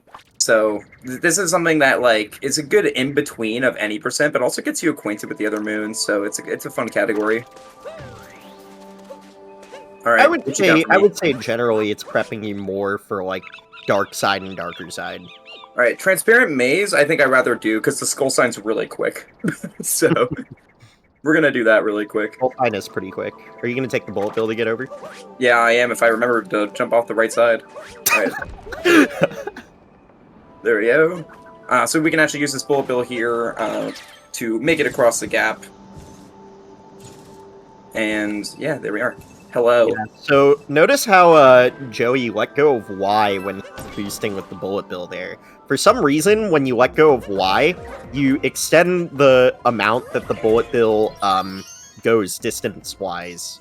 It's just kind of one of those weird quirks that was figured out early on. Yeah, it makes the moons way easier. And, you know, it's definitely useful in several sections of the run, going to Leaning Pillar in any percent, going to Skull Sign in several different instances. So. Yeah. But there you go, that was Sand, and now you can kind of see the gist of how this run is going to work, and how this whole Talkatoo thing works. So yeah. Now we're going to move on to Lake. You can do Wooded or Lake, it doesn't really matter. I'm going to go with Lake, because Wooded is horrible in Talkatoo, so... Well, eventually you got to do both anyway. That's the other thing, too, it doesn't matter. In any percent and Talkatoo percent, they're the same thing. You have to do all of the kingdoms, all 14 of them, so yeah. Mm-hmm. Yes, sir. I haven't read the text in a while. I forgot this lore. We're gonna go get a dress now. It's okay. I think Cappy's telling us how to, like, ground pound or something. Listen, it's not that important. We already know how to do it. Yeah. So right here, this is a skip that the devs actually intended. Cappy will say a nice little jump. Yeah, we'll give you a nice jump. Wait, he didn't say it. Oh, I feel scammed. It's because the other text is still on screen. Oh. Joey, you did it too fast. Alright, so right here, we're gonna grab these. My bad, I'm sorry, I'm a speedrunner. I wanted to see Cappy congratulate us. So we're gonna grab all these checkpoints, by the way, because they're all here. And here's Talkatoo. There he is. Oh, great, starting with the sub-area. Jump, grab, cling, and climb. Moon shards. Moon shard? Our secret little... Thanks for one good one. I really appreciate you. Yeah. So the way that Lake is going to work, the boss fight is so quick in this that we are going to do 5 and then do the boss fight. We only need 8 moons, so yeah. Yep. What's next? Also, it's probably obvious, but do the boss fight last. I mention this because there was one time I did the boss fight early, and then I rolled planting the lake seed, which is absurdly slow.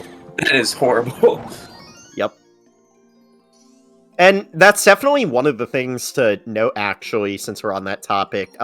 Depending on what state of the kingdom that you are in, it kind of depends on, like, what moons will roll, essentially. Yeah, so, like, nothing from post-game will, like, be rolled because we don't have access to it, so... Of course. Which is nice. Yeah. I mean, you know, it's definitely good that Nintendo thought about that. I'm not sure if they expected us to do a category like this. A bunch of meme speedruns using the invert, but... Alright, so we now have 2 separate sub-area moons, but this one's the fastest, so I'm gonna do the Super Secret Zipper. Super Secret Zipper is pretty quick. And where's the zipper? Well, it's over here, obviously. Yeah, we'll just take a leap of faith. It's okay. We know where we're going. Take a little bit of a detour. We know. We're going to warp up to the plateau so we can start getting more of these shards. I'd rather just get the shards moon over with. It's not that bad. No. So yeah. It's weird doing this though, because I'm going to grab this one here and then go get a cheap. Mm-hmm. But yeah, there's a lot of different routing that you have to like kind of do on the fly, and that's what makes this category really cool. Pretty cool to see what people do differently depending on their playstyle. Yeah, I mean, it's basically like playing bingo, but you're not playing bingo. It's basically like doing this thing, but you're not doing this thing. I agree. Exactly. I'm glad we're on the same page. Yeah, you're welcome. I just destroyed that cheap. Anyways, dude, that cheap did not deserve that. It really didn't. It did not deserve it. We have one more moon that I want to grab, and we have 2 more rolls to get a good one. Dory Backrider is a very good one, but I'm Dory Backrider is perfect. I would just well, and now you give me the other one. Whatever, talk to. I thought we had something, but obviously I was wrong. Oh yeah, man, Dory Backrider is just right over there. Yeah, he rolled again for the content. No other reason. And I don't know if this is faster or not, but I'm just gonna warp back up there. Debatable, but that's probably we're already doing it. Yeah, it's probably not faster, but I'm lazy. So, like, I just got back from SGDQ. I don't want to move. Like, what? Come on. Anyways, this is Rango. He's such a difficult boss. Like, look at how hard this is. It's very difficult. I honestly don't even know if I'm going to be able to beat him. It's super hard. And anyways, he's done. So there you go. Yay. Yay, we did it. He stood still for the entire fight. Hooray. Hooray. All right. Chat, can I get a hooray? Hooray! I want to see the hooray! I want to see the chat filled up with hooray. Please and thanks. Anyways, so now we have honestly the biggest reset point of this category. Would you like to explain why? Agron? Well, there's a couple of reasons actually. Well, I'm like the difference between like deep woods and not deep woods. Let's go with that. I mean, deep woods in itself isn't exactly the problem. Like, there are good deep woods moons, and then it's a problem still. Deep woods more so, the problem is that you're going to be rolling a lot of moons that you really do not want to see. One of them is a beautiful moon called A Treasure Made from Coins. If you look up any YouTube video that ranks every moon in this game, and yes, that's real content that people have made, all of them rank this at the bottom. So, I mean, because you have to deposit 500 coins into a little plant. It's horrible. I mean, why would I want to sit here and vigorously shake my controller to grow a small sprout into a maybe beautiful sprout? 500 into a coins. maybe beautiful sprout. Alright, I'm gonna go ahead and open this. It's not usually... This is one that you normally never open in any speedrun, but I'm going to open it here because it's a fast way to get over to... For Talkative%, it's great, because we just need to get to Talkative. Like, there's no other reason why we would be doing that. You have to grab that. But yeah, it's good. The other reason is there are 2 different areas. Over blind spot, cool, that's not accessible right now. Glowing in the deep woods, sick! Listen, technically elevator blind spot. Okay, we already got 2 deep woods moons, let's go! Deep woods, here we come. And they're glowing. Okay, so glowing is a weird one. You may think glowing is like one of the ground pound spots in the deep woods or something like that. No, glowing is actually timer challenge. For some reason, it's the timer challenge, and it's not named it. Listen, I don't know. I think it's the only timer challenge in the entire game that is not named timer challenge. Oh wait, no, never mind. I lied. Sorry. Why would you lie to me? Incorrect. That's insane. Pushing through the crowd is another timer challenge that does not have the name of a timer challenge. That is true, but it's not like one of the Scarecrow timer challenges. I mean, it's a lever. Yeah, but it's not. It's close enough. Scarecrow, though. Oh, okay. I guess. All right, sure. Oops, You know what? there we go. By that logic, I'm correct. But yeah, so the way that Wooded works, like as you just saw, I was actually kind of happy that I got Battering Book in Deep Woods because of the fact that it's another Deep Woods one. Deep Woods is a completely different loading zone. So if you get a Deep Woods moon, it does actually kind of suck for you because you have to go down to the Fall loading down, zone. watch Mario break his legs. Climb back up. I mean, So yeah. So resurfacing actually does have a couple of quirks. Like this is going to resurface us by where the Odyssey is. But there's actually another resurfacing spot that takes you directly right next to Talkative. So we could have done that. We could have done that. I always take that same one though, so I never know where the other one's at. Listen, that's completely fair. I think in that particular instance, that was probably still your fastest way. Yeah. Exploring for treasure, that is the purple coin one. That is... And fire in the cave, that's over there. Alright, well I can get some sweet purple coin action right here, so that actually works out for us. Do you maybe want to start completing the story since you have Elevator Blind Spot that you're even... Yeah, I probably should. And I'll also get some purple coins from there too. Yeah. Like, maybe what you could do is you could do fire in the cave and then work your way up to the story moon. Yeah, that is a good plan. And this is why I have Aggron on here. Aggron's very good at routing in this category, so... I'm just good at routing in general. Aggron's just good. Aggron's just good at Aggron's just kind of that guy, honestly. It's that guy that your girl tells you not to be afraid of. Anyways, moving on. Very nice, very nice. Don't say very nice to that. I get my hat, please. Okay, thank you. I think you were probably just better off just to keep going. Maybe. Just, like, Hi, Mario. Mario? Mario. Okay, there you go. Alright, so now we're gonna go ahead and do some of the story. Wait, dude, that camera was really weird. Yeah, I know. It really was. Yeah. So this plant, by the way, you need to get this story moon in order for Spewer to unlock, so, yeah. It's funny because you can go up there and the cutscene just won't activate at all. Literally. A similar thing, you could do a similar thing in Cascade with Madam Brood. Yeah. Yep. Alright. So, the story so we're gonna go over here, and we're gonna do something that you don't normally see in any percent. You can skip going into the tower. So, yep. And there we are. Yep. There it is. Where are you going, Mario? Okay. Yeah, that was good. I'm actually gonna go ahead over here. Okay, never mind. I was gonna go over to there and get the purple coins, but I think I have better purple coins anyways that I can grab. So yeah. Yeah, you're probably fine. But yeah, I'm gonna roll again and hope that we get a better, maybe another Deep Woods moon that can go into exploring for treasure or something like that. Exploring for treasure. That'd be smart. Yeah. I would say buy the outfit once you spawn back by the Odyssey, but you don't have enough purple coins. I can grab purple coins. I know where they are. You could. I can get the 3 because I'm at 9 right now. I think. Yep. So yeah. So you could grab the 3 behind the tree trunk and the 3 inside. Yeah. Exactly. We're all good. Routing. Yeah. Routing. Thank you, the Mine 2001, for telling me where purple coins are, but I also speedrun this game. Shout out to Mine, he's a homie of mine. Yeah. Shout out to Backseat Gaming from the chat. Where purple coins are. Backseat Gaming from the chat coming in here.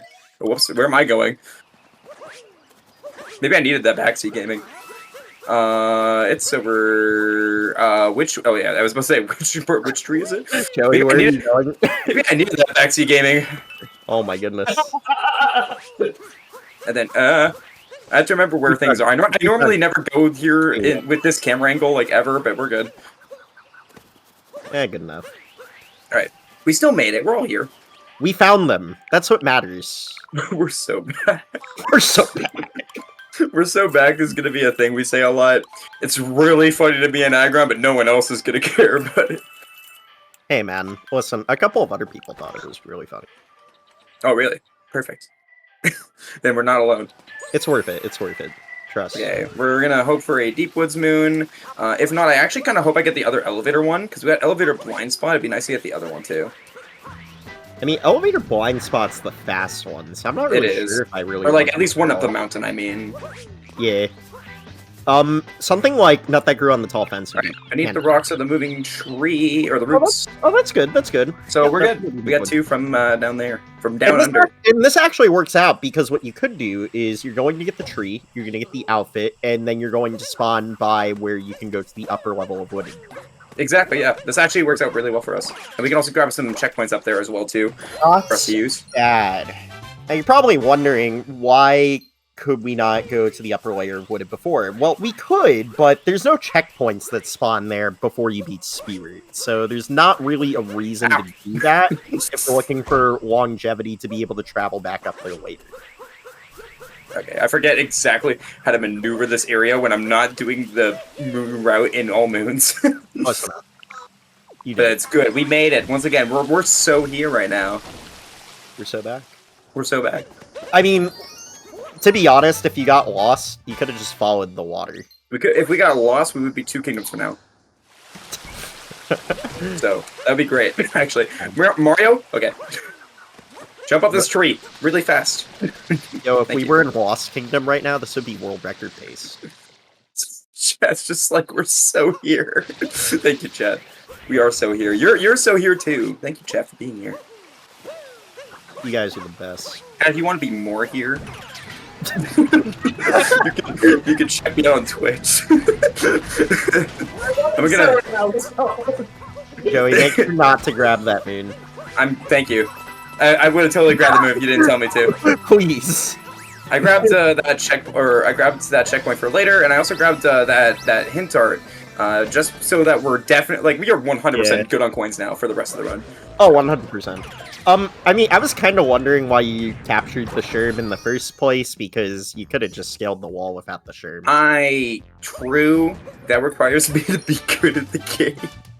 So, anyways, moving on. Listen, fair enough. Don't say fair enough, you're my friend. Okay, so. Yes, I'm your friend, which means that I can make fun of you. That's fair enough.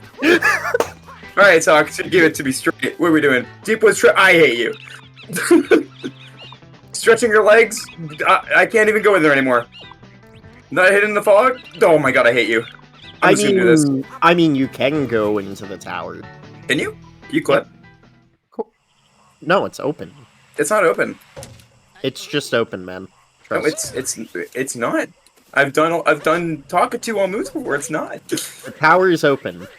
Is it open from the top or bottom? Both. It's not open. I will go over there to prove this to you. I promise you, the tower is open. Stretching your legs is available. Wait, is it actually? Yes. I will go over and prove you Joey, wrong. I will go over there just to prove you wrong. Yeah, because you're wrong. You're gonna be proving yourself wrong. I swear this isn't a thing. Maybe I'm just misremembering things. Stretching your legs is in the tower, which is available in all states of the Wooded Kingdom. I actually didn't know that. For some reason, my brain. What am I thinking of then that gets covered? Maybe in the P-switch gets covered, so you can't get over there super easily, but you can get over there. Yeah, we're gamers, though. Look, I'm gonna roll one more time. I haven't done this jump in a hot minute. I mean, to be fair, if you really don't want to do the jump, from the tower section, from the Flower Road section, you could just go up to the top and just jump from where the Torque Drift arena is. That is true. That is a thing. You know what? We're gonna do that. Because I don't trust myself with the jump. Anyhow, cod hopping is right over here. That's a very easy one that I wish we got much earlier. Hopping in the forest. Yes, you did. We caught him. Actually, yeah, so we're gonna work here, and we're gonna get some more checkpoints, and then go up to there. Because map. Okay.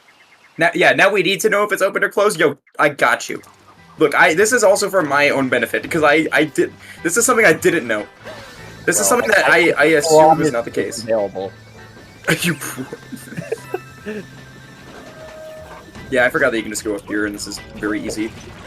Whee! That's gonna make it, right? Okay. Good. It is open! Oh my god. Bro, you just blew my mind. I for some reason... Okay, look. More you know, right? Now I need to explain something. So the reason why... I think I just had, like, the most vivid, like, imagination... Or, like, misremembering things, of me doing an All Moons Talkatoo run. And, going here, and something was blocked off. Now I'm remembering that it was the P-switch that was blocked off. That, because basically the P-switch that we used after the, Story Moon, to make the Flower Road spawn, that's what gets blocked off. So I think I just remembered that, and I thought that meant everything was blocked off. But hey, we're all here. The dead end, that's incredible, honestly. Not planted in the tower. Sick. Wait, chat, is the tower open? Guys, I don't know if the tower's open. I don't know if it's open, actually. Guys, I think it's blocked off. Guys, I think the run might be cooked. Look, we're here to have fun, and I think me being stupid is fun, okay? Look, right there, that's the block I was thinking of, okay? Alright, so we're gonna get Nut the dead end, and then we're gonna get Nut planted in the tower. Yeah, you know what? I'll try for the trick since I'm already here. Yeah, go for it. Also, there's so many Nut Moons, you have to remember which one's which. That's the other hard thing. I mean, most of them are pretty self-explanatory. There's a few where I'd be like, yeah, you know, you could definitely confuse that. Like, I feel like somebody would have definitely confused Nut at the dead end for Nut around the corner. No! I almost made it! No. Okay, it's okay, I'll just do the top again, because the top is way easier. And I'm gonna have to climb up anyways. And the warp, by the way, that's at there, currently is not there. The warp, where the Story Moon was. It's taken away once you get to this, variation of the kingdom. Yeah. Now, they aren't necessarily missable. Whoops, why not? Actually, you know what? This actually works out. I think I'll do this. And so I don't have to go back to Talk to anymore. I'm going to get this Story Moon, and then I'm going to, yeah, that's good. Get the Nut, and then we're done. Perfect. This has been not the best wooded, considering I had to go to Deep Woods literally 3 times, but whatever. At least you didn't roll treasure made from coins. That is true. That's the only one we did. No, there's 2 others, but that's like one of the only ones we didn't roll that was in Deep Woods. So you didn't roll treasure made from coins, you didn't roll past the Tillier pipes, you didn't roll the shiny rock, and you didn't roll hard rock in the Deep Woods. Yeah. So you got 5 Deep Woods means. Yeah, but still, that's normally you hope for none. Alright, but I do have this is the actual faster one in the tower, because I can just jump down. Which is, okay, that's fine. I'm not used to getting this without the uproot. There we go. Not planted in the tower. There we go. And we're all done. Get me out wooded. I mean, technically, if we were absolutely insane at the game, we could get stretching your legs without the uproot, but that is a very difficult jump. Yeah, I'll pass.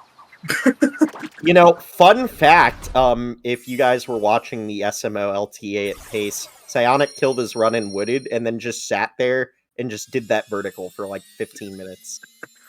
Shouts to Psionic. Alright, so we're gonna go That was awesome.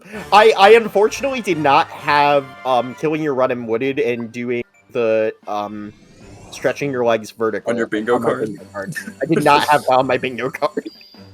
Alright guys, so coming up next is Metro. Metro is really annoying. It has a really... First off, we have a really weird RNG thing where, like, we could possibly be sent to 2 other kingdoms. It never happens, though, so we're all good. It happened. Oh no! God, this never happens. It's definitely not part of the story. So unlucky. The run's cooked. Talking to back at it again. Anyways. Also, this run has had, let's put it simply, not great RNG. So, thank God this estimate is, the way it is. I don't think the RNG has been super unfair. It's not been the worst, it's just not been good. I say it's been slightly below average so far. Fair. Sums up my speedrunning skill. Hey, I'm joking, I promise. I can't say that when I've literally done, like, 3 hotfixes. This is probably my 3rd hotfix run in the last, like, 2 months, so. I mean, Joey, the thing is, you are considered a jack of all trades, master of none. That is... So sad. Yeah, this is Bowser. We're punching him.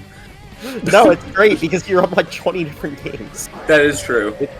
It's so funny when I submit to GDQs and stuff like that and hotfixes because I submit like 50 different games or something like that. Yeah, exactly. You know, you're bound to get something in. I'm sorry? Sir, come back here, mister. I'm not done with you. Well, Bowser rejected you. That's okay. very upsetting. It's alright. Not the first time. It's not the first time. That Bowser rejected me. I've been hit before. We will not accept no for an answer, Bowser. We will be back. We will be. Yeah, we actually will be back. We're so bad. We're so bad. So now is lost. Someone was asking earlier if we're going to get captured by the bird. I assume they meant this. We are constantly captured by Talkative for this run. But yeah, Klepto. So first of all, we have to do this. We're not. I mean, we definitely have workarounds.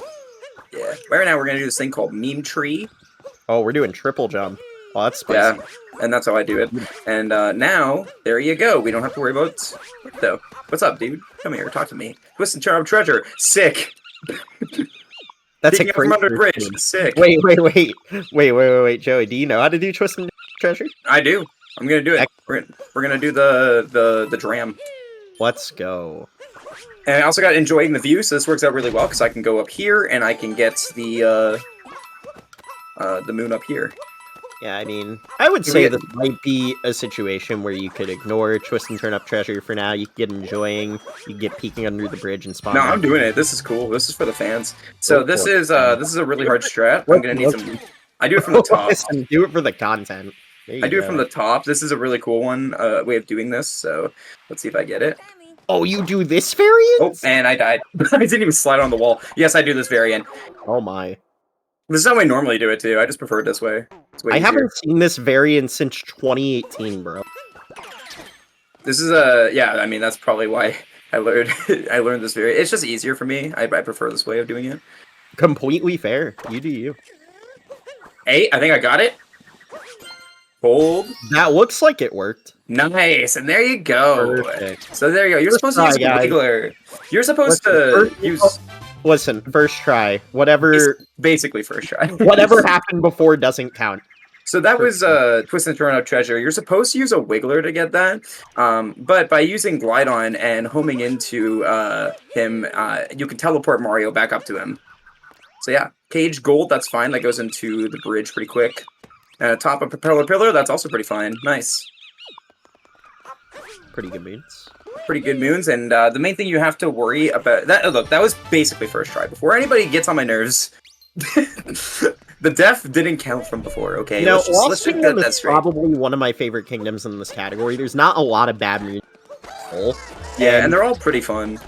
Yeah, exactly. I feel like the routing specifically for this kingdom is very neat because, like, the moons are so within close proximity. So there's so many different things that you can do. Also, fun fact, I had ComSob for this split for, like, 2 years. Nice. Yeah. Sick. I had the first sub 4 lost, and then people popped off in, like, late 2023 and got, like, a 345. I'm like, well, not getting that back. Oh, moon shards. Soaring, that's fine. I don't want to do moon shards. A butterfly's treasure, that's an easy one. It's just right over here. Joey, if we waited, we could have paired TNT with soaring. I didn't know. Hello, sir. Goodbye. I didn't know. Dad, I'm sorry. The hell, your dad now? Okay. Apparently. I mean, I think I called you Father Agron before. Over the fuzzies above the swamp, that's also fine. It's just right on over here. Right down this way. Shout out to the Odyssey children. Apparently most of the people that run this game are way younger than me. So just asked what is happening. I think we do give off that vibe. I'm sorry. We're gaming. That's fun. Listen, we're gaming. That's what's happening. I don't know if you just mean like what is this game or what is this category, but I just like what is happening. I think I give off that vibe pretty well. We're so bad. Look, I'm here to just have fun and make a fun run for you guys, and I hope that you're having a good time. Captain Toad, I'm having a good time. Cave gardening, sure. Cave gardening's great. It's right there. Captain Toad, cave gardening, that is completely fine with me. I think Honestly, I would just do cave gardening and just re-roll again. I mean, I guess we can. There's nothing wrong with that. Yeah, honestly, I don't really want to talk to Toad. Okay, we're already talking a lot to Bird right now, so... Exactly. Let's get on the mountain bird. We're doing Toad. Aw, avoiding fuzzies and I don't know why I opened the map. my brain was like, alright, Toad, let's warp there. But yeah, in order to make sure that Klepto doesn't catch us, we do have to, like, basically go up to him right there and say, hi, this is not good. Okay, we're good. Nice save. There we go, I was about to say we're so bad. God dang it. I can't. We were completely fine. I had complete faith that Joey would save us. I had complete faith that I wouldn't mess up. And by complete, it's a synonym for no. So. Perfect. But I still made it. And we're good. Alright. Awesome. So, that was a nice little detour. Again, this is a very short kingdom. So now we move on to a very long kingdom. So yeah, Metro is usually the longest with the run, I would say. Yeah, starting off, we have Nighttime Metro, which normally in any percent you would get up like around 5 moons from. We're only beginning the multi-moon because, again, the other ones, if we grab those, they don't count towards our total. So yeah. Yeah, and you might be wondering, why aren't we talking to Talkatu's earlier? Some of the kingdoms. That's because Talkatu's not here yet. Talkatu only appears in Day Metro. It's the same thing with Cascade earlier, like why didn't we just get 5 moons from Talkatu before Madame Brutal? Because Talkatu didn't exist. Well, actually there's 2 reasons for that. There's not 5 moons that even exist, at least for Nintendo intended moons. Yeah. In that phase of Cascade. There we go, nice. We're gonna do some nice little skips here. Very nice. Oh, so that's what they mean by climbing buildings. Yeah. Nice. Alright, and now we're gonna go up here. We're gonna grab some checkpoints, though, because the checkpoints are very nice, obviously. Yeah, the heliport is a pretty underrated one in Talkatu. For one reason and one reason only. There's a pull that spawns there. And I actually spent, like, probably a couple hours just utilizing that pull and coming up with strats where you just warp to the heliport, just launch yourself in random directions. Alright, that guy was just gaming. Alright, we're good, though. Now, the main thing that is rough for me is remembering not to grab this moon. It's just so in my nature to grab this moon. But I'm gonna make sure not to grab it. There we go, it's in that chest there. And then we're gonna do a nice little jump you didn't here. even open the chest. What a gamer. It's so insane. And then that jump right there will kill you a lot when you're new to this game. Yeah, fun fact about that chest I would like that. Fun fact about that chest moon, that was the origin of moon clipping. We will not be seeing any moon clippings here. That's what you think. No, I'm kidding. My insane routing's like just unmatched, actually. So this is Mecha Wiggler. Everybody hates this boss because it is RNG for the second phase of what pattern he's going to give us, and we're going to try really hard to get a 2-cycle. If we miss it, then we lose about 20 to 30 seconds. So yeah, 25 seconds usually. 20 if you're fast. Yeah. But what we're basically going to be doing is, in order to maximize the time that he's on this wall, some people don't know this, this helps out a lot to get 2-cycle, we're going to not destroy all the fireballs, because he'll only start leaving the area once all the fireballs are gone. So yeah. And this looks like a good pattern. Very good pattern. I just need to hit that last one and we're good. Very nice. I'll take it. That was actually what starts the vulnerability phase of Mecha Wiggler is one of the fireballs hitting the ground or taking damage. Yeah. So, you know, so like the fireballs can still be there, but as soon as one touches the ground or Mario... I mean when he leaves, like, the area. But yeah, there we go. That is Dark Metro. Also, I do know we need to take a break at the 1 hour mark, so I think we'll probably do it after Metro if that's all good. Whatever works for you. Sounds good. That will be probably around the hour to hour 10 mark, and we'll take a break. All right, now it's time for the fun part. Talk to me, man. We're good at that. Yeah, so Metro Kingdom is not exactly known for having the fastest moons. Obviously, in any percent, you get very fast moons, but there are a lot of moons in this kingdom that take forever, because 14 of Metro's moons that are accessible to us right now are in sub-areas. It's very likely that we're going to get those. Alright, Sewer Treasure, that's fine. I can pair that at the end. We also got the moon that I said I didn't want to grab, Yep, so that actually worked out well. And then what was the first one I missed? Bullet Building. Bullet Building. I don't know how to play this area backwards, so I'm just gonna play this nice and safe. Yeah, you're good. Honestly, that's a pretty decent way to approach this. And nice bonk for good luck. Alright. Alright. And the other thing, too, is you can get the jump rope moons. I suck so bad at jump rope that if we get jump rope genius, I'm not going to do it. I'm just going to tell you this right now. Valid, honestly. When I do jump rope in all moons, I use the letter glitch. So that's cool. Oh, that was interesting. Mario just hugged that flag there. Mario wanted to show affection to that flag. The other thing too is there's a lot of girder moons in this kingdom, and there's also a lot of trash moons, so you have to remember which one's which. I got a value dive. Let's go. I got another one. Let's go. So, since we're on that topic, a value dive is when you throw Cappy, but Mario dives in not the direction that Cappy is going. Yeah, it's either called Value Dive or Chaos Dive. It's basically whoever you want to make fun of, and shouts to Value. So that's actually incorrect. A Chaos Dive is when you miss the ground pound input and Mario falls a little bit. Oh, I thought those were the same thing. My bad. They are different. Alright, so we need to get up to... you know, to be fair, you can still make fun of either of them. So we need to get up to how many moons in order to do the four guys and the sewer and the thing? Metro Kingdom. The 4 guys? The 4 guys. How did they take out the trash? Guys, unfortunately, they did not have a 5th guy, so 5 guys is close. There's no 5 guys. There's only 4 guys. 5 guys. It's so sad. It's so bad. You guys are gonna be so sick of this joke by the time we're off this this stream.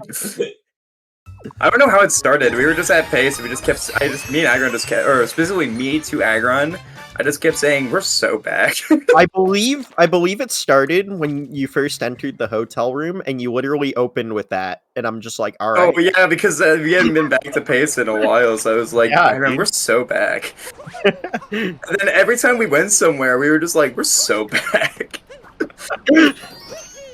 Anyhow, here's how they take out the trash. Again, knowing the trash moon names, just like the nut names in Wooded, is very important. We're also gonna go down here and start the wonderful side quests from The Legend of Zelda, and talk to the wonderful side quests from The Legend of Zelda. Yeah, yep. Of course. Find the 4 guys. That's my favorite side quest in Zelda. Find the 4 guys. So these are story moons, and then there's also one in the sewer, which we have to go to anyways for sewer treasure. And then at that point, honestly, I think we're just gonna do the festival because it's a fan favorite, and it's 3 moons. For the content. So yeah, and we have to literally do everything anyways to like aside from the festival right now. So I might as well do that as well. It actually looks like your moon count's gonna line up pretty nicely for doing that as well. Moon shards! Oh! I hate it. Yeah, once you do all the musicians, sewer treasure, plus sewer story, and festival, that's 9 moons. Oh, so, that's perfect then. We'll get these 2 and then be done. I might see if I can get a better one than hanging on a high rise. Yeah, I mean, you're only going to need, like, 3 more rolls, I think. Wait. Hold up. I have to remember this moon. Are you good? Nope, I forgot that it's on there. Okay, now we're good. You know, it's actually funny. I forgot that the intended way to do that is to shoot the block. I always just up throw to get it. That's fair. Alright, and we're gonna go over here. And I was supposed to shoot this, but I'll wait for the guy.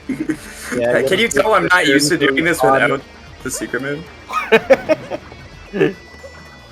You know, fun fact, if you didn't want to destroy property, you could have actually just threw Cappy at a slight angle to clip him in to collect that moon shard, the one inside the taxi. There we go, that's how you get up there. Destroyed. Dude, that property damage is going to add up, man. Look, it doesn't matter, because I'm not staying here for that long. Yeah, you're right. We don't care. Mario's a felon, okay? Yeah, Mario's a criminal. We already know. We already know this. This is confirmed. This is known. This is known information. It is common knowledge. This is common. Mario is a criminal. We're rewriting lore right now. To be honest, it's not even lore because he was literally framed in Mario. That is true. He already has a record. Exactly. Okay, and it's a moon I don't want to do. So we're gonna go do. It was hanging on high rise, right? Yes. Not vaulting. I mean, granted, when he got framed in Sunshine, it was based off of Foreign Affairs. So I forgot that I need to do this. So maybe it has nothing to do with the Mushroom Kingdom. So yeah. So hang on a high rise is thankfully the faster one. We're gonna get to do a nice little skip that you normally don't get to see, where we can just jump to the very end of the sub area. Yep. Are you gonna do triple jump, vault? I'm gonna do triple jump. Nice. But yeah, so here's the beginning of the sub area. There's the bottom of the sub. No, Joey. I'm trying my best, man. Did I say that I didn't practice yet? I didn't practice. You're good. Anyhow, there's the top of the sub. All right, now let's get the rest of these musicians. Here's the beginning of the area. Here's the bottom. Look, it's funny. All right, it's funny. We're all good. Listen, it was funny. I'm here to make this entertaining for you and all your family, including your mother. And I'm hoping I'm doing. I'm sorry. What did you say about my mother? Also, we didn't get to hear it because I was talking over it, but this is the OTEP guy. The OTEP guy. He was very memed upon at the beginning of the history of this game. So yeah. He still is. Let's be honest. That is true. Some jokes just never die. Did you you know, some jokes just never die, like naming every trick in the game Dram. Yeah, shout out to Dram55 who didn't find 90% of the Drams. Who didn't want any tricks named after him. Dram found a trick in sand, and he said, please don't name this trick after me. The community called it Dramstrat. And then just kept finding stuff, and then they kept calling it Dram. So, there's a lot of things in here called with the name Dram, and I'm pretty sure none of them Dram had anything to do with. Trick jumps. Meals on vacation. Also, I think you were wrong with your counting, because there's 5 moons that we're gonna get now from the rest, so I gotta do some quick math here. I still find it incredibly sad. We need 2 more moons, and then we can just... guys. You're never gonna let me live this down. Okay, so we need 2 more moons to get here. Yeah. So if we get another C, that might actually be fine. Yeah. So you're gonna get Sewer Treasure, you're gonna get the Story Moon, you're gonna get 3 from Festivals, so you just need 2 more. Yeah. Big Jump Escape, I mean, that's fine. You know what I'm actually gonna do? It was Rooftop? Rooftop Planner? Yeah, Rooftop is the one over there. I'm just gonna go ahead and do this now. Yeah, why sure. not? I can show how seeds work. Yeah, why not? I hope I'm building the right one. This is Rooftop. Yeah, you are. Right? Yeah. You are. Okay, good. I get these ones confused, Rooftop and Building, because they're both, structures. Valid. So. I mean, this is the slowest seed moon of the 3, but that's okay. So seeds, you normally have to wait about 20 minutes for them to grow, but we can do something with called not waiting. It's a wonderful trick that we're going to show off. Also, shout out to Banana Mania. Because back in early 2018, the primitive days before we figured out that you can advance the time clock, There was a thing with the Talk To categories where you could be seed locked. Yeah, that is true. Very fun. Very fun. All right, so let me just make sure that's growing. All right, cool. It is. I changed it from 12 a.m. to 1 a.m., so I wanted to make sure that works. All right, we're good. All right, so now that is going to grow, and we can go ahead and get Big Jump Escape, which that is that the secret one? Big Jump. Oh, yeah, Big Jump is, yeah, it's the secret one, yeah. Yeah, Big Jump Escape is going to be the first one. Yeah. I had to remember which one it was. Sometimes the hint for which one it is at the beginning, sometimes it's at the end, and you have to remember which one's which. There we go. Nice. And now we'll go ahead and warp back, and we can go get that moon that now grew from the seed. So yeah, that's how we do seeds in Talkatoo. Before we knew that we could do that, where am I going? Where are you going? I got turned around. I don't know. I'm just here. Wait, but before we do that, you could Wait. Bounce on the taxi. Wait, I mean that no. Oh, you could have though. You could have. Okay, that's what I get. I'm sorry. But before that was known, this made the category a whole. What? What of a what? What was that? I didn't. I didn't mean to do that. No. There we go. Rooftop planter, and now we're good. We did it. Now we're gonna go to the sewers. Yeah, because Pauline's basically like, "Yo, become a plumber like you're supposed to be." So we're gonna go do that. All right. So that was before that was known to be a thing where we could adjust the clock and stuff like that so that it would save a lot of time. It made this category so much more annoying, and I basically coined the term seed locked. And if you got seed locked, that sucks, and I'm sorry, because that's easily a way that your run could die in like Seaside or Metro. Dude, forget Seaside. I'd be resetting in sand. Oh, or sand. That is true. Well, we didn't get any in sand, so. You know, just another reason to never Sand Kingdom when playing this category. True. But yeah, here we are. That is our story moon, and then we're gonna do the festival. You're not gonna hear too much of it because we can skip cutscenes, but yeah. Someone said to host SGDQ run shenanigans. Look, I'm still in that goofy, like, SGDQ mood. I commentated 3 times during SGDQ. I would highly suggest watching those runs, because they were very entertaining. No bias. But the runs I commentated was Splatoon 3 Side Order, Penny's Big Breakaway, and Celeste 64. Both Splatoon and Penny, I was, like, the jokester of. So, if you like funny... Just funny. That's me. If you like just funny, as you can tell. when I'm in marathon runs or like runs for GDQ, dude, my energy just spikes up. I get the adrenaline. So here we are. But yeah, no, being at SGDQ is great. It was the best week of my life. Hands down. And I've been to other speedrun events, but this one topped it. And I can't wait to go to other GDQs in general. And it's really funny that I'm here now 1 day after I got home. So, hello. Anyhow. You never left. You never left. Shoutouts to Church, who a few days before I left for GDQ just said, and I quote, "Would you like to run anything around 2 hours for Hotfix that's Mario related?" Look. It left a lot up to me, and it was nice. Somebody runs a lot of Mario, and you just need something.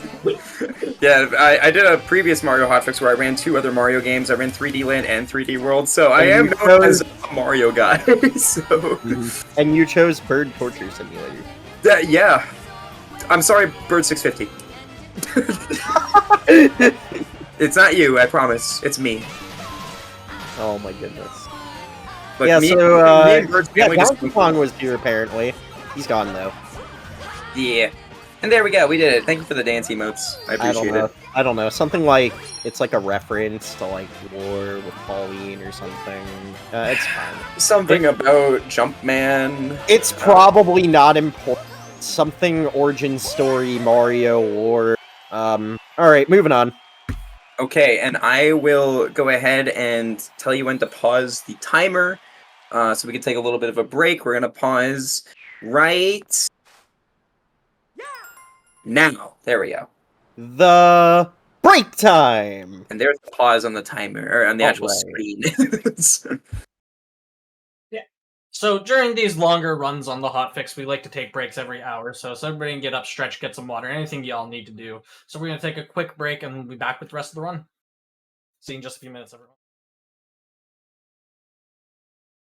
Hello, everybody. Welcome back to the Games on Quick Hotfix. Sorry about that. We had a little bit of technical difficulties on our end, but we're back. And we're in the middle of a Super Mario Odyssey Talk to run whenever you're ready, if you just want to give a quick 3, 2, 1 countdown. Sounds good. Welcome back to Mario Talks to a Bird because he's delusional. Let's continue in 3, 2, 1, go. All right. So, when we last left off on the last episode of Talk 2%, Mario Edition, the only edition, we did the festival. Yeah, we did the festival. And the sub-areas are not fun. Yeah, and we also finished off Metro. So we are at 75 out of the 124 power moves that we need. We have a few more kingdoms to go, so yeah. Oh yeah, the timer didn't stop.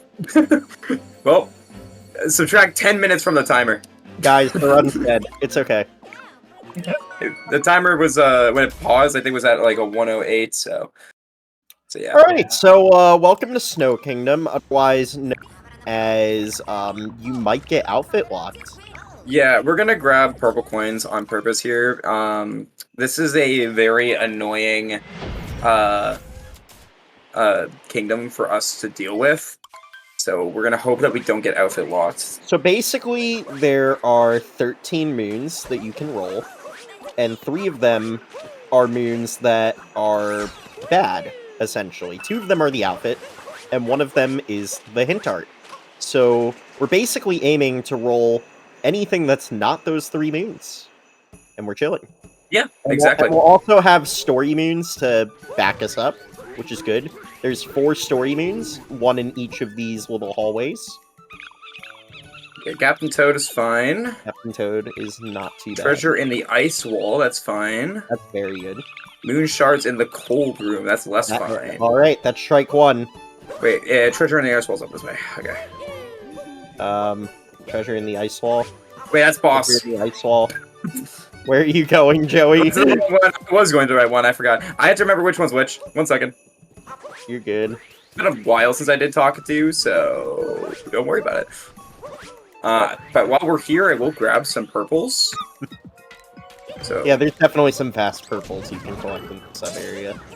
A couple up throws. Now, this is also interesting because in the All Moons, which is a category that I primarily run, we normally don't have to grab these shards, but we're going to have to grab them here in order to spawn this. So yeah. Yeah. There we go. Also, thank you, Tech, for fixing the timer. Appreciate it. Alright. And there we go. And here's the moon that we got from Talkatu. There we go. I don't know how that's treasure in the ice wall, because this is not an ice wall. I guess there is ice. I guess it's a wall that's mostly ice. Yeah. Like, I see it. I see the vision. I don't agree with it. The vision. And then we're gonna go ahead and warp out of this area and go get I feel like Captain Toad. I feel like a better moon name for that would be Treasure on the Snowy Wall. Yeah, it's definitely less ice. Ow, Mario, we have things to do. All right, there we go. I'm gonna grab those. So now we only need 5. I'm gonna hope for a different story moon area so we can get more purples. Yeah. And then I likely will end up having to do the outfit room. The outfit room, yeah. Yeah. One thing I will note is we were talking about earlier how Talkatu is only going to give us moons that Nintendo intended us to be able to collect during the phase of the kingdom that we're in. As most of you are probably aware, there is a way to collect the Painting Moon in snow early. However, Talkatoo will not roll that, as it is considered not a moon that Nintendo intended us to get. Yeah, it is not Nintended, if you will. It is not intended. Exactly. In fact, Nintendo doesn't expect you to get that until the post-game, so... Oh, sick, we got snow art. Oh, that's strike Hopping? 2. Alright, that's fine. We're getting there. We're getting to possibly having... you got 10. We're getting to the point where we might possibly only have the hint art and the 2 outfit Yeah, moons. the hint art and the 2 outfit moons, in which case you just gotta do the outfit room. Yeah, but again, I would like to roll something else first, so I can have enough and not have to lose time going for purples out of my way. It's really sad when you get a run that, like, is really good up through Metro, and then you get outfit locked. It's, like, the saddest thing. Yeah. Alright, that's pretty good movement there. We're gonna go ahead and do the ice dodging Goomba stack, and then also the story moon here. There are purples, but they're pretty out of the way, so I think I'm just gonna gamble a little bit and not go for them. Yeah, the purples in this room are definitely not on the way. Yeah. Ooh, okay. I'm gonna take this nice and safe and go around this way. Oh wow, you really took it safe. Yeah, well, I could go a little bit riskier, but I don't want to die. Well, actually, the really safe way would be to go all the way up to the top. We are not doing that. And drop the... I'm gonna go for a pipes. We're gonna go for a pipe slurp here. I didn't get it. Alright, I tried to. Oh, okay, give him a nice bounce for good luck. You know, I would say you suck for not getting the pipe suck, but that would be mean. You've already said it for It's okay. You're saying it's okay to yourself or to me? Both. Okay. It's okay. It's okay. Alright, there's still a chance we don't have to go to either, or to the outfit room. The Bavarian treasure chest, that's good. Bavarian treasure chest is great. Alright, Let's keep rolling. I actually don't know how... Okay, sick. Follow dive for the fans. Haven't seen that yet. Totally. Alright, if we get piled on snow, and then one of the other 2... Piled on snow? You mean shining in the snow town? You know what I mean. The other one. Okay, fine. We'll get them both. No. I'm just gonna go ahead and grab the... I'm just gonna grab the purple coins from in here. Technically, we do have enough to leave. We just get both of the story names. We fight Rango. I'd rather not, though. I think it's faster not to do that. I'm not sure. I think it'd be close. Mainly because I just don't want to fight Rango. That's valid. Rango on ice is annoying.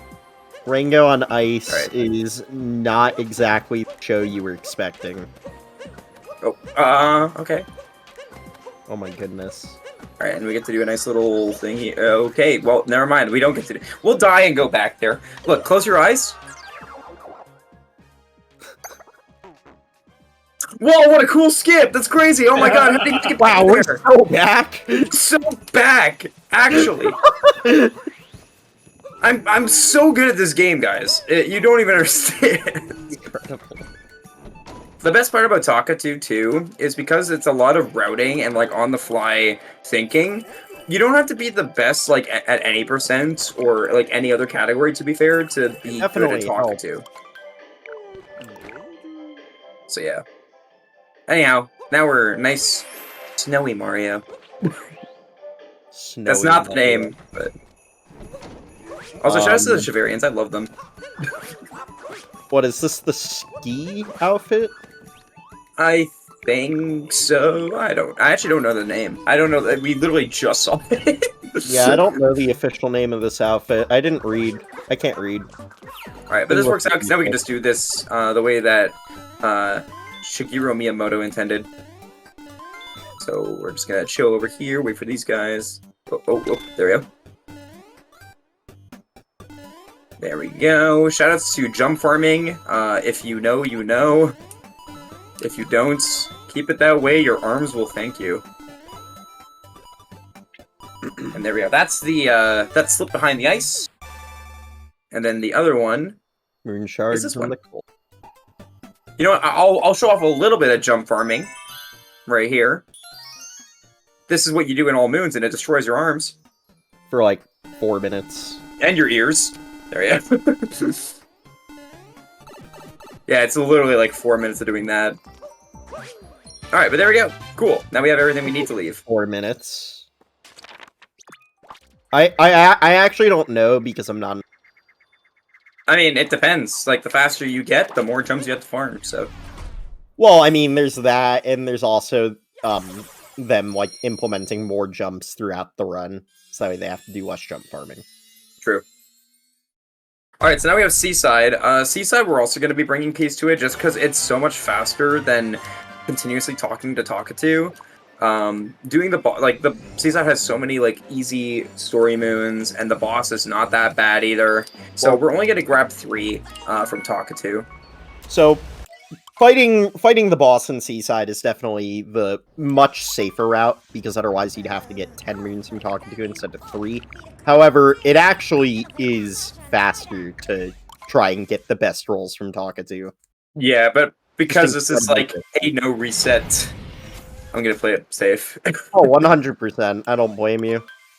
I pretty much only go no Brigadier Mollusk Lancer, Dauphin of Double Aim. Thank you for saying the full name. Actually roll off his name. Yeah, I pretty much only do that if I'm on a bad run and I have nothing to lose, so I just try to go for a Comsob attempt, basically. Alright, we're gonna go ahead and get the, oh god, I need this. Thank you. I normally don't go that way to do this. Where are you going, Mario? Okay, whatever. We're gonna get these 2 story moons first. I literally did not pay attention to what... Okay, looking back at the Dark Waterway, a stretch on the side path, and, the Underwater Maze hidden room. I'd rather not do Underwater Maze hidden room if I can. But we'll see. So you oh, whoops! I should probably hit the button. That'd be a good thing. I need to get up there now. Yeah, you need to hit the buttons in order to spawn the boss. So that is important. No, sir. It's okay. Whatever. It's fine. Alright, but this is another skip that Nintendo intended, because if we go up here, we're gonna see... Amazing! All that without a refill! Crazy! But yeah, there we go. So there's 4 seals that we need to find, and then, and hit, and then, there's the boss. So, we're gonna hit this... switches, basically, you're breaking the corks off of the fountain, and it's making Brigadier Mollusk Lancer Dauphin of Blaine incredibly angry, increasingly angry each time you do it. Stop saying the full name. I feel like you're running out of breath each time you say it. I'm not, I promise. Anyhow, I think what we'll do is we'll grab this. I'm gonna go back to Talkatoo and see if we can get a better roll for our 3rd one. I'm okay with stretching on the side path, but I would prefer not to have the underwater maze. It's kind of slow. Actually, I technically didn't say the full name both times because I forgot the 3rd. Okay, Love on the Seaside is completely fine by me. Honestly. It's not that much faster, but this will lead into our seal. I mean, it's not terrible, because it leads you right to the canyon seal. Exactly. So it works out pretty well. I'll take it. Not too bad. So you do this, you do canyon seal, hot spring seal, and then you need 1 more. Oh, it'll be the stretch on the side path. Oh, we're doing that? Yeah, I mean, it's not that slow. Why not? I'll get the checkpoint first. I guess we're relatively on our way. Yeah. The sub area is It's right near the below hot where we spring. need to It's go. right below the hot spring. It's Yeah, about, not the best seaside. This is kind of like a slow seaside, but it's fine. yeah, we're probably looking at like 8.5, 9 minute seaside. Alright, there we go. I usually never go to the seal like that. I usually just gush it up there, but this works. Either gush up there or climb the side of the Yeah. because for some reason there are parts of the wall that you can just stand on. It's pretty easy to get up there. Alright, and... If you know where to stand. Okay. No! Okay. Okay, I'm dropping inputs. Love that. Thank you. Mario Odyssey is a perfect game with no flaws. Joey, that Goomba almost got you, It did. I almost got. That was insane. but instead we got him. So true. So I'm gonna go up here, and I'm gonna go ahead and Yeah, get smart. this first. And then we're gonna get the checkpoint, go back down, get the moon in the sub area, warp to the checkpoint, hit the button, destroy the boss, and everyone's gonna love me. Maybe not the last part, but you know. We already love you. What are you talking about? Aww, that was sweet. I mean, The only nice thing you said to me. that's not true. I'm joking. Promise. Probably. Probably. Oh. Yeah, Stretch of the Side 5 is not like that slow. It's the shortest of the two, so it's all good. I mean, to be fair, I don't think Brigadier Mollusk Lancer, Offhand Bubbling the Third loves you. I'm gonna keep laughing at this, and I don't know why still. Bro, we're taking away his ability to drink the sparkling water. That's the war. Not that. I mean, you saying the full name. No, I know that. I was explaining the lore since we're playing in English. Yeah, I know. I thought you meant why. Okay, anyhow, here's the boss. What's the boss name again? I actually forgot. Brigadier Mollusk Lancer, Offhand Bubbling the Third. There we go. Thank you. You're welcome. Oh, if only they. Yeah, that's the full name. That's the actual full name that they give him. Imagine like you have a child and you're like, what's his name gonna be? Jimmy? Timothy? No, it's Jimmy? this. Whatever this is. To be fair, he does look like a whatever his name is. I don't remember it like you do. You have this on lock. Oh my god.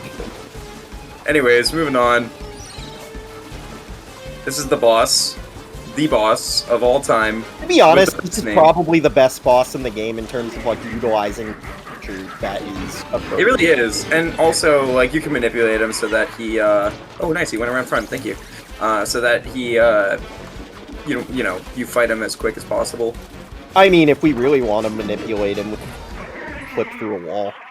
That is true. I'm not the best at that. So That's okay. I don't do that. And we made him drink so much water that his brain blasted. Don't you just hate when that happens? He literally just watched too much Shimmy Neutron. Chat, this is why you should drink enough water that your body needs. Make sure to drink some water. Stay hydrated. I promise you, your brain won't explode, maybe. Drink some water, just don't drink too much water. Just don't drink the entire ocean. And maybe don't have a fat plumber stomp on your brain. That might do it too. Oh my goodness. Alright, so that was Seaside. We only have one more kingdom that like heavily revolves around Takatu. We do have to get some moons and Bowser's as well. But it's not as much as Seaside. Seaside's like the main last one we have to worry about. Yeah. I mean, think of Bowser's as like basically Cascade 2 in terms of like how the category functions. I promise you, your brain won't explode, maybe. See, that should go on the GDQ Wall of Fame of quotes. Honestly, if somebody put that on a shirt, I'd probably buy it. I would too. No bias. Absolutely.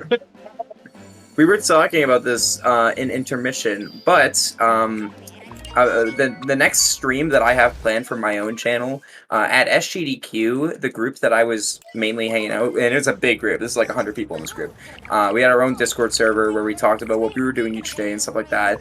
And in that server, we had a quotes channel where we quoted out of context things that we said at SGDQ. And some of them were really crazy and made zero sense unless you were there. And so a stream idea that I thought would be really funny, and if you want to watch this, make sure to drop me a follow and show up tomorrow. We're going to go through all the quotes and we're going to make a tier list out of them. And oh wow, some of them are not for the faint of heart. So some of them probably shouldn't see the light of day ever again and have no explanation. Wait, just one question. Is the tier list based off of with or without context? Without context. I think that's incredibly important. Without contest. Context. It is a contest. Without contest. Also, another thing here. This is our first story moon of Luncheon. Talk to will not spawn unless you do this moon. So, yeah. Yep. Anyways, so now that we did this, is a requirement for this category. Yeah, so now that we do this, there is another story moon that's really easy to get, and a multi-moon. So we need 18, but we're only probably going to get up to 14. And then we're going to get those two because those are super simple. Alright, Talk to, what do you got for me? Atop the jutting crag? That is a good one. An extreme simmer? Not so good. Magma Narapath? That's fine. That's not bad. Alright, we're gonna go over here.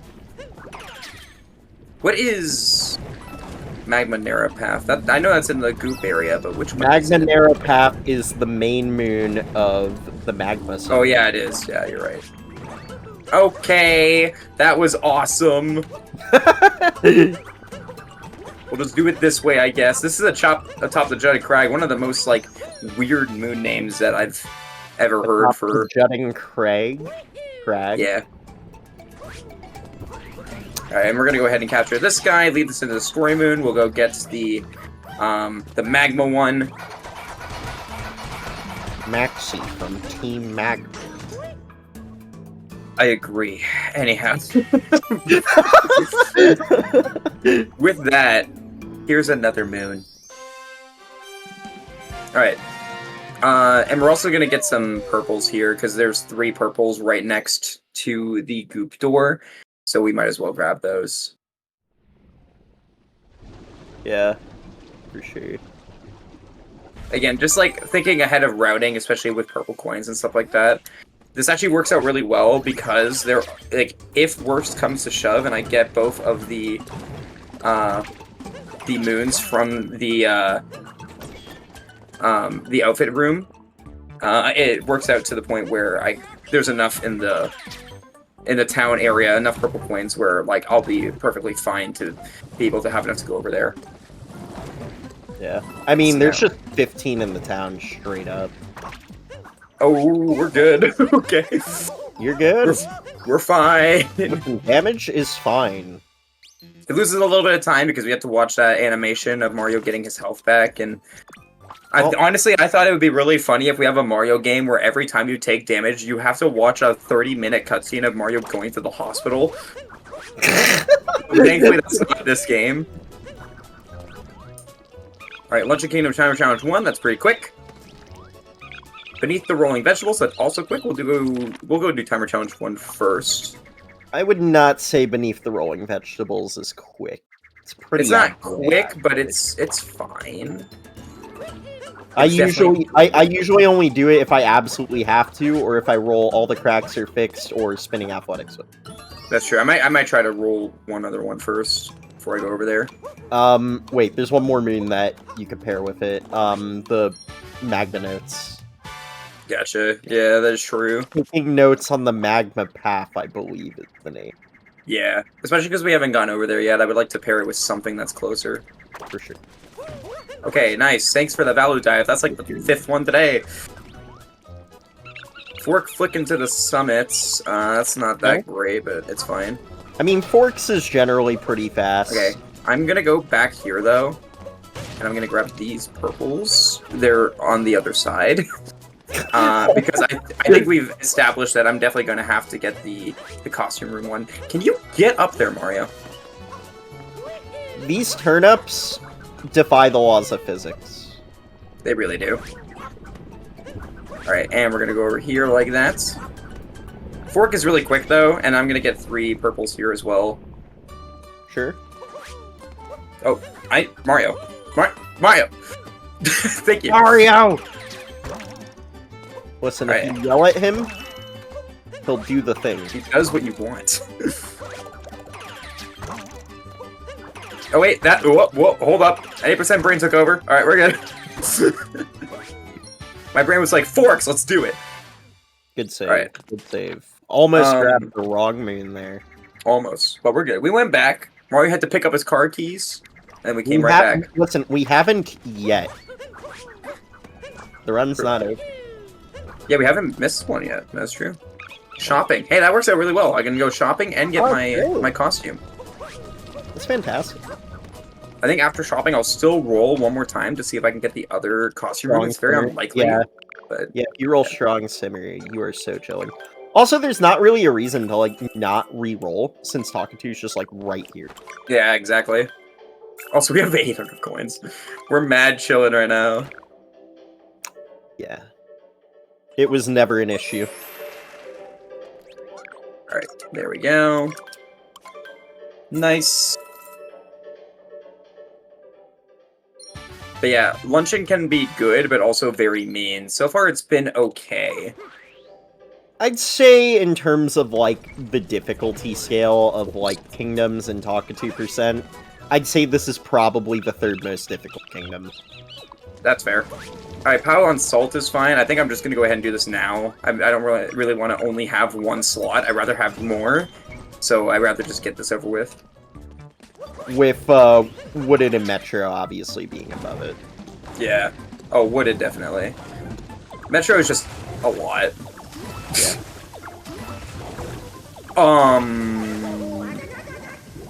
Cool. Cool. Cool. That's Sick. fine. A huge fan of that, actually. I don't know how that happened, but sure. We're gonna get this. We're gonna get Piled on Salt, because Piled on Salt is really quick. Like, it's at the very beginning of the kingdom, so. I think when you made the Magmado go splat, Mario slightly touched the ground. Yeah. Alright, nice. By the way, those enemies are called Magmados. That's also something I didn't know, so. You're welcome. The more you know. You know too much about this game sometimes. I know so much useless. Do we need to go back to the Bub Lane, the 3rd something? The big squid guy.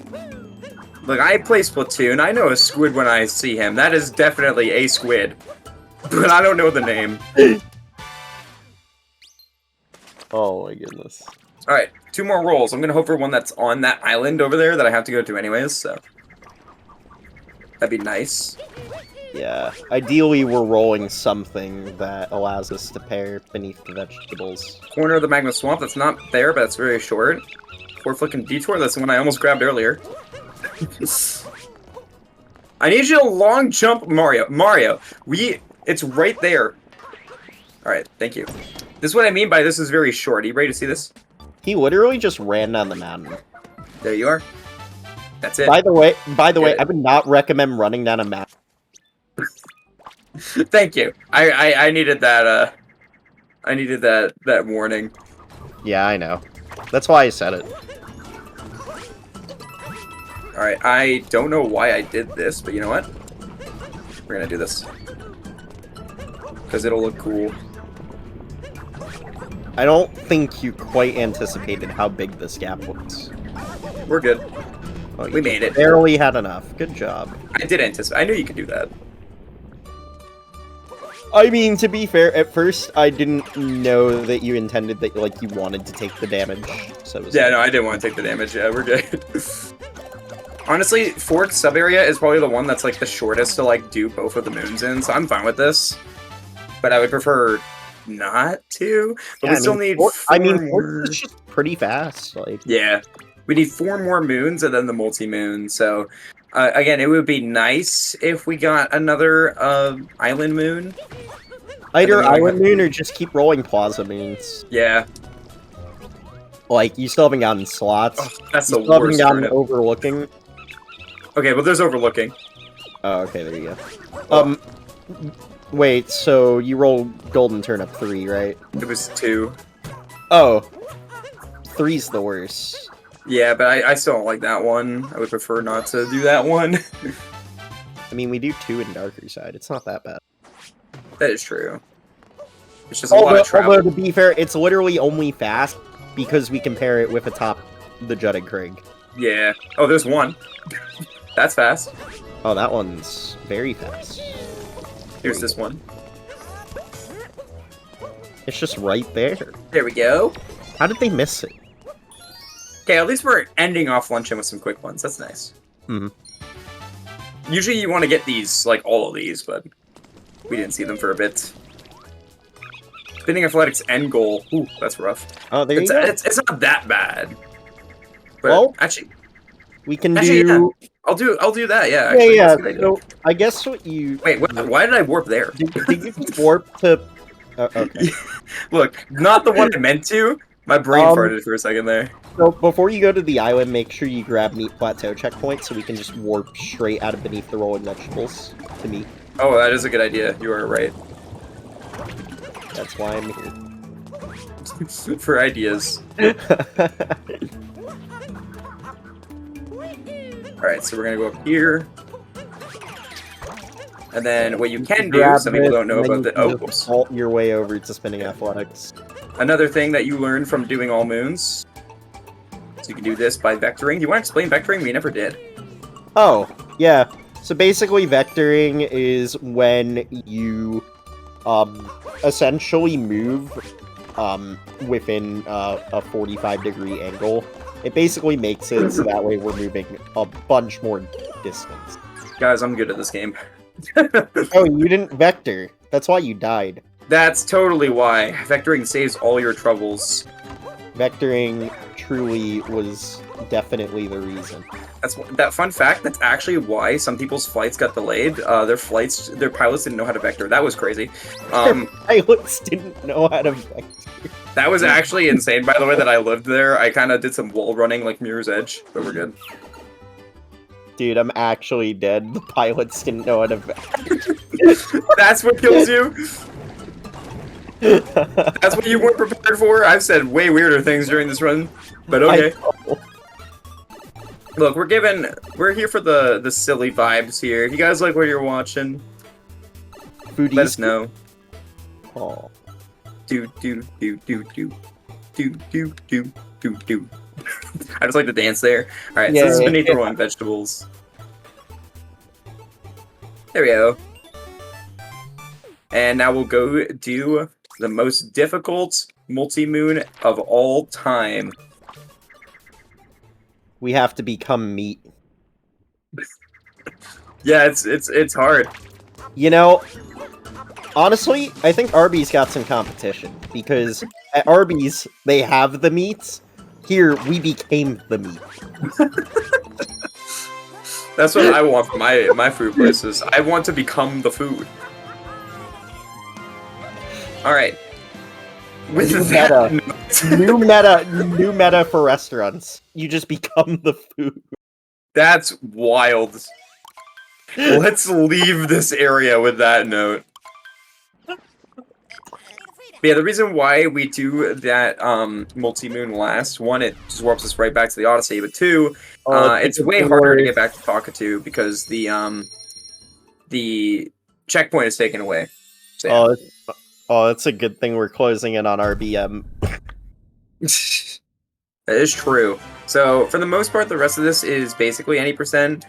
We do have to do 2 Talkatoo moons in Bowser's, but that's it. So, it's usually not a problem. Quote unquote, usual. Usually.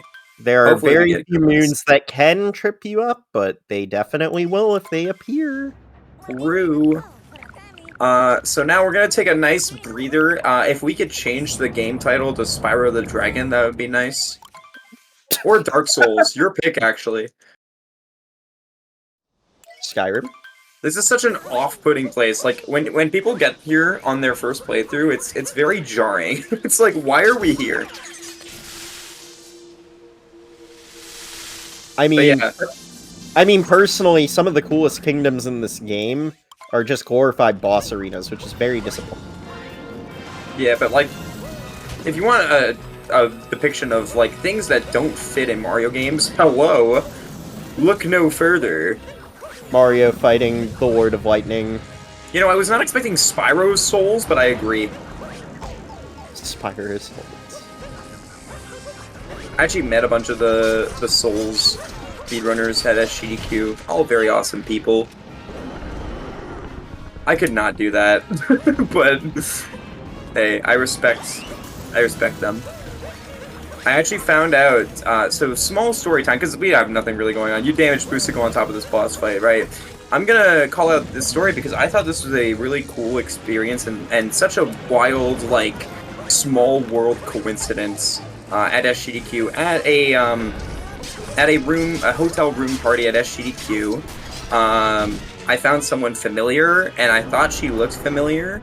But I didn't say anything, and then oh boy, just randomly she shook my hand and she was like, "You don't remember me, do you? We went to middle school together." And I was like, wow. It is you. So like, and it turns out she's a very popular streamer. She speedruns Soulsborne games. Her name's Parkin Harbor, and yeah, we went to middle school together. I hadn't seen her in 8 years, and of all places, I saw her at SGDQ. So yeah. Very small world, and just wanted to point that out. It's such a really cool thing that I never expected to happen. So, there you go. Yeah, I mean, that's honestly pretty incredible when you just meet, like, old-time, like, acquaintances. Just, like, randomly, like, you know, you just wouldn't expect it at all. Yeah, it's not even, like, it's also the fact that, like, she still lives in the same area that I live in. She never left. I thought she did. And also, she's with little Aggie, who's a Soulsborne speedrunner, and he also lives here. So they're like 10 minutes away from me, and I never knew. That's crazy. That's pretty cool. Yeah, no, it's a small world, and just goes to show, you never know who you're gonna meet if you go to GDQs in person. Also, I've mentioned this before. SGDQ was a great time. Highly suggested. It was my first time going to a GDQ in person, and I would definitely recommend anybody who's interested to do so as well. It's a very good experience. For sure, for sure. You guys want to hear about Mario, don't you? And with that, we're moving on to the final kingdom. Now that we're out of Dark Souls, surely there are no other kingdoms active. Now that we're out of Dark Souls land, we can talk about Mario again and not Dark Souls speedrunners. It's literally Bowser's Kingdom, guys. Like, there's no other kingdom active. Exactly. This is the end. So the way that this world works is we need 8 moons to leave this kingdom, but we're only gonna get 6. But Talkatoo does not spawn until you get the multi-moon. Whoops, missed that. I believe this is also the only instance where the moon outline does not show during the main game. That is true. Yeah, so you don't know how many moons you need until after. So right now I'm just gonna rush story, and then by the time we get there, I would like to assume the reason why they did this is because they wanted to bring suspense and be like, "Is this the final showdown?" That is true. Yeah. Spoiler. No. I mean, otherwise, I'd have no idea why they just refused to do that. Yeah. Someone just said, I wish I could go, but I would feel so out of place. Honestly, I'm going to tell you this right now. If you go to SGDQ, and you don't know anyone or anything like that, or you're not in a speedrun community, trust me, you will find people. That's the best part, is that everybody vibes really well there. The vibes were really good. there were people that I met at GDQ that I had never like talked to ever before, and we became really good friends from there. So Nice. again, it's really up to whether or not you can manage it financially, of course. But if you have the chance to go, I'd say give it a shot, because it's a completely different experience from watching it at home than being in there in person. It's pretty surreal too. All right, so that was our second moon, and then we're gonna have quick refights with both Harriet and Topper. Topper. His name's Topper. Thank you. Yeah, that's it. Man, I always forget that name. Oh, it's not like King Crusader, the Bubbly Master, the Third, whatever his name is. That guy's name just rolls off the tongue, actually. Alright, are we Harriet or Topper first? Okay. I am a Harriet first enjoyer, and if you enjoy doing Topper first, don't worry, we all have opinions, and yours is just wrong. Yeah, for some reason, ever since this game was released, the speedrunning community has just had a giant debate on which bunny to do first. And the real answer, it doesn't matter. At least that's what you would unless think. you're a bad speedrunner who does Topper first. Wait. I mean, that's what you would think, but they actually did measure the pixel difference between these two arenas, and Harriet's is exactly 1 pixel closer. That's actually funny. I've always done Harriet first. Anyhow, I lost time there because I accidentally hit those bombs back. If you want to save not even a frame, you do Harriet first. Hey, we're speedrunners. We're gonna save all the time we can. I didn't even know that, but now that I know that, I'm vindicated. So, for some reason, I mean, to be fair, I actually do know the reason. So, you know those boxes off to the side of each of the arenas? Yeah, does that make the arena have to be slightly bigger or something? Like, yeah, so apparently the boxes on the Topper side are slightly further away than the ones on... That's insane. I mean, it's not noticeable unless if you actually, like, measure the pixels within the code. True. So, but yeah, that was the refights, and it's usually that's the only time in 80% you see Harriet, but we actually saw her in this run because we went up to the inverted pyramid. I mean, in any percent, the only time you see any of the Brutals, assuming you're doing the top level routes, is Cap and here. That is true. Yeah, we cut out the rest of them. Also, here's some sick movement. I always love that movement. Nice. Nice little insta-capture there. And we are going to make sure we get the top checkpoint here for later, because Talkatoo is going to be up there. Definitely important. Yeah, I avoid the other ones so that it's easier to select that checkpoint when we warp. Absolutely. Yeah, there's Beneath the Keep. And now it's time for everybody's least favorite boss to spear when you start off running this game.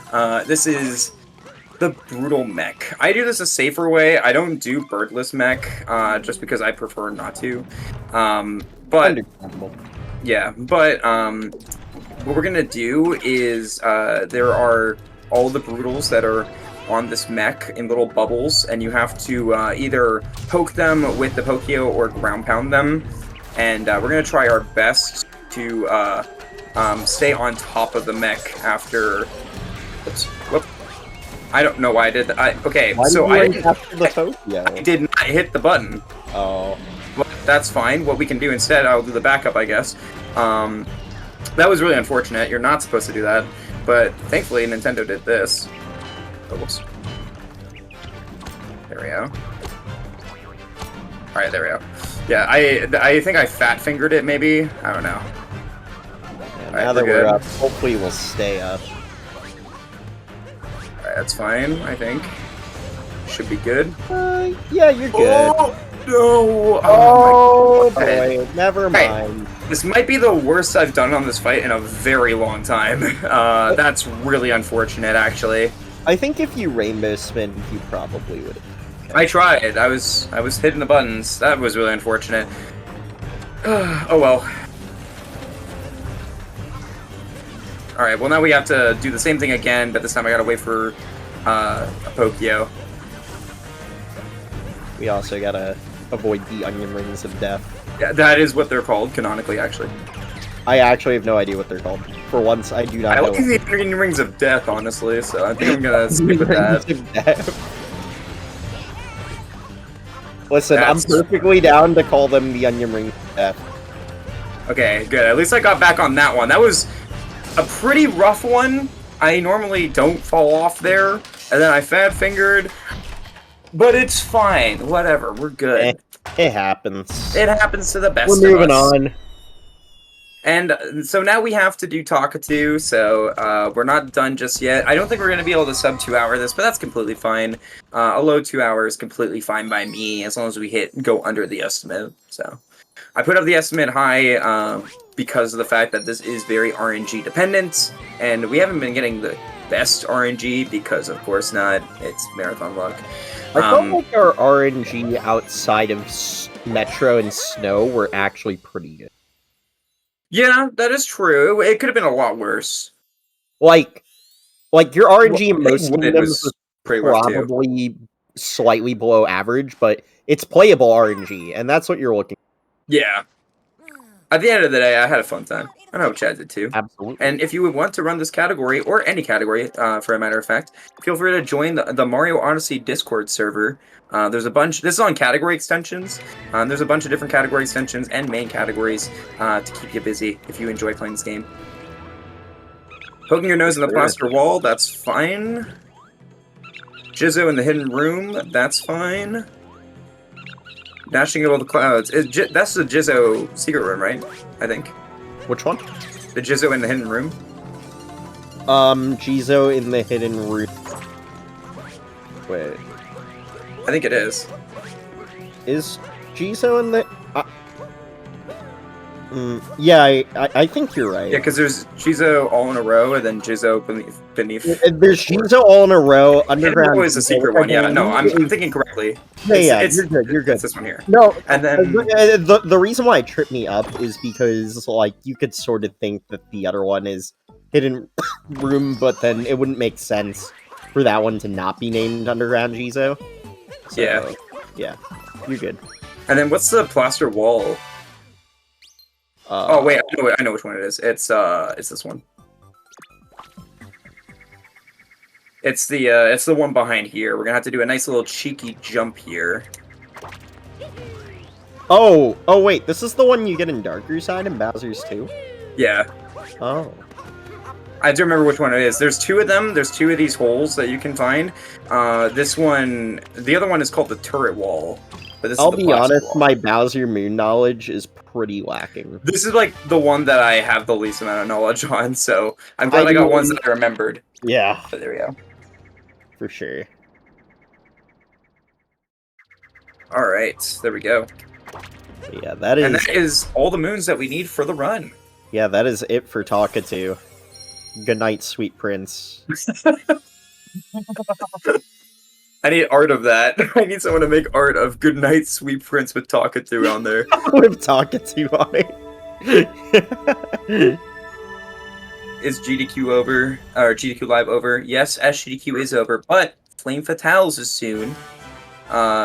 Which, it's sooner than I expected. I forgot how soon it was. So. It is... I don't have the dates anymore. Why don't I have the dates anymore? There, August 18th to 25th. You know, in this particular case, I would say I want to kill the animals because Talkatoo is very frustrating. Okay, continues, Church. Anyway. Anyway. It's August 18th through 25th. Volunteer applications are actually open right now until July 10th. So if you are a fatale and you would like to volunteer for the event, now until it's like tomorrow. It's like 2 days from now. All right, Mario. Let's not have moments like that, please. Joey, just finish the run, please. I want to I'm go to trying my best. Oh, In all seriousness, about that. in all seriousness, I'm happy with how this run has gone. Considering I did like 0 practicing and haven't played Mario Odyssey in months. I mean, I practiced so hard for this run, and it all went according to plan. This has gone very well. So, all right. So this is Moonskip, and I got Moonskip. Nice. There you go. Fun fact: that trick is actually patched totally. All the comments on my Moonskip tutorial that is no longer available because my YouTube channel got deleted when it got hacked. But I uploaded a Moonskip tutorial, which is like where a lot of people learned how to do Moonskip, which is what most people know me in the Mario Odyssey community for. Instructions unclear. Brigadier Mollusco answered off Anna Bubbling the Third was up there instead.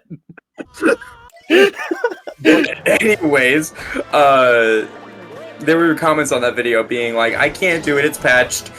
I tried for 5 minutes, it's patched. So anytime I do that trick, I always like to say that it's patched. I mean, to be fair, his galactic offspring are in the Moon Kingdom. They're called Astrolancers. Bro, you're having a conversation with yourself right now. What is going on? I'm not even go to sleep. That is true. You have work tomorrow. But you're still here. I am. You didn't have to commentate. You could have said no. No. Honestly, I'm having a great time.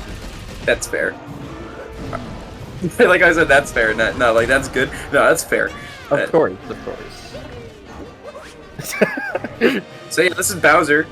We're doing the same thing we did before, where we put up our boxing gloves and just absolutely did a TKO. I told him we'd be back. He didn't believe me. Agron, we're so back. I'm glad we actually got people in chat saying it too. Earlier, people in chat were saying it. I was like, it's catching on. Let's go. That's huge, dude. You gotta patent that shit. That is true. I must patent it. Anytime someone says we're so back, they have to pay me $10. $10? Well, it's Canadian dollars, so they have to pay 10 cents in US. Oh, yeah. Don't remind me about our conversion rate. There was so many goddamn Canadian jokes at SGDQ. You don't understand. I'm so glad to be back here with my kind. Guys, we're escaping the clutches. That is true. We have about 2 minutes left, so our time here was nice. But assuming it's about to come nothing horrible happens. Don't say it like that. Look, I promise I'm good at... Actually, this is a good time to explain my history with this category. When I was trying to grind for sub 2, I actually had a very good pace, like a 158 pace, but I died at the end of Escape, which made me start over from the beginning of the Bowser section. And of course, right after that happened, and I was feeling really defeated because I wouldn't get the PB, Spike Vegeta rated me with a party of 289. So it was a mix of emotions that I had. Pretty huge, honestly. So shout out to Spike for making that moment not as sad. Not completely terrible. It was still terrible, but not completely terrible. Exactly. Anyhow, listen, there was a silver lining to it. Time for the most unfitting music in any Mario game. There was a brighter side. This. Like, I call this split anime, for a good reason. Anyhow, we're gonna go ahead and do this, and time is gonna be coming up pretty soon in like a minute. I did not hit those. Hold up, we're gonna go back. Yeah, we're so bad. This is Pillar Room, otherwise known as Mr. Shot Room. Yeah, I honestly thought I would hit at least more than one of them, but whatever, it's fine. Yeah. This room is infamous for killing many sub-hours. Yep. Unfortunately, that is very true. No, like, literally back in the day when you had so many different runners try to compete to get the first sub-hour, so many sub-hours were killed by pillars. All right, so get ready on time. It's looking like a 201, which honestly, with the RNG we had, I'll happily take it. And also, you know, not like my rusty movement. And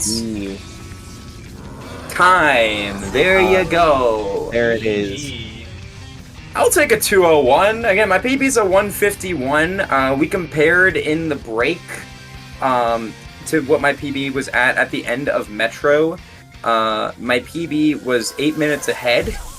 so being like about 10 minutes off PB in a very RNG heavy run, I'll happily take that. But yeah, that was Tonka 2%. I hope you all enjoyed it. If you feel like you don't want to run any percent, you want a bit of extra flair and on-the-fly routing, definitely try this out. It's probably the most popular, aside from a category that I had to preface this. This is an actual category called nipple percent.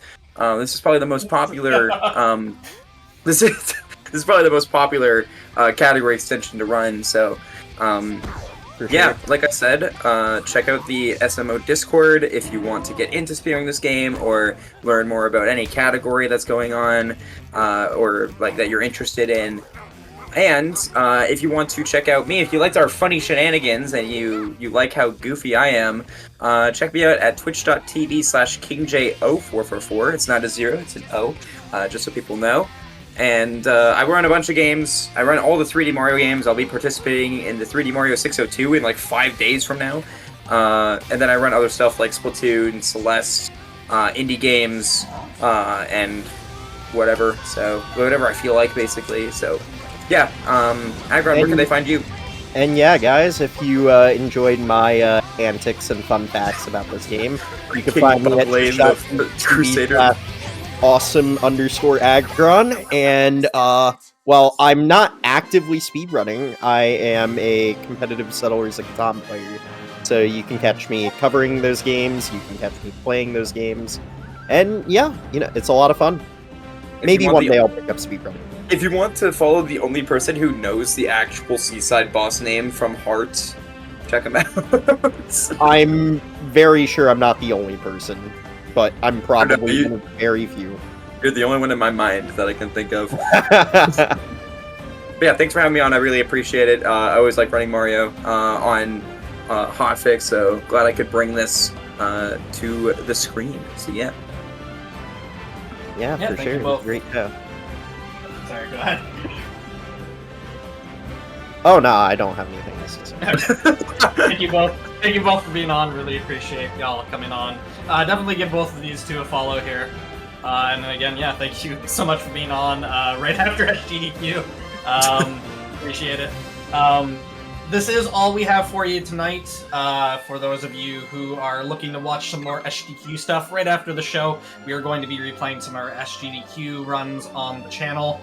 And we do have more Hotfix stuff for you tomorrow, so for anybody who's new to the GDQ Hotfix, tomorrow at 7 p.m. we have As Seen on TV, followed by Express Lane.